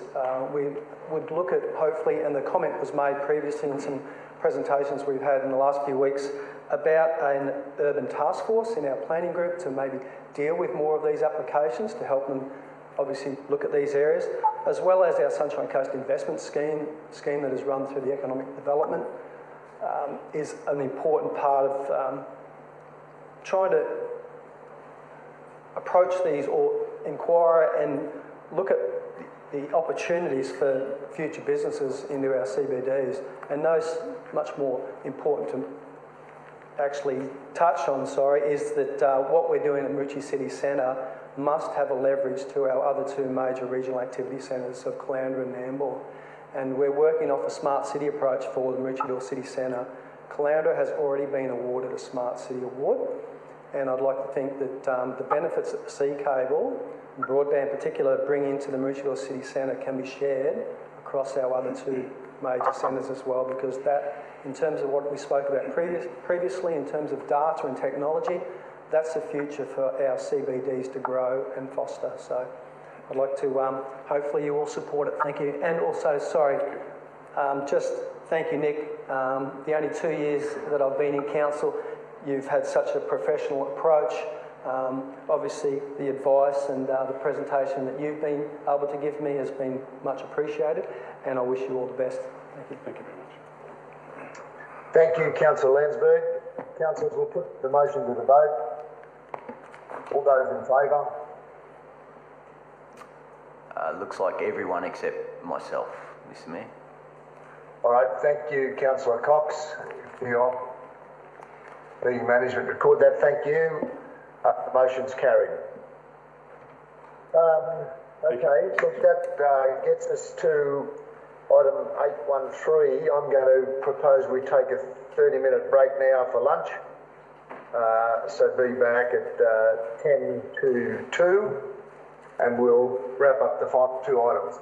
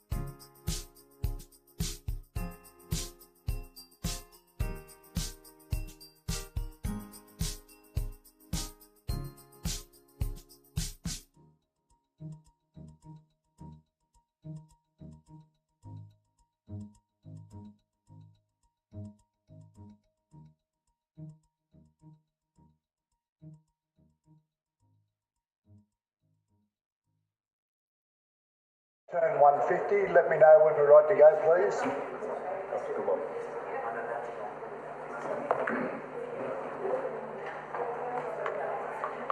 Just waiting on a few councillors, Mr. Mayor.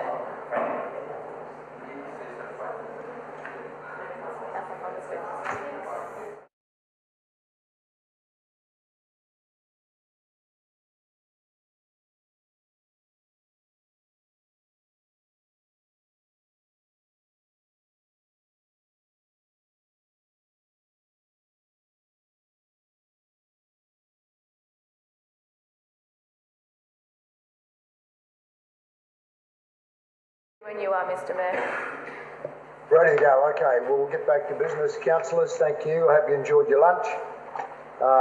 We're now up to item 8.13, the disposal of land at Maleny, and Aaron Lendon is going to give us a presentation. Thank you, Aaron. Thanks, Mr. Mayor. Good afternoon, councillors. The purpose of this report is to seek authorisation to dispose of a parcel of land within Maleny and to acquire land within Maleny. Council owns land within the Maleny Community Precinct and Freehold, located at 15 Porters Lane, Maleny. The 2010 Council endorsed Maleny Community Precinct Master Plan has various zonings and precincts. Over the past 12 years, Council have developed and sold off the residential land within the master plan, but the remaining 2 low and medium density sites have been on hold. The intention of the master plan was the sale of the residential allotments would provide revenue for the precinct and assist in funding infrastructure. The particular area of land which I'm referring to is within the residential sub-precinct southwest. The general land area of this precinct is around 9,000 square metres and is currently zoned medium density residential. This land forms part of the entire balance lot at present and is not a separate lot. The residential sub-precinct is constrained land as it is landlocked by the adjoining lot owned by Maleny Estates and is currently inaccessible through the Maleny Community Precinct due to the topography of the land, resulting in high costs associated with construction of a road and bridging of the wetlands. The land also has no current viable access to sewage or water. Services do exist but are through the adjoining land owned by the adjoining developer, Maleny Estates. Therefore, this is why we have not proposed to offer the land for sale via tender or auction. The adjoining landowner, Maleny Estates, approached Council some time ago to purchase the land located within the residential sub-precinct southwest, which on the screen is proposed Lot 1, which is 8,223 square metres, to incorporate within their land holding, which is directly to the west. Through these discussions, Council officers identified the opportunity to maintain a future second access point to the adjoining estate and to access services. To future-proof a secondary access into the Maleny Community Precinct and access to service from the west, it makes practical sense for Council to acquire a small portion of existing land within the Cloudwalk estate, adjoining land, which is proposed Lot 2, which is 1,360 square metres. The proposal can be achieved through a formal reconfiguration of a lot application for a boundary alignment. If Council decides to proceed, this will be at the expense and responsibility of the adjoining owner. Officers and Maleny Estates have obtained separate market valuations for each lot and have mutually agreed on values. If Council does decide to sell and acquire the lots, the following amounts have been agreed to. So for Lot 1, it's $850,000, which is above the valuation amount, and Lot 2, the agreed purchase amount is $130,000, which is at valuation. The transactions will not occur until an appropriate boundary alignment approval has been obtained by the adjoining owner. Therefore, this report seeks an exemption from Council to dispose of the subject property other than by tender or auction in accordance with the Local Government Regulation 2012, Section 236, subsection 1, which offers an exception where all or some of the consideration for the disposal is a consideration other than money. Section 236, subsection 2 provides that local government must decide by resolution that an exception applies. In this instance, the consideration other than money would be that Number one, that Council has identified a need for an access point through Lot 2. Council does not require the land identified as surplus in forming the proposed Lot 1, and Council could compulsorily acquire the land in proposed Lot 2. However, that would lead to more expense to Council than offering the land swap contemplated in the current transaction. Therefore, the recommendation of this report is to dispose of Lot 1 and acquire Lot 2. Does anyone have any questions? Thank you, Aaron. Someone prepared to move the report? Councillor Hungerford prepared to move, and I'm prepared to second. Sorry, who's seconder? Myself. Pete Cox, thank you. Would you like to open, Councillor Hungerford, please? Yeah. Through you, Mr. Mayor, as has been covered in the explanation given to us, and I'll just put it in a brief summary. To future-proof a secondary access into the Maleny Community Precinct and access to services from the west, it makes practical sense for Council to acquire a small proportion of existing land within the Cloudwalk Estate, which for the purpose of this report is identified as proposed Lot 2, as we had on the screen. Proposed Lot 2 will be amalgamated by way of a boundary realignment into Council's existing Lot 14, being the lot that forms the Maleny Community Precinct. If Council don't secure this now, the Cloudwalk Estates continue to develop up to the Maleny Community Precinct western boundary, then this opportunity will be lost. So it makes prudent sense for Council to take this action now so we have that access into the future and we don't lose it.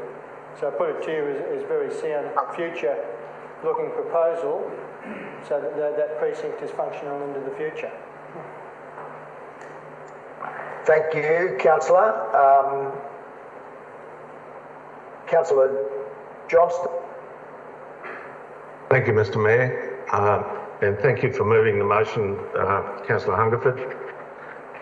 There's been a little bit of excitement in the local community about this, and it's all based on a total misunderstanding about the value of the block of land, etc.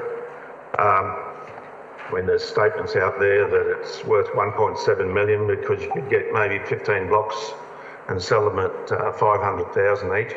The reality of the situation is you can't offer it to tender because it's not a separate parcel, and to have a separate parcel because it's part of the precinct, which is 120 hectares, and to have a separate parcel you have to provide dedicated access. To provide dedicated access through the precinct means that Parklands Drive, which is about 1 kilometre long, would have to be, it's an internal road, would have to be gazetted and upgraded, and then you'd have to extend that road through the wetlands and across a big gully to get to this parcel of land and put roads within it. And because it's in the town area, that parcel would require water, sewage and electricity. And getting water and sewage and electricity to it would be extremely difficult. The reason why, I know that it's been said that the developer approached council, but in actual fact, 10 years ago, Richard Hill, who was then the council's man that looked after the precinct and the early development of the precinct, Richard Hill actually suggested this sale to the property owner, who at that stage I don't think had done much of the development of Cloudwalk Estate. Cloudwalk Estate is extremely steep, and providing access to these parcels for a road through Cloudwalk Estate would be resisted very, very, very strongly by the people who live there, because the roads are narrow and they are so steep. And the only practical use of this little parcel of land, I mean, it is 8,000 square metres, which is 2 acres. and the only practical use of it is for it to be developed as part of the adjoining land where they want to build a retirement village. I don't doubt that the developer will get some beneficial improvement in value when he develops it all as part of a residential estate or a retirement estate. However, you know, it is not worth a heck of a lot of money because it doesn't have dedicated access. It doesn't have easily constructed water, sewage and electricity to it, other than if it's part of the adjoining estate. Now, if the council officers happen to have a copy of the overall map of the precinct there, do you have it? Can you bring it up? I think it's shown as page 246 of the agenda.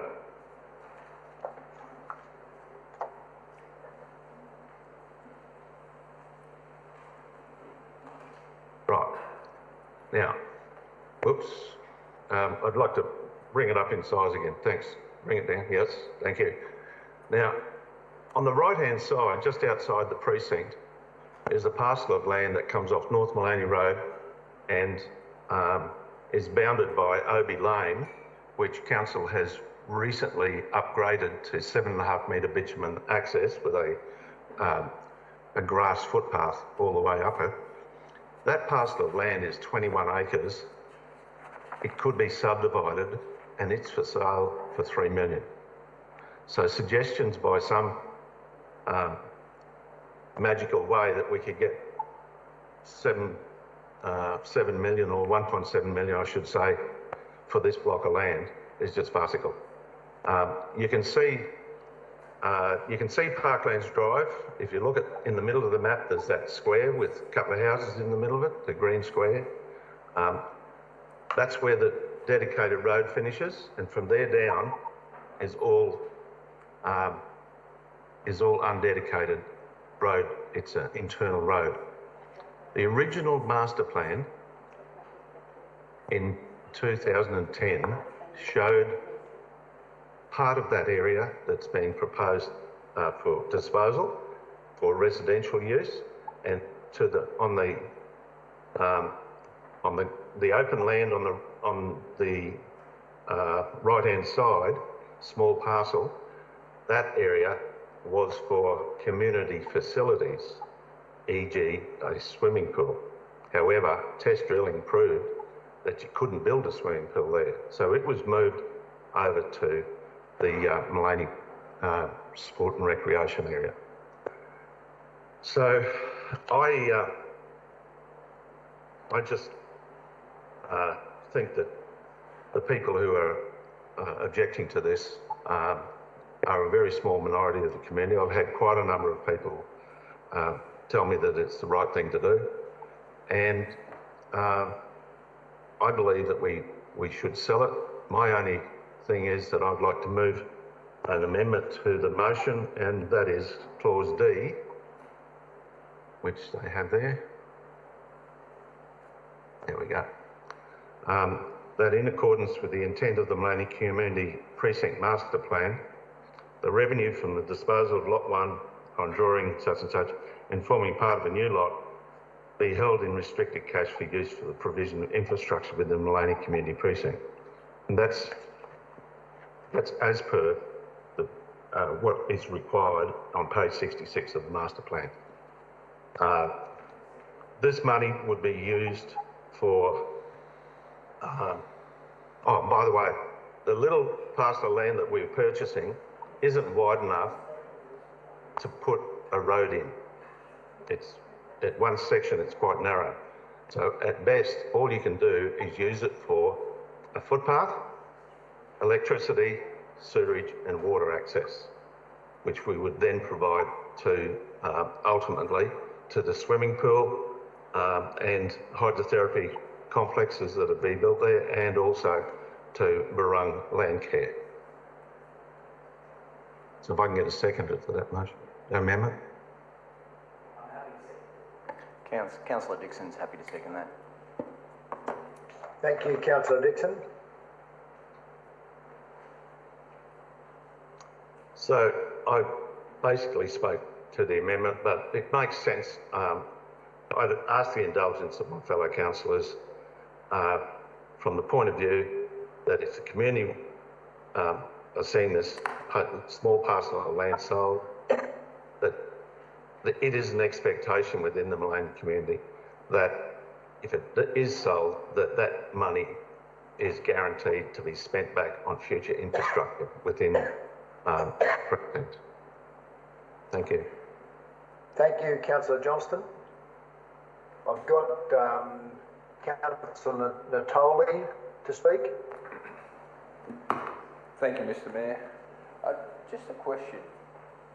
Obviously, with the Cloudwalk estate, that lot 2 that we're going to acquire to allow access to the community will benefit that estate tremendously, won't it? Through you, Mr. Mayor, yes it will.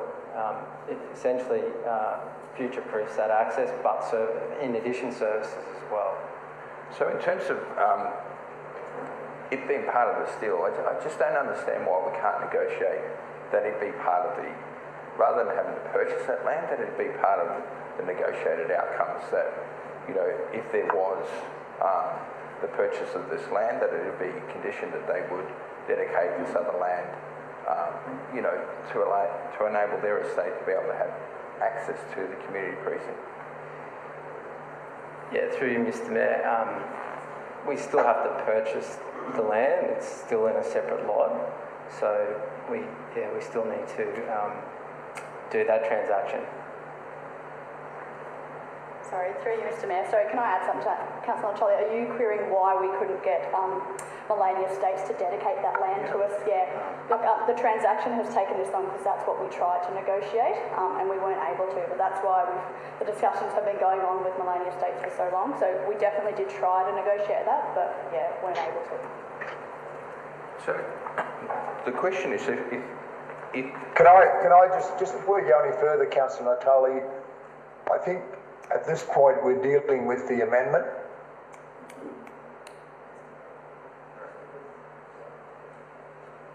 Yep. So if we can just, for the moment, let's talk about the amendment that's been put before us, and once we make a decision on that, it will then become the motion to be debated, and other relevant issues can be dealt with at that time.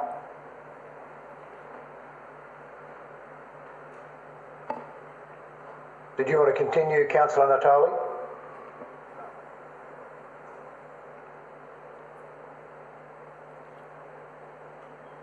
I've just got a question, Mr. Mayor.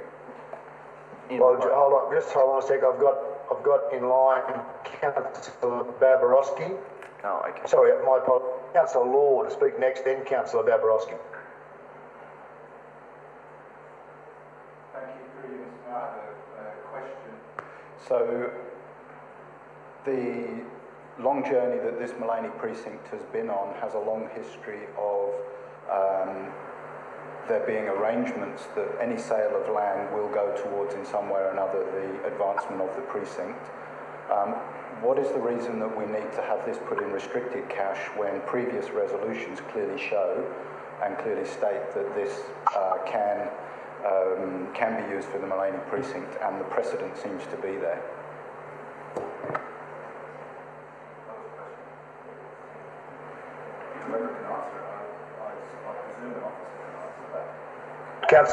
Councillor Winston, do you want to respond to that? It was suggested to me that by a council officer that this was the only way that we could guarantee that it would be available whenever we wanted it in the future. Because if it went into consolidated revenue and not into restricted cash with a caveat that it was to be spent on the precinct, then we'd have to fight the battle in the future to get funding, to get that funding back for that. I think we have Mr. Pickersgill to answer. Yeah, through you, Mr. Mayor. So It's just the technicalities of how restricted cash work, Councillor. So although the master plan refers to any land sales being spent within the Maleny precinct, unless it's by council resolution and put into restricted cash, then it's not restricted to that purpose only. So when this question came up, in anticipation for this meeting, that was the resolution that was required in order for it to remain spent on that purpose specifically. So. Okay, does everyone understand that? There's a follow-up question, please, Mr. Mayor. Yes, Councillor Law. Thank you. Do we have any other examples where this precedent has occurred? Through the Chair, in terms of land sales only, there's only one other one, which is the STECF site, and the land is called, it's in Maroochydore. Deborah will tell me. Through you, Mr. Mayor, we do have another resolution of council. It was for the sale of 2 Millwell Road to be used and put aside for the Sunshine Coast Exhibition and Convention Facility. Thank you. So a final question for Councillor Winston then. Given that land sales on this side are around just over 2 million and council's contribution has been over 6.5 million, what are your concerns?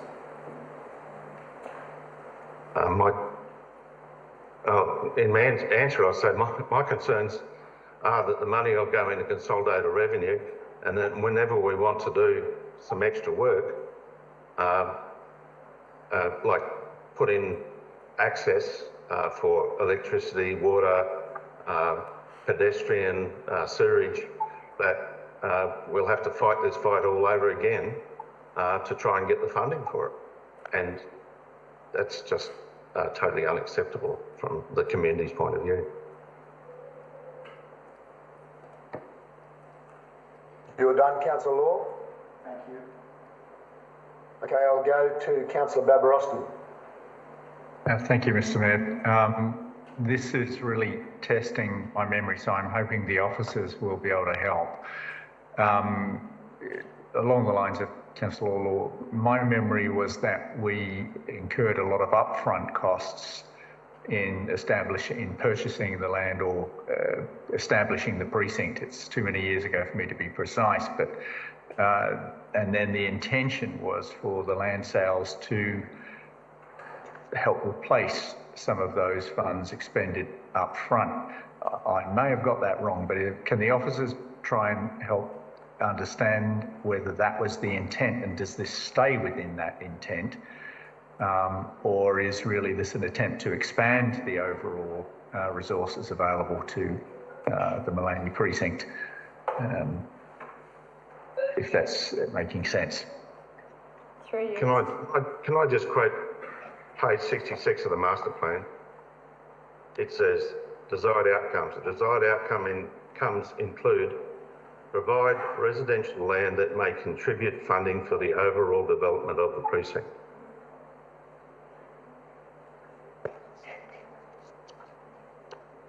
Doesn't say to defray the original costs. But can we check with the officers whether that's the intent or not? Because I just have a doubt in my mind that this falls within the intent of the funding arrangements for this project many years ago. Through you, Mr. Mayor, I can add something to that. Yes, it was in the original master plan that the intent of the residential allotments set aside in the precinct was to go towards sales to help pay for infrastructure within the precinct. There was also a later resolution as well that noted the upfront costs that had been put into the precinct at the time, and there was a resolution that noted that the sale of 2 particular rural residential lots would be sold off to recoup costs for those initial costs put back in. So Councillor Babarosty, you might be recalling that other resolution that occurred. Yeah, that makes some sense. So from an officer point of view, this is a reasonable approach, because it does, I think, go somewhat contra to the general principle that we don't restrict funds that come in from sale of land to a specific area. I mean, we can do it by resolution, but generally, as a principle, we don't. Yeah, through you, Mr. Mayor. From an officer point of view, I guess that was the intent of the master plan, because they knew that the precinct would be expensive to develop, and so it was a way to recoup costs so that it didn't come out of general revenue. Yeah. So. All right. So this is filling that intent. Yes. In your view. Yes. Okay. That's correct. Oh, lovely. Thanks a lot. Okay, Councillor Suarez. Thank you, Mr. Mayor. Just speaking to Councillor Johnston's amendment that he's put forward here, and in response to a question that Councillor Law raised, you know, I spoke out previously about the Brisbane Road car park in the car park, where the ballot sale of the land, the monies were supposed to go towards that car park loan repayments, and it never happened because it wasn't in the resolution. So for that reason, I will be supporting Councillor Winston's amendment to have the debate on the item in its entirety, and also in support of Councillor Winston's amendment. I know how difficult it is to get services connected to parkland areas for amenities, etc., and I feel that the amendment, should it proceed, would support further infrastructure in that precinct. Thank you, Councillor Suarez. I'll go to Councillor Cox. Oh, thank you, Mr. Mayor. I won't be supporting this amendment, predominantly on the fact that it does seem to be outside of our normal course of action with these types of matters.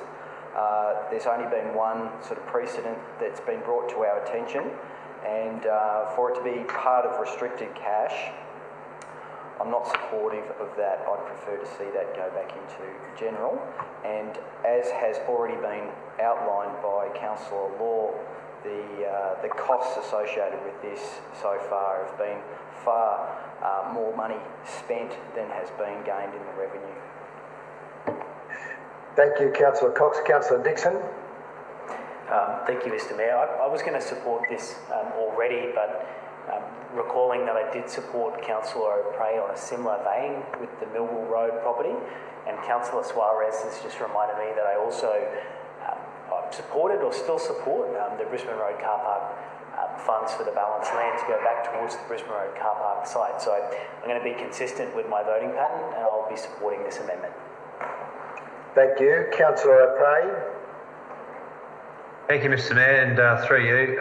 As you might recall at agenda review, I was a little bit reluctant on this. I needed a lot more information, and I was pretty vocal on saying that it should go back into general revenue. But since looking at the earlier resolutions of council and hearing the debate and discussion today in regard to this amendment, I'm actually going to flip it. I'm going to support Councillor Winston on this because I think we need to be very careful and conscious of when we make these decisions now, that in the future, if the councillors of the future want to make sure that this is right, we need to be really, really clear. And I think that's kind of what we tried to do with the Millwall Road resolution that we put forward a couple of years back for the SCEC. So, Councillor Winston, I will support this today, even though I was a little reluctant at agenda review. I've got you today. Thank you. Thank you, Councillor O'Prey. I've got Councillor Law. Thank you. Through you, Mr. Mayor, I wish to speak to the amendment, and just I need to make really clear that I can't support this amendment to hold the sales in restricted cash. I'm not comfortable with the precedent that sets, and it's contrary to all previous resolutions around the funding for this master plan precinct. And looking back through time, and with the numbers presented in the report, in the questions that I had, I think a record of 6.5 million ahead of 2 million in sales demonstrates over the years a strong commitment to the success of this precinct going ahead. And for anyone who's been up there and visited the precinct, it's a beautiful place available to the community of Maleny, in fact the community of the whole region. It's a great area. I'm not concerned that, or I am concerned that we're creating this precedent and we're creating a fund of, well, who gets to determine where that fund gets used in the future? And if I look at some of the matters that funds from this estate, from the sales of land in relation to this estate where they may have been directed and focused, it's left me a little concerned of some of the things that still appear to be on the books of council. For example, money's being distributed to a whole range of other community organisations throughout the Maleny area. For example, the Widder Sports Ground, the Maleny Show Society, and so on. And also there's a note on there that the funds initially would go back to repay the loans for the purchase of the land in the original position. And has that occurred yet? Or is that more generosity from the overall council budgets on an annual basis? So with seeing so much history there and so much support for the Maleny precinct, I cannot support the restricted cash notion of this amendment. However, I can clearly see through this report today and through previous resolutions of council, there is really clear and very strong funding support for the Maleny precinct as a result of sales here. Thank you, Councillor Law. I've got a question from Councillor O'Prey. Yes, thank you, Mr. Mayor. Councillor David makes a really good point there, and I am concerned about setting precedents. Can someone please explain to me why this report, it hasn't been brought forward that there has been an earlier motion that the funds will be collected and restricted, or not so much in restricted cash, but put aside for future projects for the Maleny precinct? Why has Councillor Johnson had to go ahead and make an amendment to this motion for this to actually happen? Shouldn't it have already happened?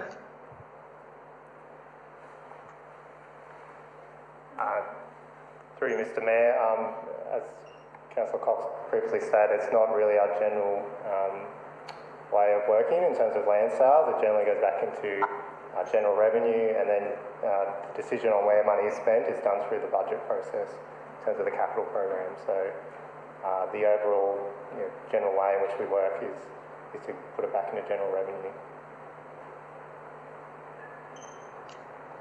Okay, I may have missed it in the report though, Mr. Mayor. Is there a point in the report that says that the sale of the land, the revenue from the sale of the land has to get spent back into the Maleny precinct? Because if we've got former resolutions of council to say that, shouldn't that not have been in this resolution, or at the very least in the report that I might have missed? Through you, Mr. Mayor, so it's in the master plan. There's a section in the master plan that mentions it. Was it the master plan? Yeah. But as I said right at the start, the technicalities of how restricted cash work, it has to be in the council resolution in order for that to occur. So that's why the resolution is written as it is. Yeah, even so, Mr. Mayor, I think that should have been brought to all of our attention, so we wouldn't have had to have gone through this much debate and discussion on this. I think it needed to be a lot clearer that the revenue from the sale of these properties can get spent back into the Maleny precinct, because I don't believe Councillor Johnson should have had to actually make this amendment. But anyway, I'll be supporting him anyway. Thank you. Yeah, I'll just take a moment to offer my view on it. I think we are on a bit of a slippery slope. I understand Winston's objective, and I can understand the community's desire to ensure that there is no uncertainty around this, but this will happen again in the future, and again and again and again, no doubt, as council may take opportunities to dispose of land, and divisional councils will feel inclined to say, well, that money really should be kept in restricted cash and only be spent in that division at some point in the future. Unfortunately, that's not how it works. I think you would understand that if you think about some of the things we've had to do. The instance in Maroochydore where a parcel of land had previously been set aside for an exhibition and convention facility, and that was then moved into the city centre.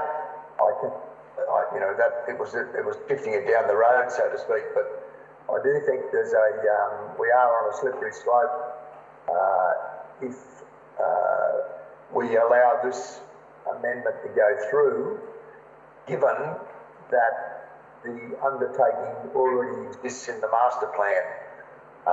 Will everybody feel the necessity to do this in the future to be assured that that money will be kept locked up for a point in the future? That would be my big concern.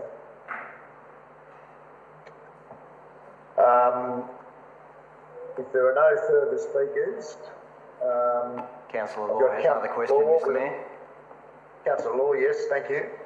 So just further to the comments from Jason on page 242 of the report under Finance and Resourcing, it says the sale proceeds received by Council from the disposal of proposed Lot 1 will be used to purchase proposed Lot 2 and contribute to funding for the master plan.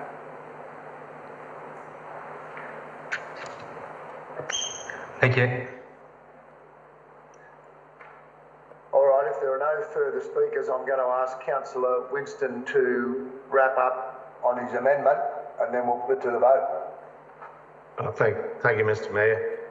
Just in relation to what Councillor Law just said, that's in the body of the report, but if it's not in the resolution, it doesn't have much standing, does it? You know, we've got a master plan, and you know, that says where the money's supposed to go, we ignore it. And the comments that somebody made about it being a precedent, there have been other precedents, you know. So this is not the first time this has ever happened. And, you know, like Isaac gave one or two precedents. I think it was Deborah or one of the others gave another precedent. And it's just the community up here wants to be sure that that money is going to be spent in the same way as what the master plan says it should be. It's not going to be spent on any other facility other than the Maleny Community Precinct and providing services to the precinct. So I'd encourage and thank everybody who intends to vote in favour of the motion. And hopefully that you will support it. Okay, thank you. Well, we'll put the amendment to the vote. All those in favour? That's Councillor Landsberg, Natoli, Dixon, Suarez. I could see Winston, Jason and Rick. And those opposed, Councillor Cox, Councillor Hungerford and Councillor Law. And Jamieson. Oh, and Jamieson. Yeah. Okay, thank you, Councillor. The amendment's carried and that now becomes the motion. Yep. So I'll go back and give you, Winston, the first opportunity to speak. Yep. Mr. Mayor, I think we outlined a fair bit of it. There has been suggestions that it could be used for social housing, but it's an isolated block. It's not a block, it's an isolated section of 120 hectares. It has no access and it's not suitable to, you know, you'd have to put a constructed road to it, water and sewerage and all the other things. And the cost of doing so would be just far more than what the block of land is possibly able to be sold for.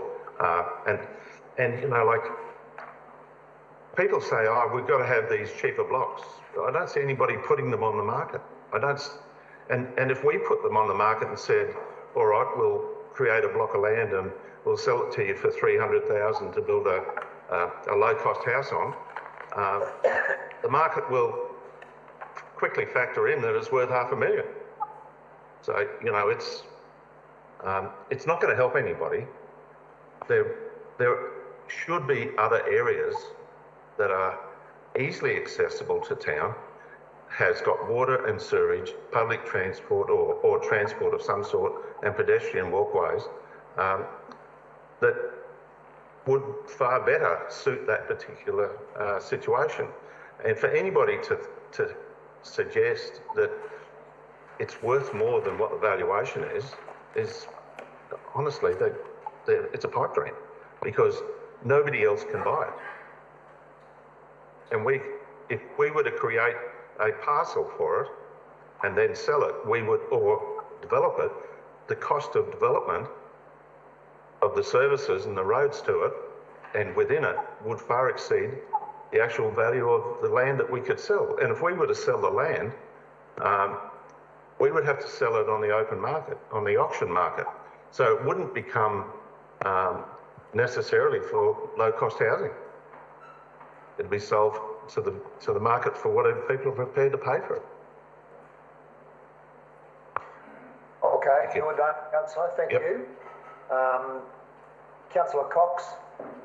Sorry, I'm just checking. Is Councillor Cox or Councillor Law next? I think I am, Mr. Mayor. Yeah, good. That's fine. Carry on. Thank you. Look, in reading the report, what's being proposed here today with the acquisition and then the disposal seems to be consistent with the intent of the precinct master plan. So I have no concerns with that. Obviously, as most of the councillors here today have probably experienced a little bit of email traffic from some of the Maleny sort of residents in the last couple of days after their sort of understanding of what was proposed. But I just wanted to make 2 points. That first of all, it is consistent with that precinct master plan, and also that there was talk about the sale price. And I know Councillor Johnson has spoken about the fact that it's isolated, it's got some real challenges with access, but I also just wanted to point out to the community of Maleny that the sale price that Council's achieved is actually above those valuation prices that have been undertaken in the last couple of months. So I see that as a bit of a win for our community of the Sunshine Coast. I also just wanted to point out that there was some talk about the, selling it to developers at mates rates and a few of those comments that I've seen coming in. I think the community's missing the point that there is significant cost to be borne by the developer to bring in that access infrastructure. And not only the access infrastructure, then you've got the utility services, and they don't come cheap, as we've already heard from Councillor Johnston. Then once they've provided access in the utilities, obviously there'll be the developer contributions per lot. So that all comes up and adds into quite a significant portion for the size. As we've heard, it's 8,000 square metres, thereabouts, 2 acres. So there isn't any real sacrifice from our council to selling it to the neighbouring property owner. I see this as being very sort of complementary, and I will be, even though I wasn't supportive of the inclusion of item D in the previous amendment, I will be supporting the report because I do believe the master plan needs to proceed, and I see this as a clear way forward, so I will be supporting it here. Thank you, Councillor Cox. Councillor Suarez. Thank you, Mr. Mayor. I just have a couple of questions to begin with. I believe that there may be a couple of other people who want to debate the item. My first question, Aaron, is just of the zoning of the parcel of land of Lot 1. What's the current zoning? Do you know? Through you, Mr. Mayor, yeah, it's medium density. Medium density? Yes, yeah. And when the valuation was undertaken for Lot 1, the process of valuing the block of land is its current state as is, not its future development potential. Through you, Mr. Mayor, so what was the valuation method that was undertaken is a project site-related valuation. So that essentially is a valuation method that contemplates a hypothetical development scenario. So in this case, and that was selected by the valuers because of the high level of infrastructure costs associated with developing the site. And obviously it's quite a complex valuation method, but essentially a subdivision, a 7-lot subdivision was contemplated for that site to derive the value, the residual land value. Thank you. I just wanted to follow up on those two things, which the reason for my questions was born out of emails that had been sent to me on those two topics. So I just wanted to clarify that. I'll let the debate occur and reserve the right to speak to the motion if need be. Thank you. Thank you, Councillor Suarez. Councillor Hungerford. Through you, Mr. Mayor, I moved this initially. I support the officer's report there. But in light of D now being the precedent, I have probably a similar situation coming up in Division 7 after the planning scheme amendments we passed last month. I'm wondering who I'll liaise with so I can have equivalent consideration when that one comes comes forward, because I will pursue that. So who do I liaise with on that one? Maybe you start with the CEO.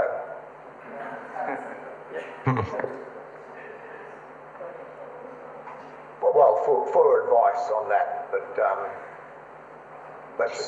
let's move on from here. Councillor Law. Thank you. Through you, Mr. Mayor, I have some questions, if I may, please. Through the report, there are comments made that just leave questions. So there's a high cost associated with constructing the road through the Maleny precinct. Thinking that the master plan must have been designed with the intent to provide access through the precinct to these parcels of land for development, what is the cost that is so, or can you tell me what is the cost of constructing the road? Through you, Mr. Mayor, we don't have an exact cost, but obviously there's a certain cost associated with building a bridge and a road up through the existing precinct and then gazetting that road. But to confirm, we don't have a cost to give you, a figure. So following on with some of the costs, it's possible, in this situation we're recommending a land swap plus monies. It is possible to require a compulsory purchase of land to provide access and for utilities to another parcel of land. What would be the expense over and above the cost of land if we were to go through a compulsory purchase scenario? Would a compulsory purchase be justified in this situation? Through you, Mr. Mayor, I'll just revert that question. Through you, Mr. Mayor. So council do have the power to compulsory acquire for access and roads.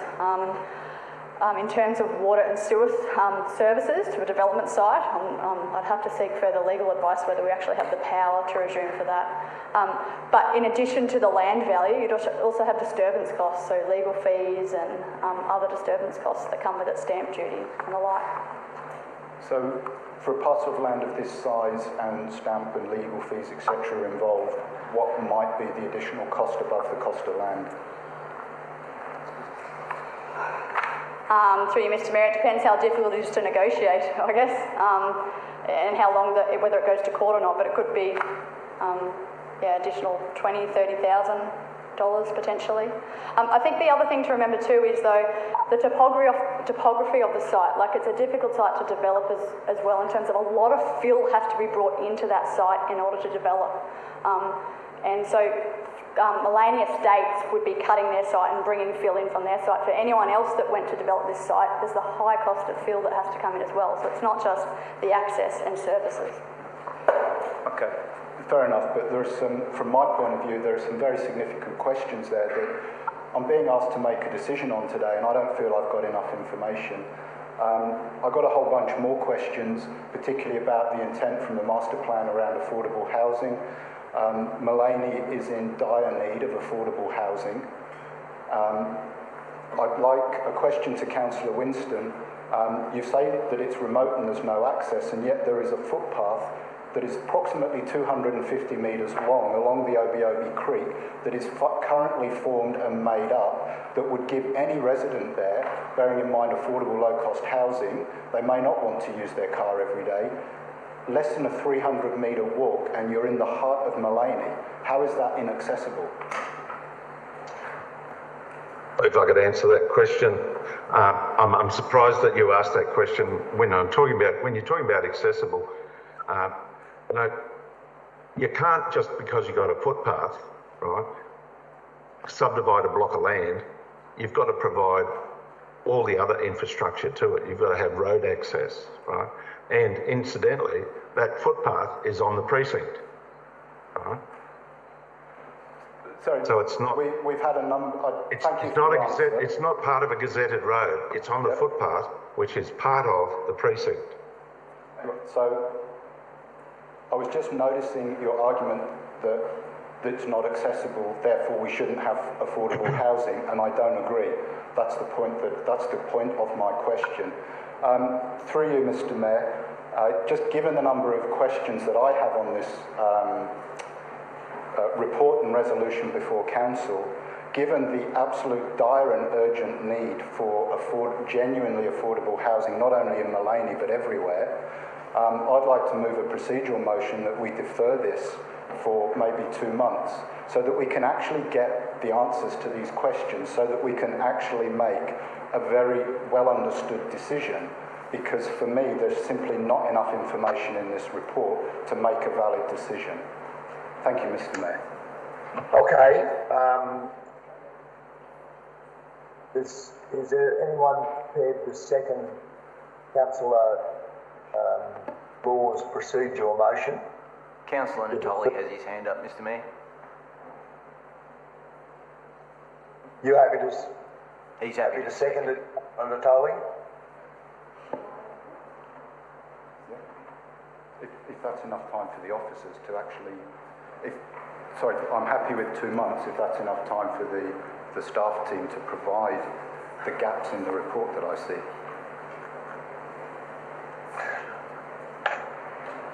So we got confirmation that Councillor Natoli is seconding? Correct. Do you want to provide any more information on your procedural motion, Councillor Law? Yeah, thank you, Mr. Mayor. I think I've probably made some of the key points. There is simply not enough information for my satisfaction in this report, with all due respect to the team coming here, that we just haven't got enough information. So, for example, if there was a compulsory purchase of the land and all of the resource, the utilities were provided, what would become the actual value of that land with its zoning for medium density residential? What would become the value then? We've provided the access, it's no longer landlocked.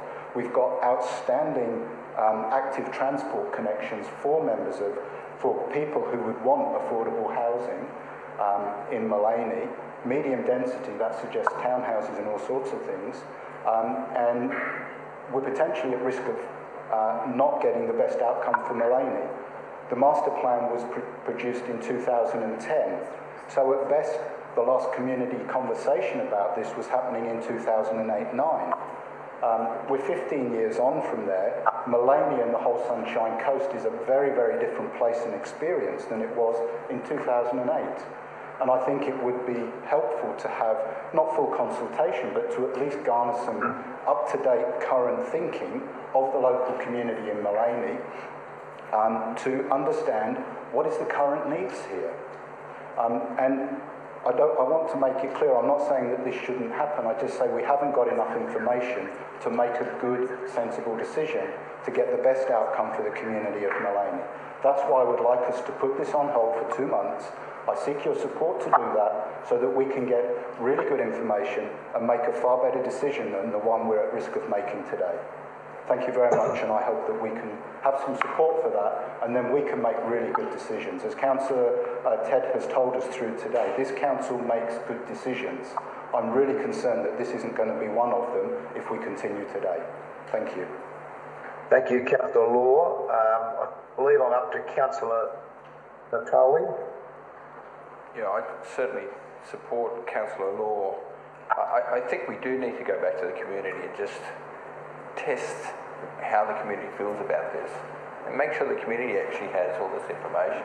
I mean, it's okay for us in this forum to be able to be given this information, but as we've seen, there has been a reaction from the community there, and it's been a reaction that isn't necessarily in keeping with what the local councillor has said. So I'd like to be able to test that and see if the councillor Winston is correct, that there's a lot of support for his position, then that would come through that process as well. My question was more about the process and the timing. I heard the other day that if we don't proceed now, we'll never get legal access to this property. The question is, can we resume land to be able to gain access, especially if we were to gain access to Pepperberry Drive, and allow the development to continue to happen, come to the boundary, so that at least in years to come, the connection of water, sewage and other infrastructure will be a lot cheaper and easier. And it gives us time then to be able to work through whether there are other options, like then council can consider the possibility of whether it wants to keep the land for social housing or any other possibilities. But I think at this stage to push through with this without giving ourselves additional options and looking at strategies that might mean that it might take time, but it might be beneficial for us as a local government that we think long term rather than short term. And once we sell this land, that's it. We're done with it. And the community, I don't know. I've had a number of emails, I've had a number of conversations, but I know that there are only a select group that have made, in a very short period of time, an attempt to contact me. But I'm sure that there's probably more out there, and I think we should give the community the opportunity to voice their thoughts directly to us. So I hope that we can get this laid on the table for a few months, give us the opportunity to have a look at that strategy and have a look at what Councillor Law has put forward. Through you, Mr Mayor. Thank you. Can I just add something to that, just so everyone's aware that Council's letter of offer that's been signed up with Maleny Estates was subject to Council reaching a resolution at today's meeting. So if a deferral happens, we'll have to renegotiate again, potentially. I was going to ask you that, Kim, so thanks for providing that information. I'll go to Councillor O'Prey. Yeah, same, Mr Mayor. That was the first thing on my mind, is time restrictiveness. Thank you for that information. My question is, another question, I've got two, in regard to procedural motions and asking for a time delay of approximately 2 months on this. Does that mean that we are doing the time delay on the amended motion, or do we fall back to the original officer's recommendation? I just need clarity on that, firstly. Through you, Mr Mayor, it's on the live motion, so the amendment that Councillor Johnston made is the live motion, and that's what's being deferred. All right, now with that said, my question is through to Councillor Johnston. I'm really interested to know what your thoughts are here on the procedural motion and the request for a 2-month delay.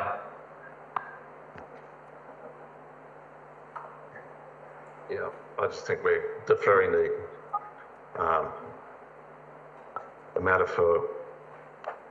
I understand that a couple of councillors may not have sufficient, in their opinion, sufficient information, but the reality of the situation is that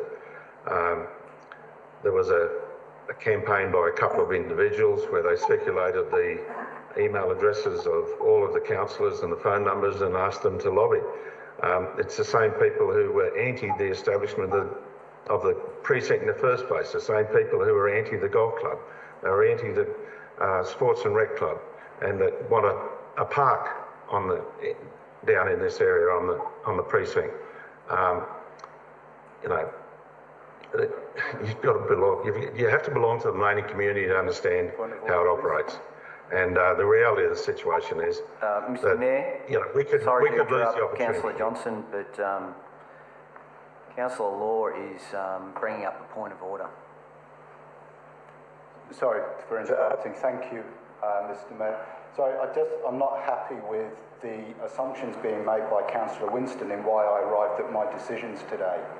I've actually been working on this very hard on the 2 weeks since I got this report, and I have accessed previous resolutions going back to 2010 and 2007, and I actually feel you should withdraw your comments that I'm responding to a couple of emails that may or may not have been sent to me. You totally misunderstood what I said. I said I could understand that some of the councillors may feel they know further information. I then went on to address the rest of the councillors, not you, councillor. Mayor, you just need to rule on the point of order.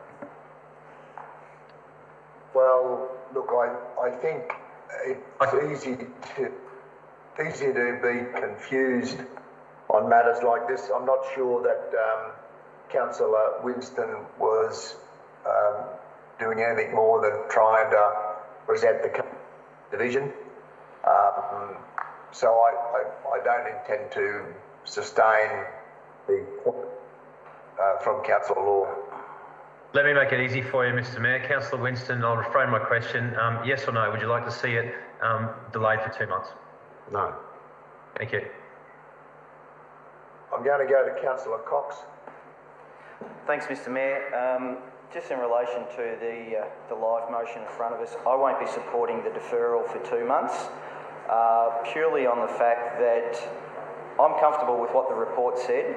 The report has actually referenced negotiations with this party for several years, and I feel that we need to not give any further confusion to that particular party, and we want certainty, they want certainty, and I think overall the community needs certainty, so with the intent of the master plan. Thank you, Councillor Cox. Sorry, let me just get updated on. The next speaker is Councillor Dixon. No, he's withdrawn. Councillor Suarez. Okay, Councillor Suarez. Mr Mayor, just a couple of questions for the team. I don't recall us doing community consultation when we sold the land on Brisbane Road that had the Unity Water infrastructure on it, or Energex infrastructure on it. Is it normal practice to do community consultation when we are selling council land? Through you, Mr Mayor, no, it's not normal. Okay, thank you. Also, I'm just wondering about this deferral as well, and what's being asked of you guys for the next 2 months, the scope of what's being suggested. I commend Councillor Law for continually campaigning for affordable housing and to address the homelessness situation here on the Sunshine Coast. However, is that outside the scope of what we would be, what this actual intention of this land is? You'd have to find someone who would be willing to provide affordable housing, get the guarantees that it would be used for that purpose. Would that be what you would have to do in the next 2 months? Through you, Mr Mayor, yes, that's correct. We'd also have to go get engineers involved to price the road in as well. So yeah, it would take longer than 2 months if we were really looking to canvass affordable housing and the different options that are out there. Okay, thank you. That's all that I have in terms of questions, Mr Mayor. Okay, any further speakers to Councillor Law's motion? All right, if there are no further speakers, I'm going to go back to you, Councillor Law, to give us a wrap-up before we put that to the vote. No need, Mr Mayor. No need, okay. Those in favour of the deferral, put your hands up, please. Councillor Natoli, Councillor Law, I can't see any others. Those opposed? So the remaining councillors: Landsberg, Dixon, Hungerford, Suarez, Cox, Jamieson, Johnston, O'Prey and Babarowski. So the deferral is defeated. We go back to the original, or back to the amended motion of Councillor Johnston. I closed, Mr Mayor. I had previously closed, and so it would be just put the motion put now, I would have thought. Can I just double check that with Megan or Victoria, that was the position we're at? Because if Councillor had closed, we wouldn't have moved on to the deferral. That's through you, Mr Mayor. We can open further debate. Well, I wasn't necessarily wanting to go there either, but are you sure you closed, Councillor Johnston? I was under the impression I had. Because if you had it closed, then I wouldn't have. We would have taken the vote. But anyway, I think I was in the process of closing. Okay. Well, let's just to ensure that everyone's had a say on the matter.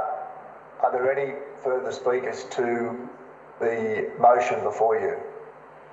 Mr Mayor, I understand Councillor Law has got some further questions. Councillor Law.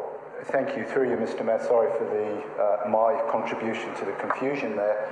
My understanding was I was partway through some questions and was not really getting answers, so I put the procedural motion. So just final question, really. The precinct that's known as the West, rather than Southwest, What becomes of that as a result of this? Through you, Mr. Mayor, it just remains as is and is still zone low density residential. Does that answer your question? Okay. And so does it become accessible via, assuming that this goes forward today, that there is a road and utilities are constructed, there's a road constructed, does that then allow enough capacity to then be able to develop the west precinct, sub-precinct? Through you, Mr. Mayor, yes. So future-proofing this access with this deal that's before us today, yes, we can then potentially bridge to the north to that precinct to provide access. Yes. Okay, thank you very much. I would reserve the right to speak later, but clearly I have huge concerns over this, notwithstanding the need for affordable housing in Maleny. Thank you, Councillor Law. Any further speakers? If you are going to have something more to say, Councillor, I think now's the time. I think Councillor Suarez, Mr. Mayor, wants to address. Okay, go Councillor Suarez. Thank you, through you, Mr. Mayor. I have another question. Should today's motion go through and be approved by Council, what is the process going forward for Cloudland in terms of wanting to develop that site? Do they have to put in a development application specific for that? Through you, Mr. Mayor, yes, they will have to submit a material change of use or a reconfiguration of a lot for that site once it's amalgamated. For the boundary realignment, yes, they also have to submit a reconfiguration of a lot for that. And would that be impact or code accessible? Generally, boundary alignment will be code if it meets, code accessible if it meets the code. So on this deal, it appears to be code accessible. That's the boundary realignment. Correct. Then to develop that lot, the application, would that be impact or code accessible? Through you, Mr. Mayor, I have no information on that. What scheme is proposed for that? I suppose it depends on what they lodge. Yeah. Okay. Yeah. Thank you. You're done, Councillor Suarez? Yes, thank you. Councillor Law. Thank you. Just, I'll be brief. I'll speak to the motion. I'm concerned that we are not getting the best outcome for the community, and I don't feel that I will be able to continue and actually support the recommendation that's in front of us now, because I'm concerned that we could get a better deal, and that we haven't quite worked this one hard enough to get the best deal in terms of affordable housing, particularly in Maleny, where this is one of almost the premium areas in cost of housing. If you're a young family and you want to get started, Maleny's not going to be the place that you choose, probably along with most places on the Blackall Range.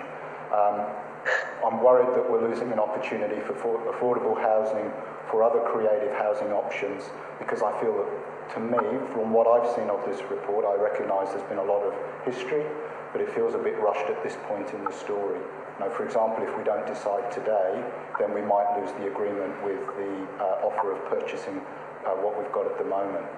So I'm very torn on this due to the need of housing, but I do believe Maleny, from what I see at the moment, there's a better deal out there if we had the time to get to it. So today, I can't support this. I think everyone's heard my concerns and the reasons for that, and we'll see how we go. But I can't support this today. Thank you. Thank you, Councillor Law. If there are no further speakers, I'm going to go to... Mr. Mayor, I've got a question. Councillor Cox. Just a question through to maybe the officers, just to make it absolutely clear. We're actually talking in this motion about the acquisition and disposal of property. We're not actually preempting what the developer will do with that site, because that will happen at a development application stage into the future. Am I correct? Through you, Mr. Mayor, yes, you are correct. We have this doesn't deal with anything in the future of that adjoining the lot, or as it is at the moment. Okay, you're done, Councillor Cox? Yep. If there are no further speakers, I'm going to go to Councillor Johnston to pose. Thank you, Mr. Mayor. And thank you, councillors. I fully recognise the need for everybody to understand the issue. I've had nothing to do with the developer whatsoever. The council officers had dealt with this matter, and when they came to me to discuss it,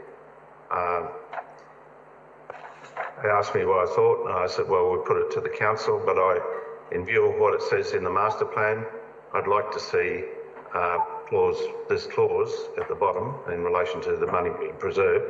And I believe that the finance department suggested that that clause shouldn't be in there, and so consequently I put that clause there. So I'd encourage councillors to support the resolution in its current form, and thank you very much for your consideration. Thank you, Councillor Johnston. Councillors, we'll put the motion to the vote. All those in favour, please raise your hand. We have Councillor Landsberg, Dixon, Hungerford, Suarez, Cox, Jamieson, Johnston, O'Prey and Babarowski. Those opposed? Councillor Natoli, Councillor Law. Okay, the motion's carried. Thank you very much. Excuse me, Mr. Mayor. Mr. Mayor, can I just say I have to leave the meeting now. I'm sorry, I have other commitments with the Maleny show. So, okay, thank you, Councillor Johnston. Thanks, everybody. Councillors, we're moving on now to, there are no notices of motion, we're moving on to petitions. The first petition, item 10.1, from Councillor Natoli.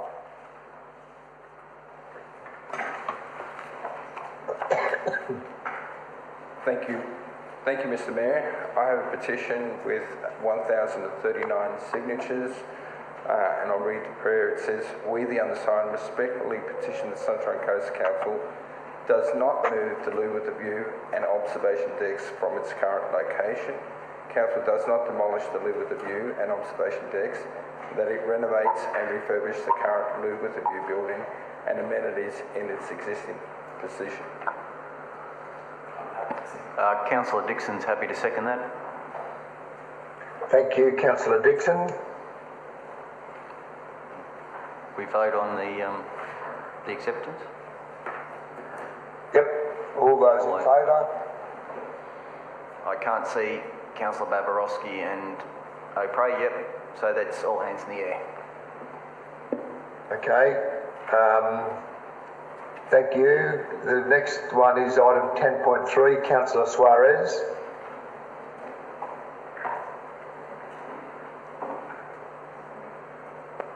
Thank you. Through you, Mr. Mayor.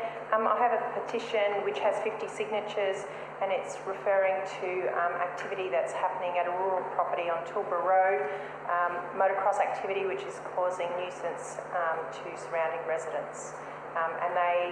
I was only aware of this issue Friday last week, and since that time council staff have been investigating the matter, but I will pass this petition on to the CEO for further consideration. Councillor Hungerford's happy to second. Hungerford, thank you. All those in favour?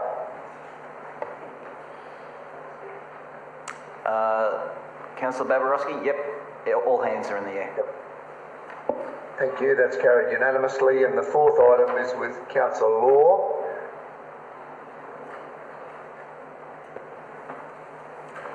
Thank you, through you, Mr. Mayor. I have a petition from the residents of Hidden Valley Road, North Arm. The petition reads as follows: "We, the residents and ratepayers of Hidden Valley Road, North Arm, strongly appeal to the Sunshine Coast Council to prioritise the sealing of our road. Please find our concerns listed below.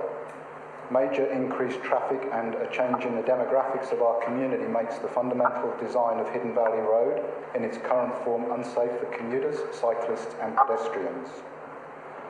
2, a series of blind corners and 3 deep unguarded creek crossings, 2 of which are directly on blind corners. 3, the first corner gets so badly corrugated the inside lane is unusable, even 2 weeks after being graded. Halfigure Road is directly opposite this hazardous corner. 4, a blind crest 1.5 metres along the road is an extremely dangerous section. Parthera Road and 5 private driveways enter within 30 metres either side of this crest. 5, approximately 28 children under the age of 16 are residents of Hidden Valley Road, which is only 0.7 kilometres from the North Arm School. The opportunity to cycle or walk to school is non-existent due to the road safety concerns. Many heavy vehicles are the cause of near misses. Number 7, dust is also a big health issue with the close proximity of some houses to the road. And number 8, many near misses have been witnessed involving cars, trucks, motorbikes, cyclists and pedestrians. An example of being cars ending up in the deep unguarded creeks. In summary, we fear for the safety of our local community, especially the children. And the petition is signed by 66 people, and there are 6 pages here. It probably represents most of the community who live along this road. I'd like to present the petition to the CEO, please. Thank you, Councillor Law. We have a seconder, please. Councillor Natoli is happy to second that one. Thank you, Councillor. All those in favour, show your hand. All hands are raised, Mr. Mayor. That's unanimous. Thank you. Councillors, before we move into confidential session, do any of you wish to declare any personal interest in relation to the items to be discussed?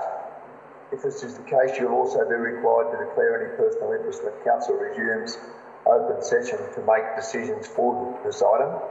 In relation to item 11.1, the Chief Executive Officer advises that the report contains confidential information which should be considered and discussed in a closed session of the Council meeting in accordance with section 254J(3)G of the Local Government Regulation 2012, as the reports contain information relating to negotiations relating to a commercial matter involving the local government for which public discussion would be likely to prejudice the interests of the local government.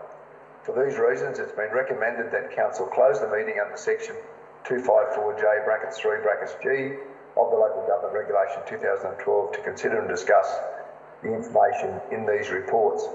Noting, of course, that Council's decision on this agenda item will be made during open session, which will be viewable by the public.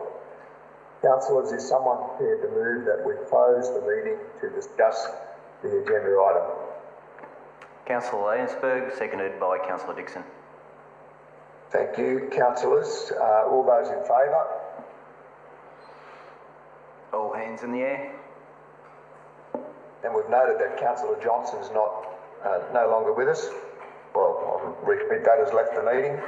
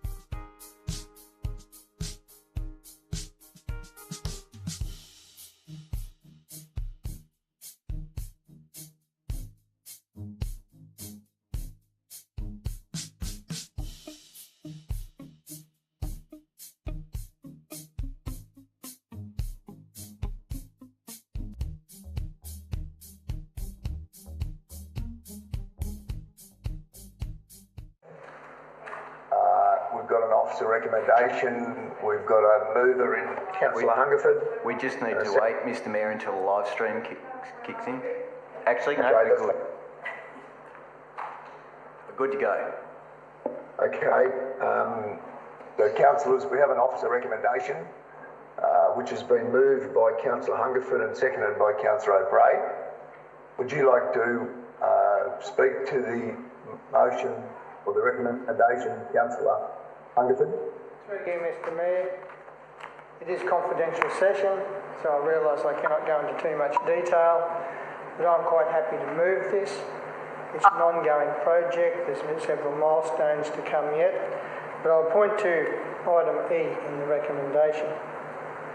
This authorises the Chief Executive Officer to release the subject of matters canvassed in this report at the appropriate time, when the release of that information would no longer adversely impact on the commercial interests of other parties and or the interests of council. And I look forward to that because this is very exciting.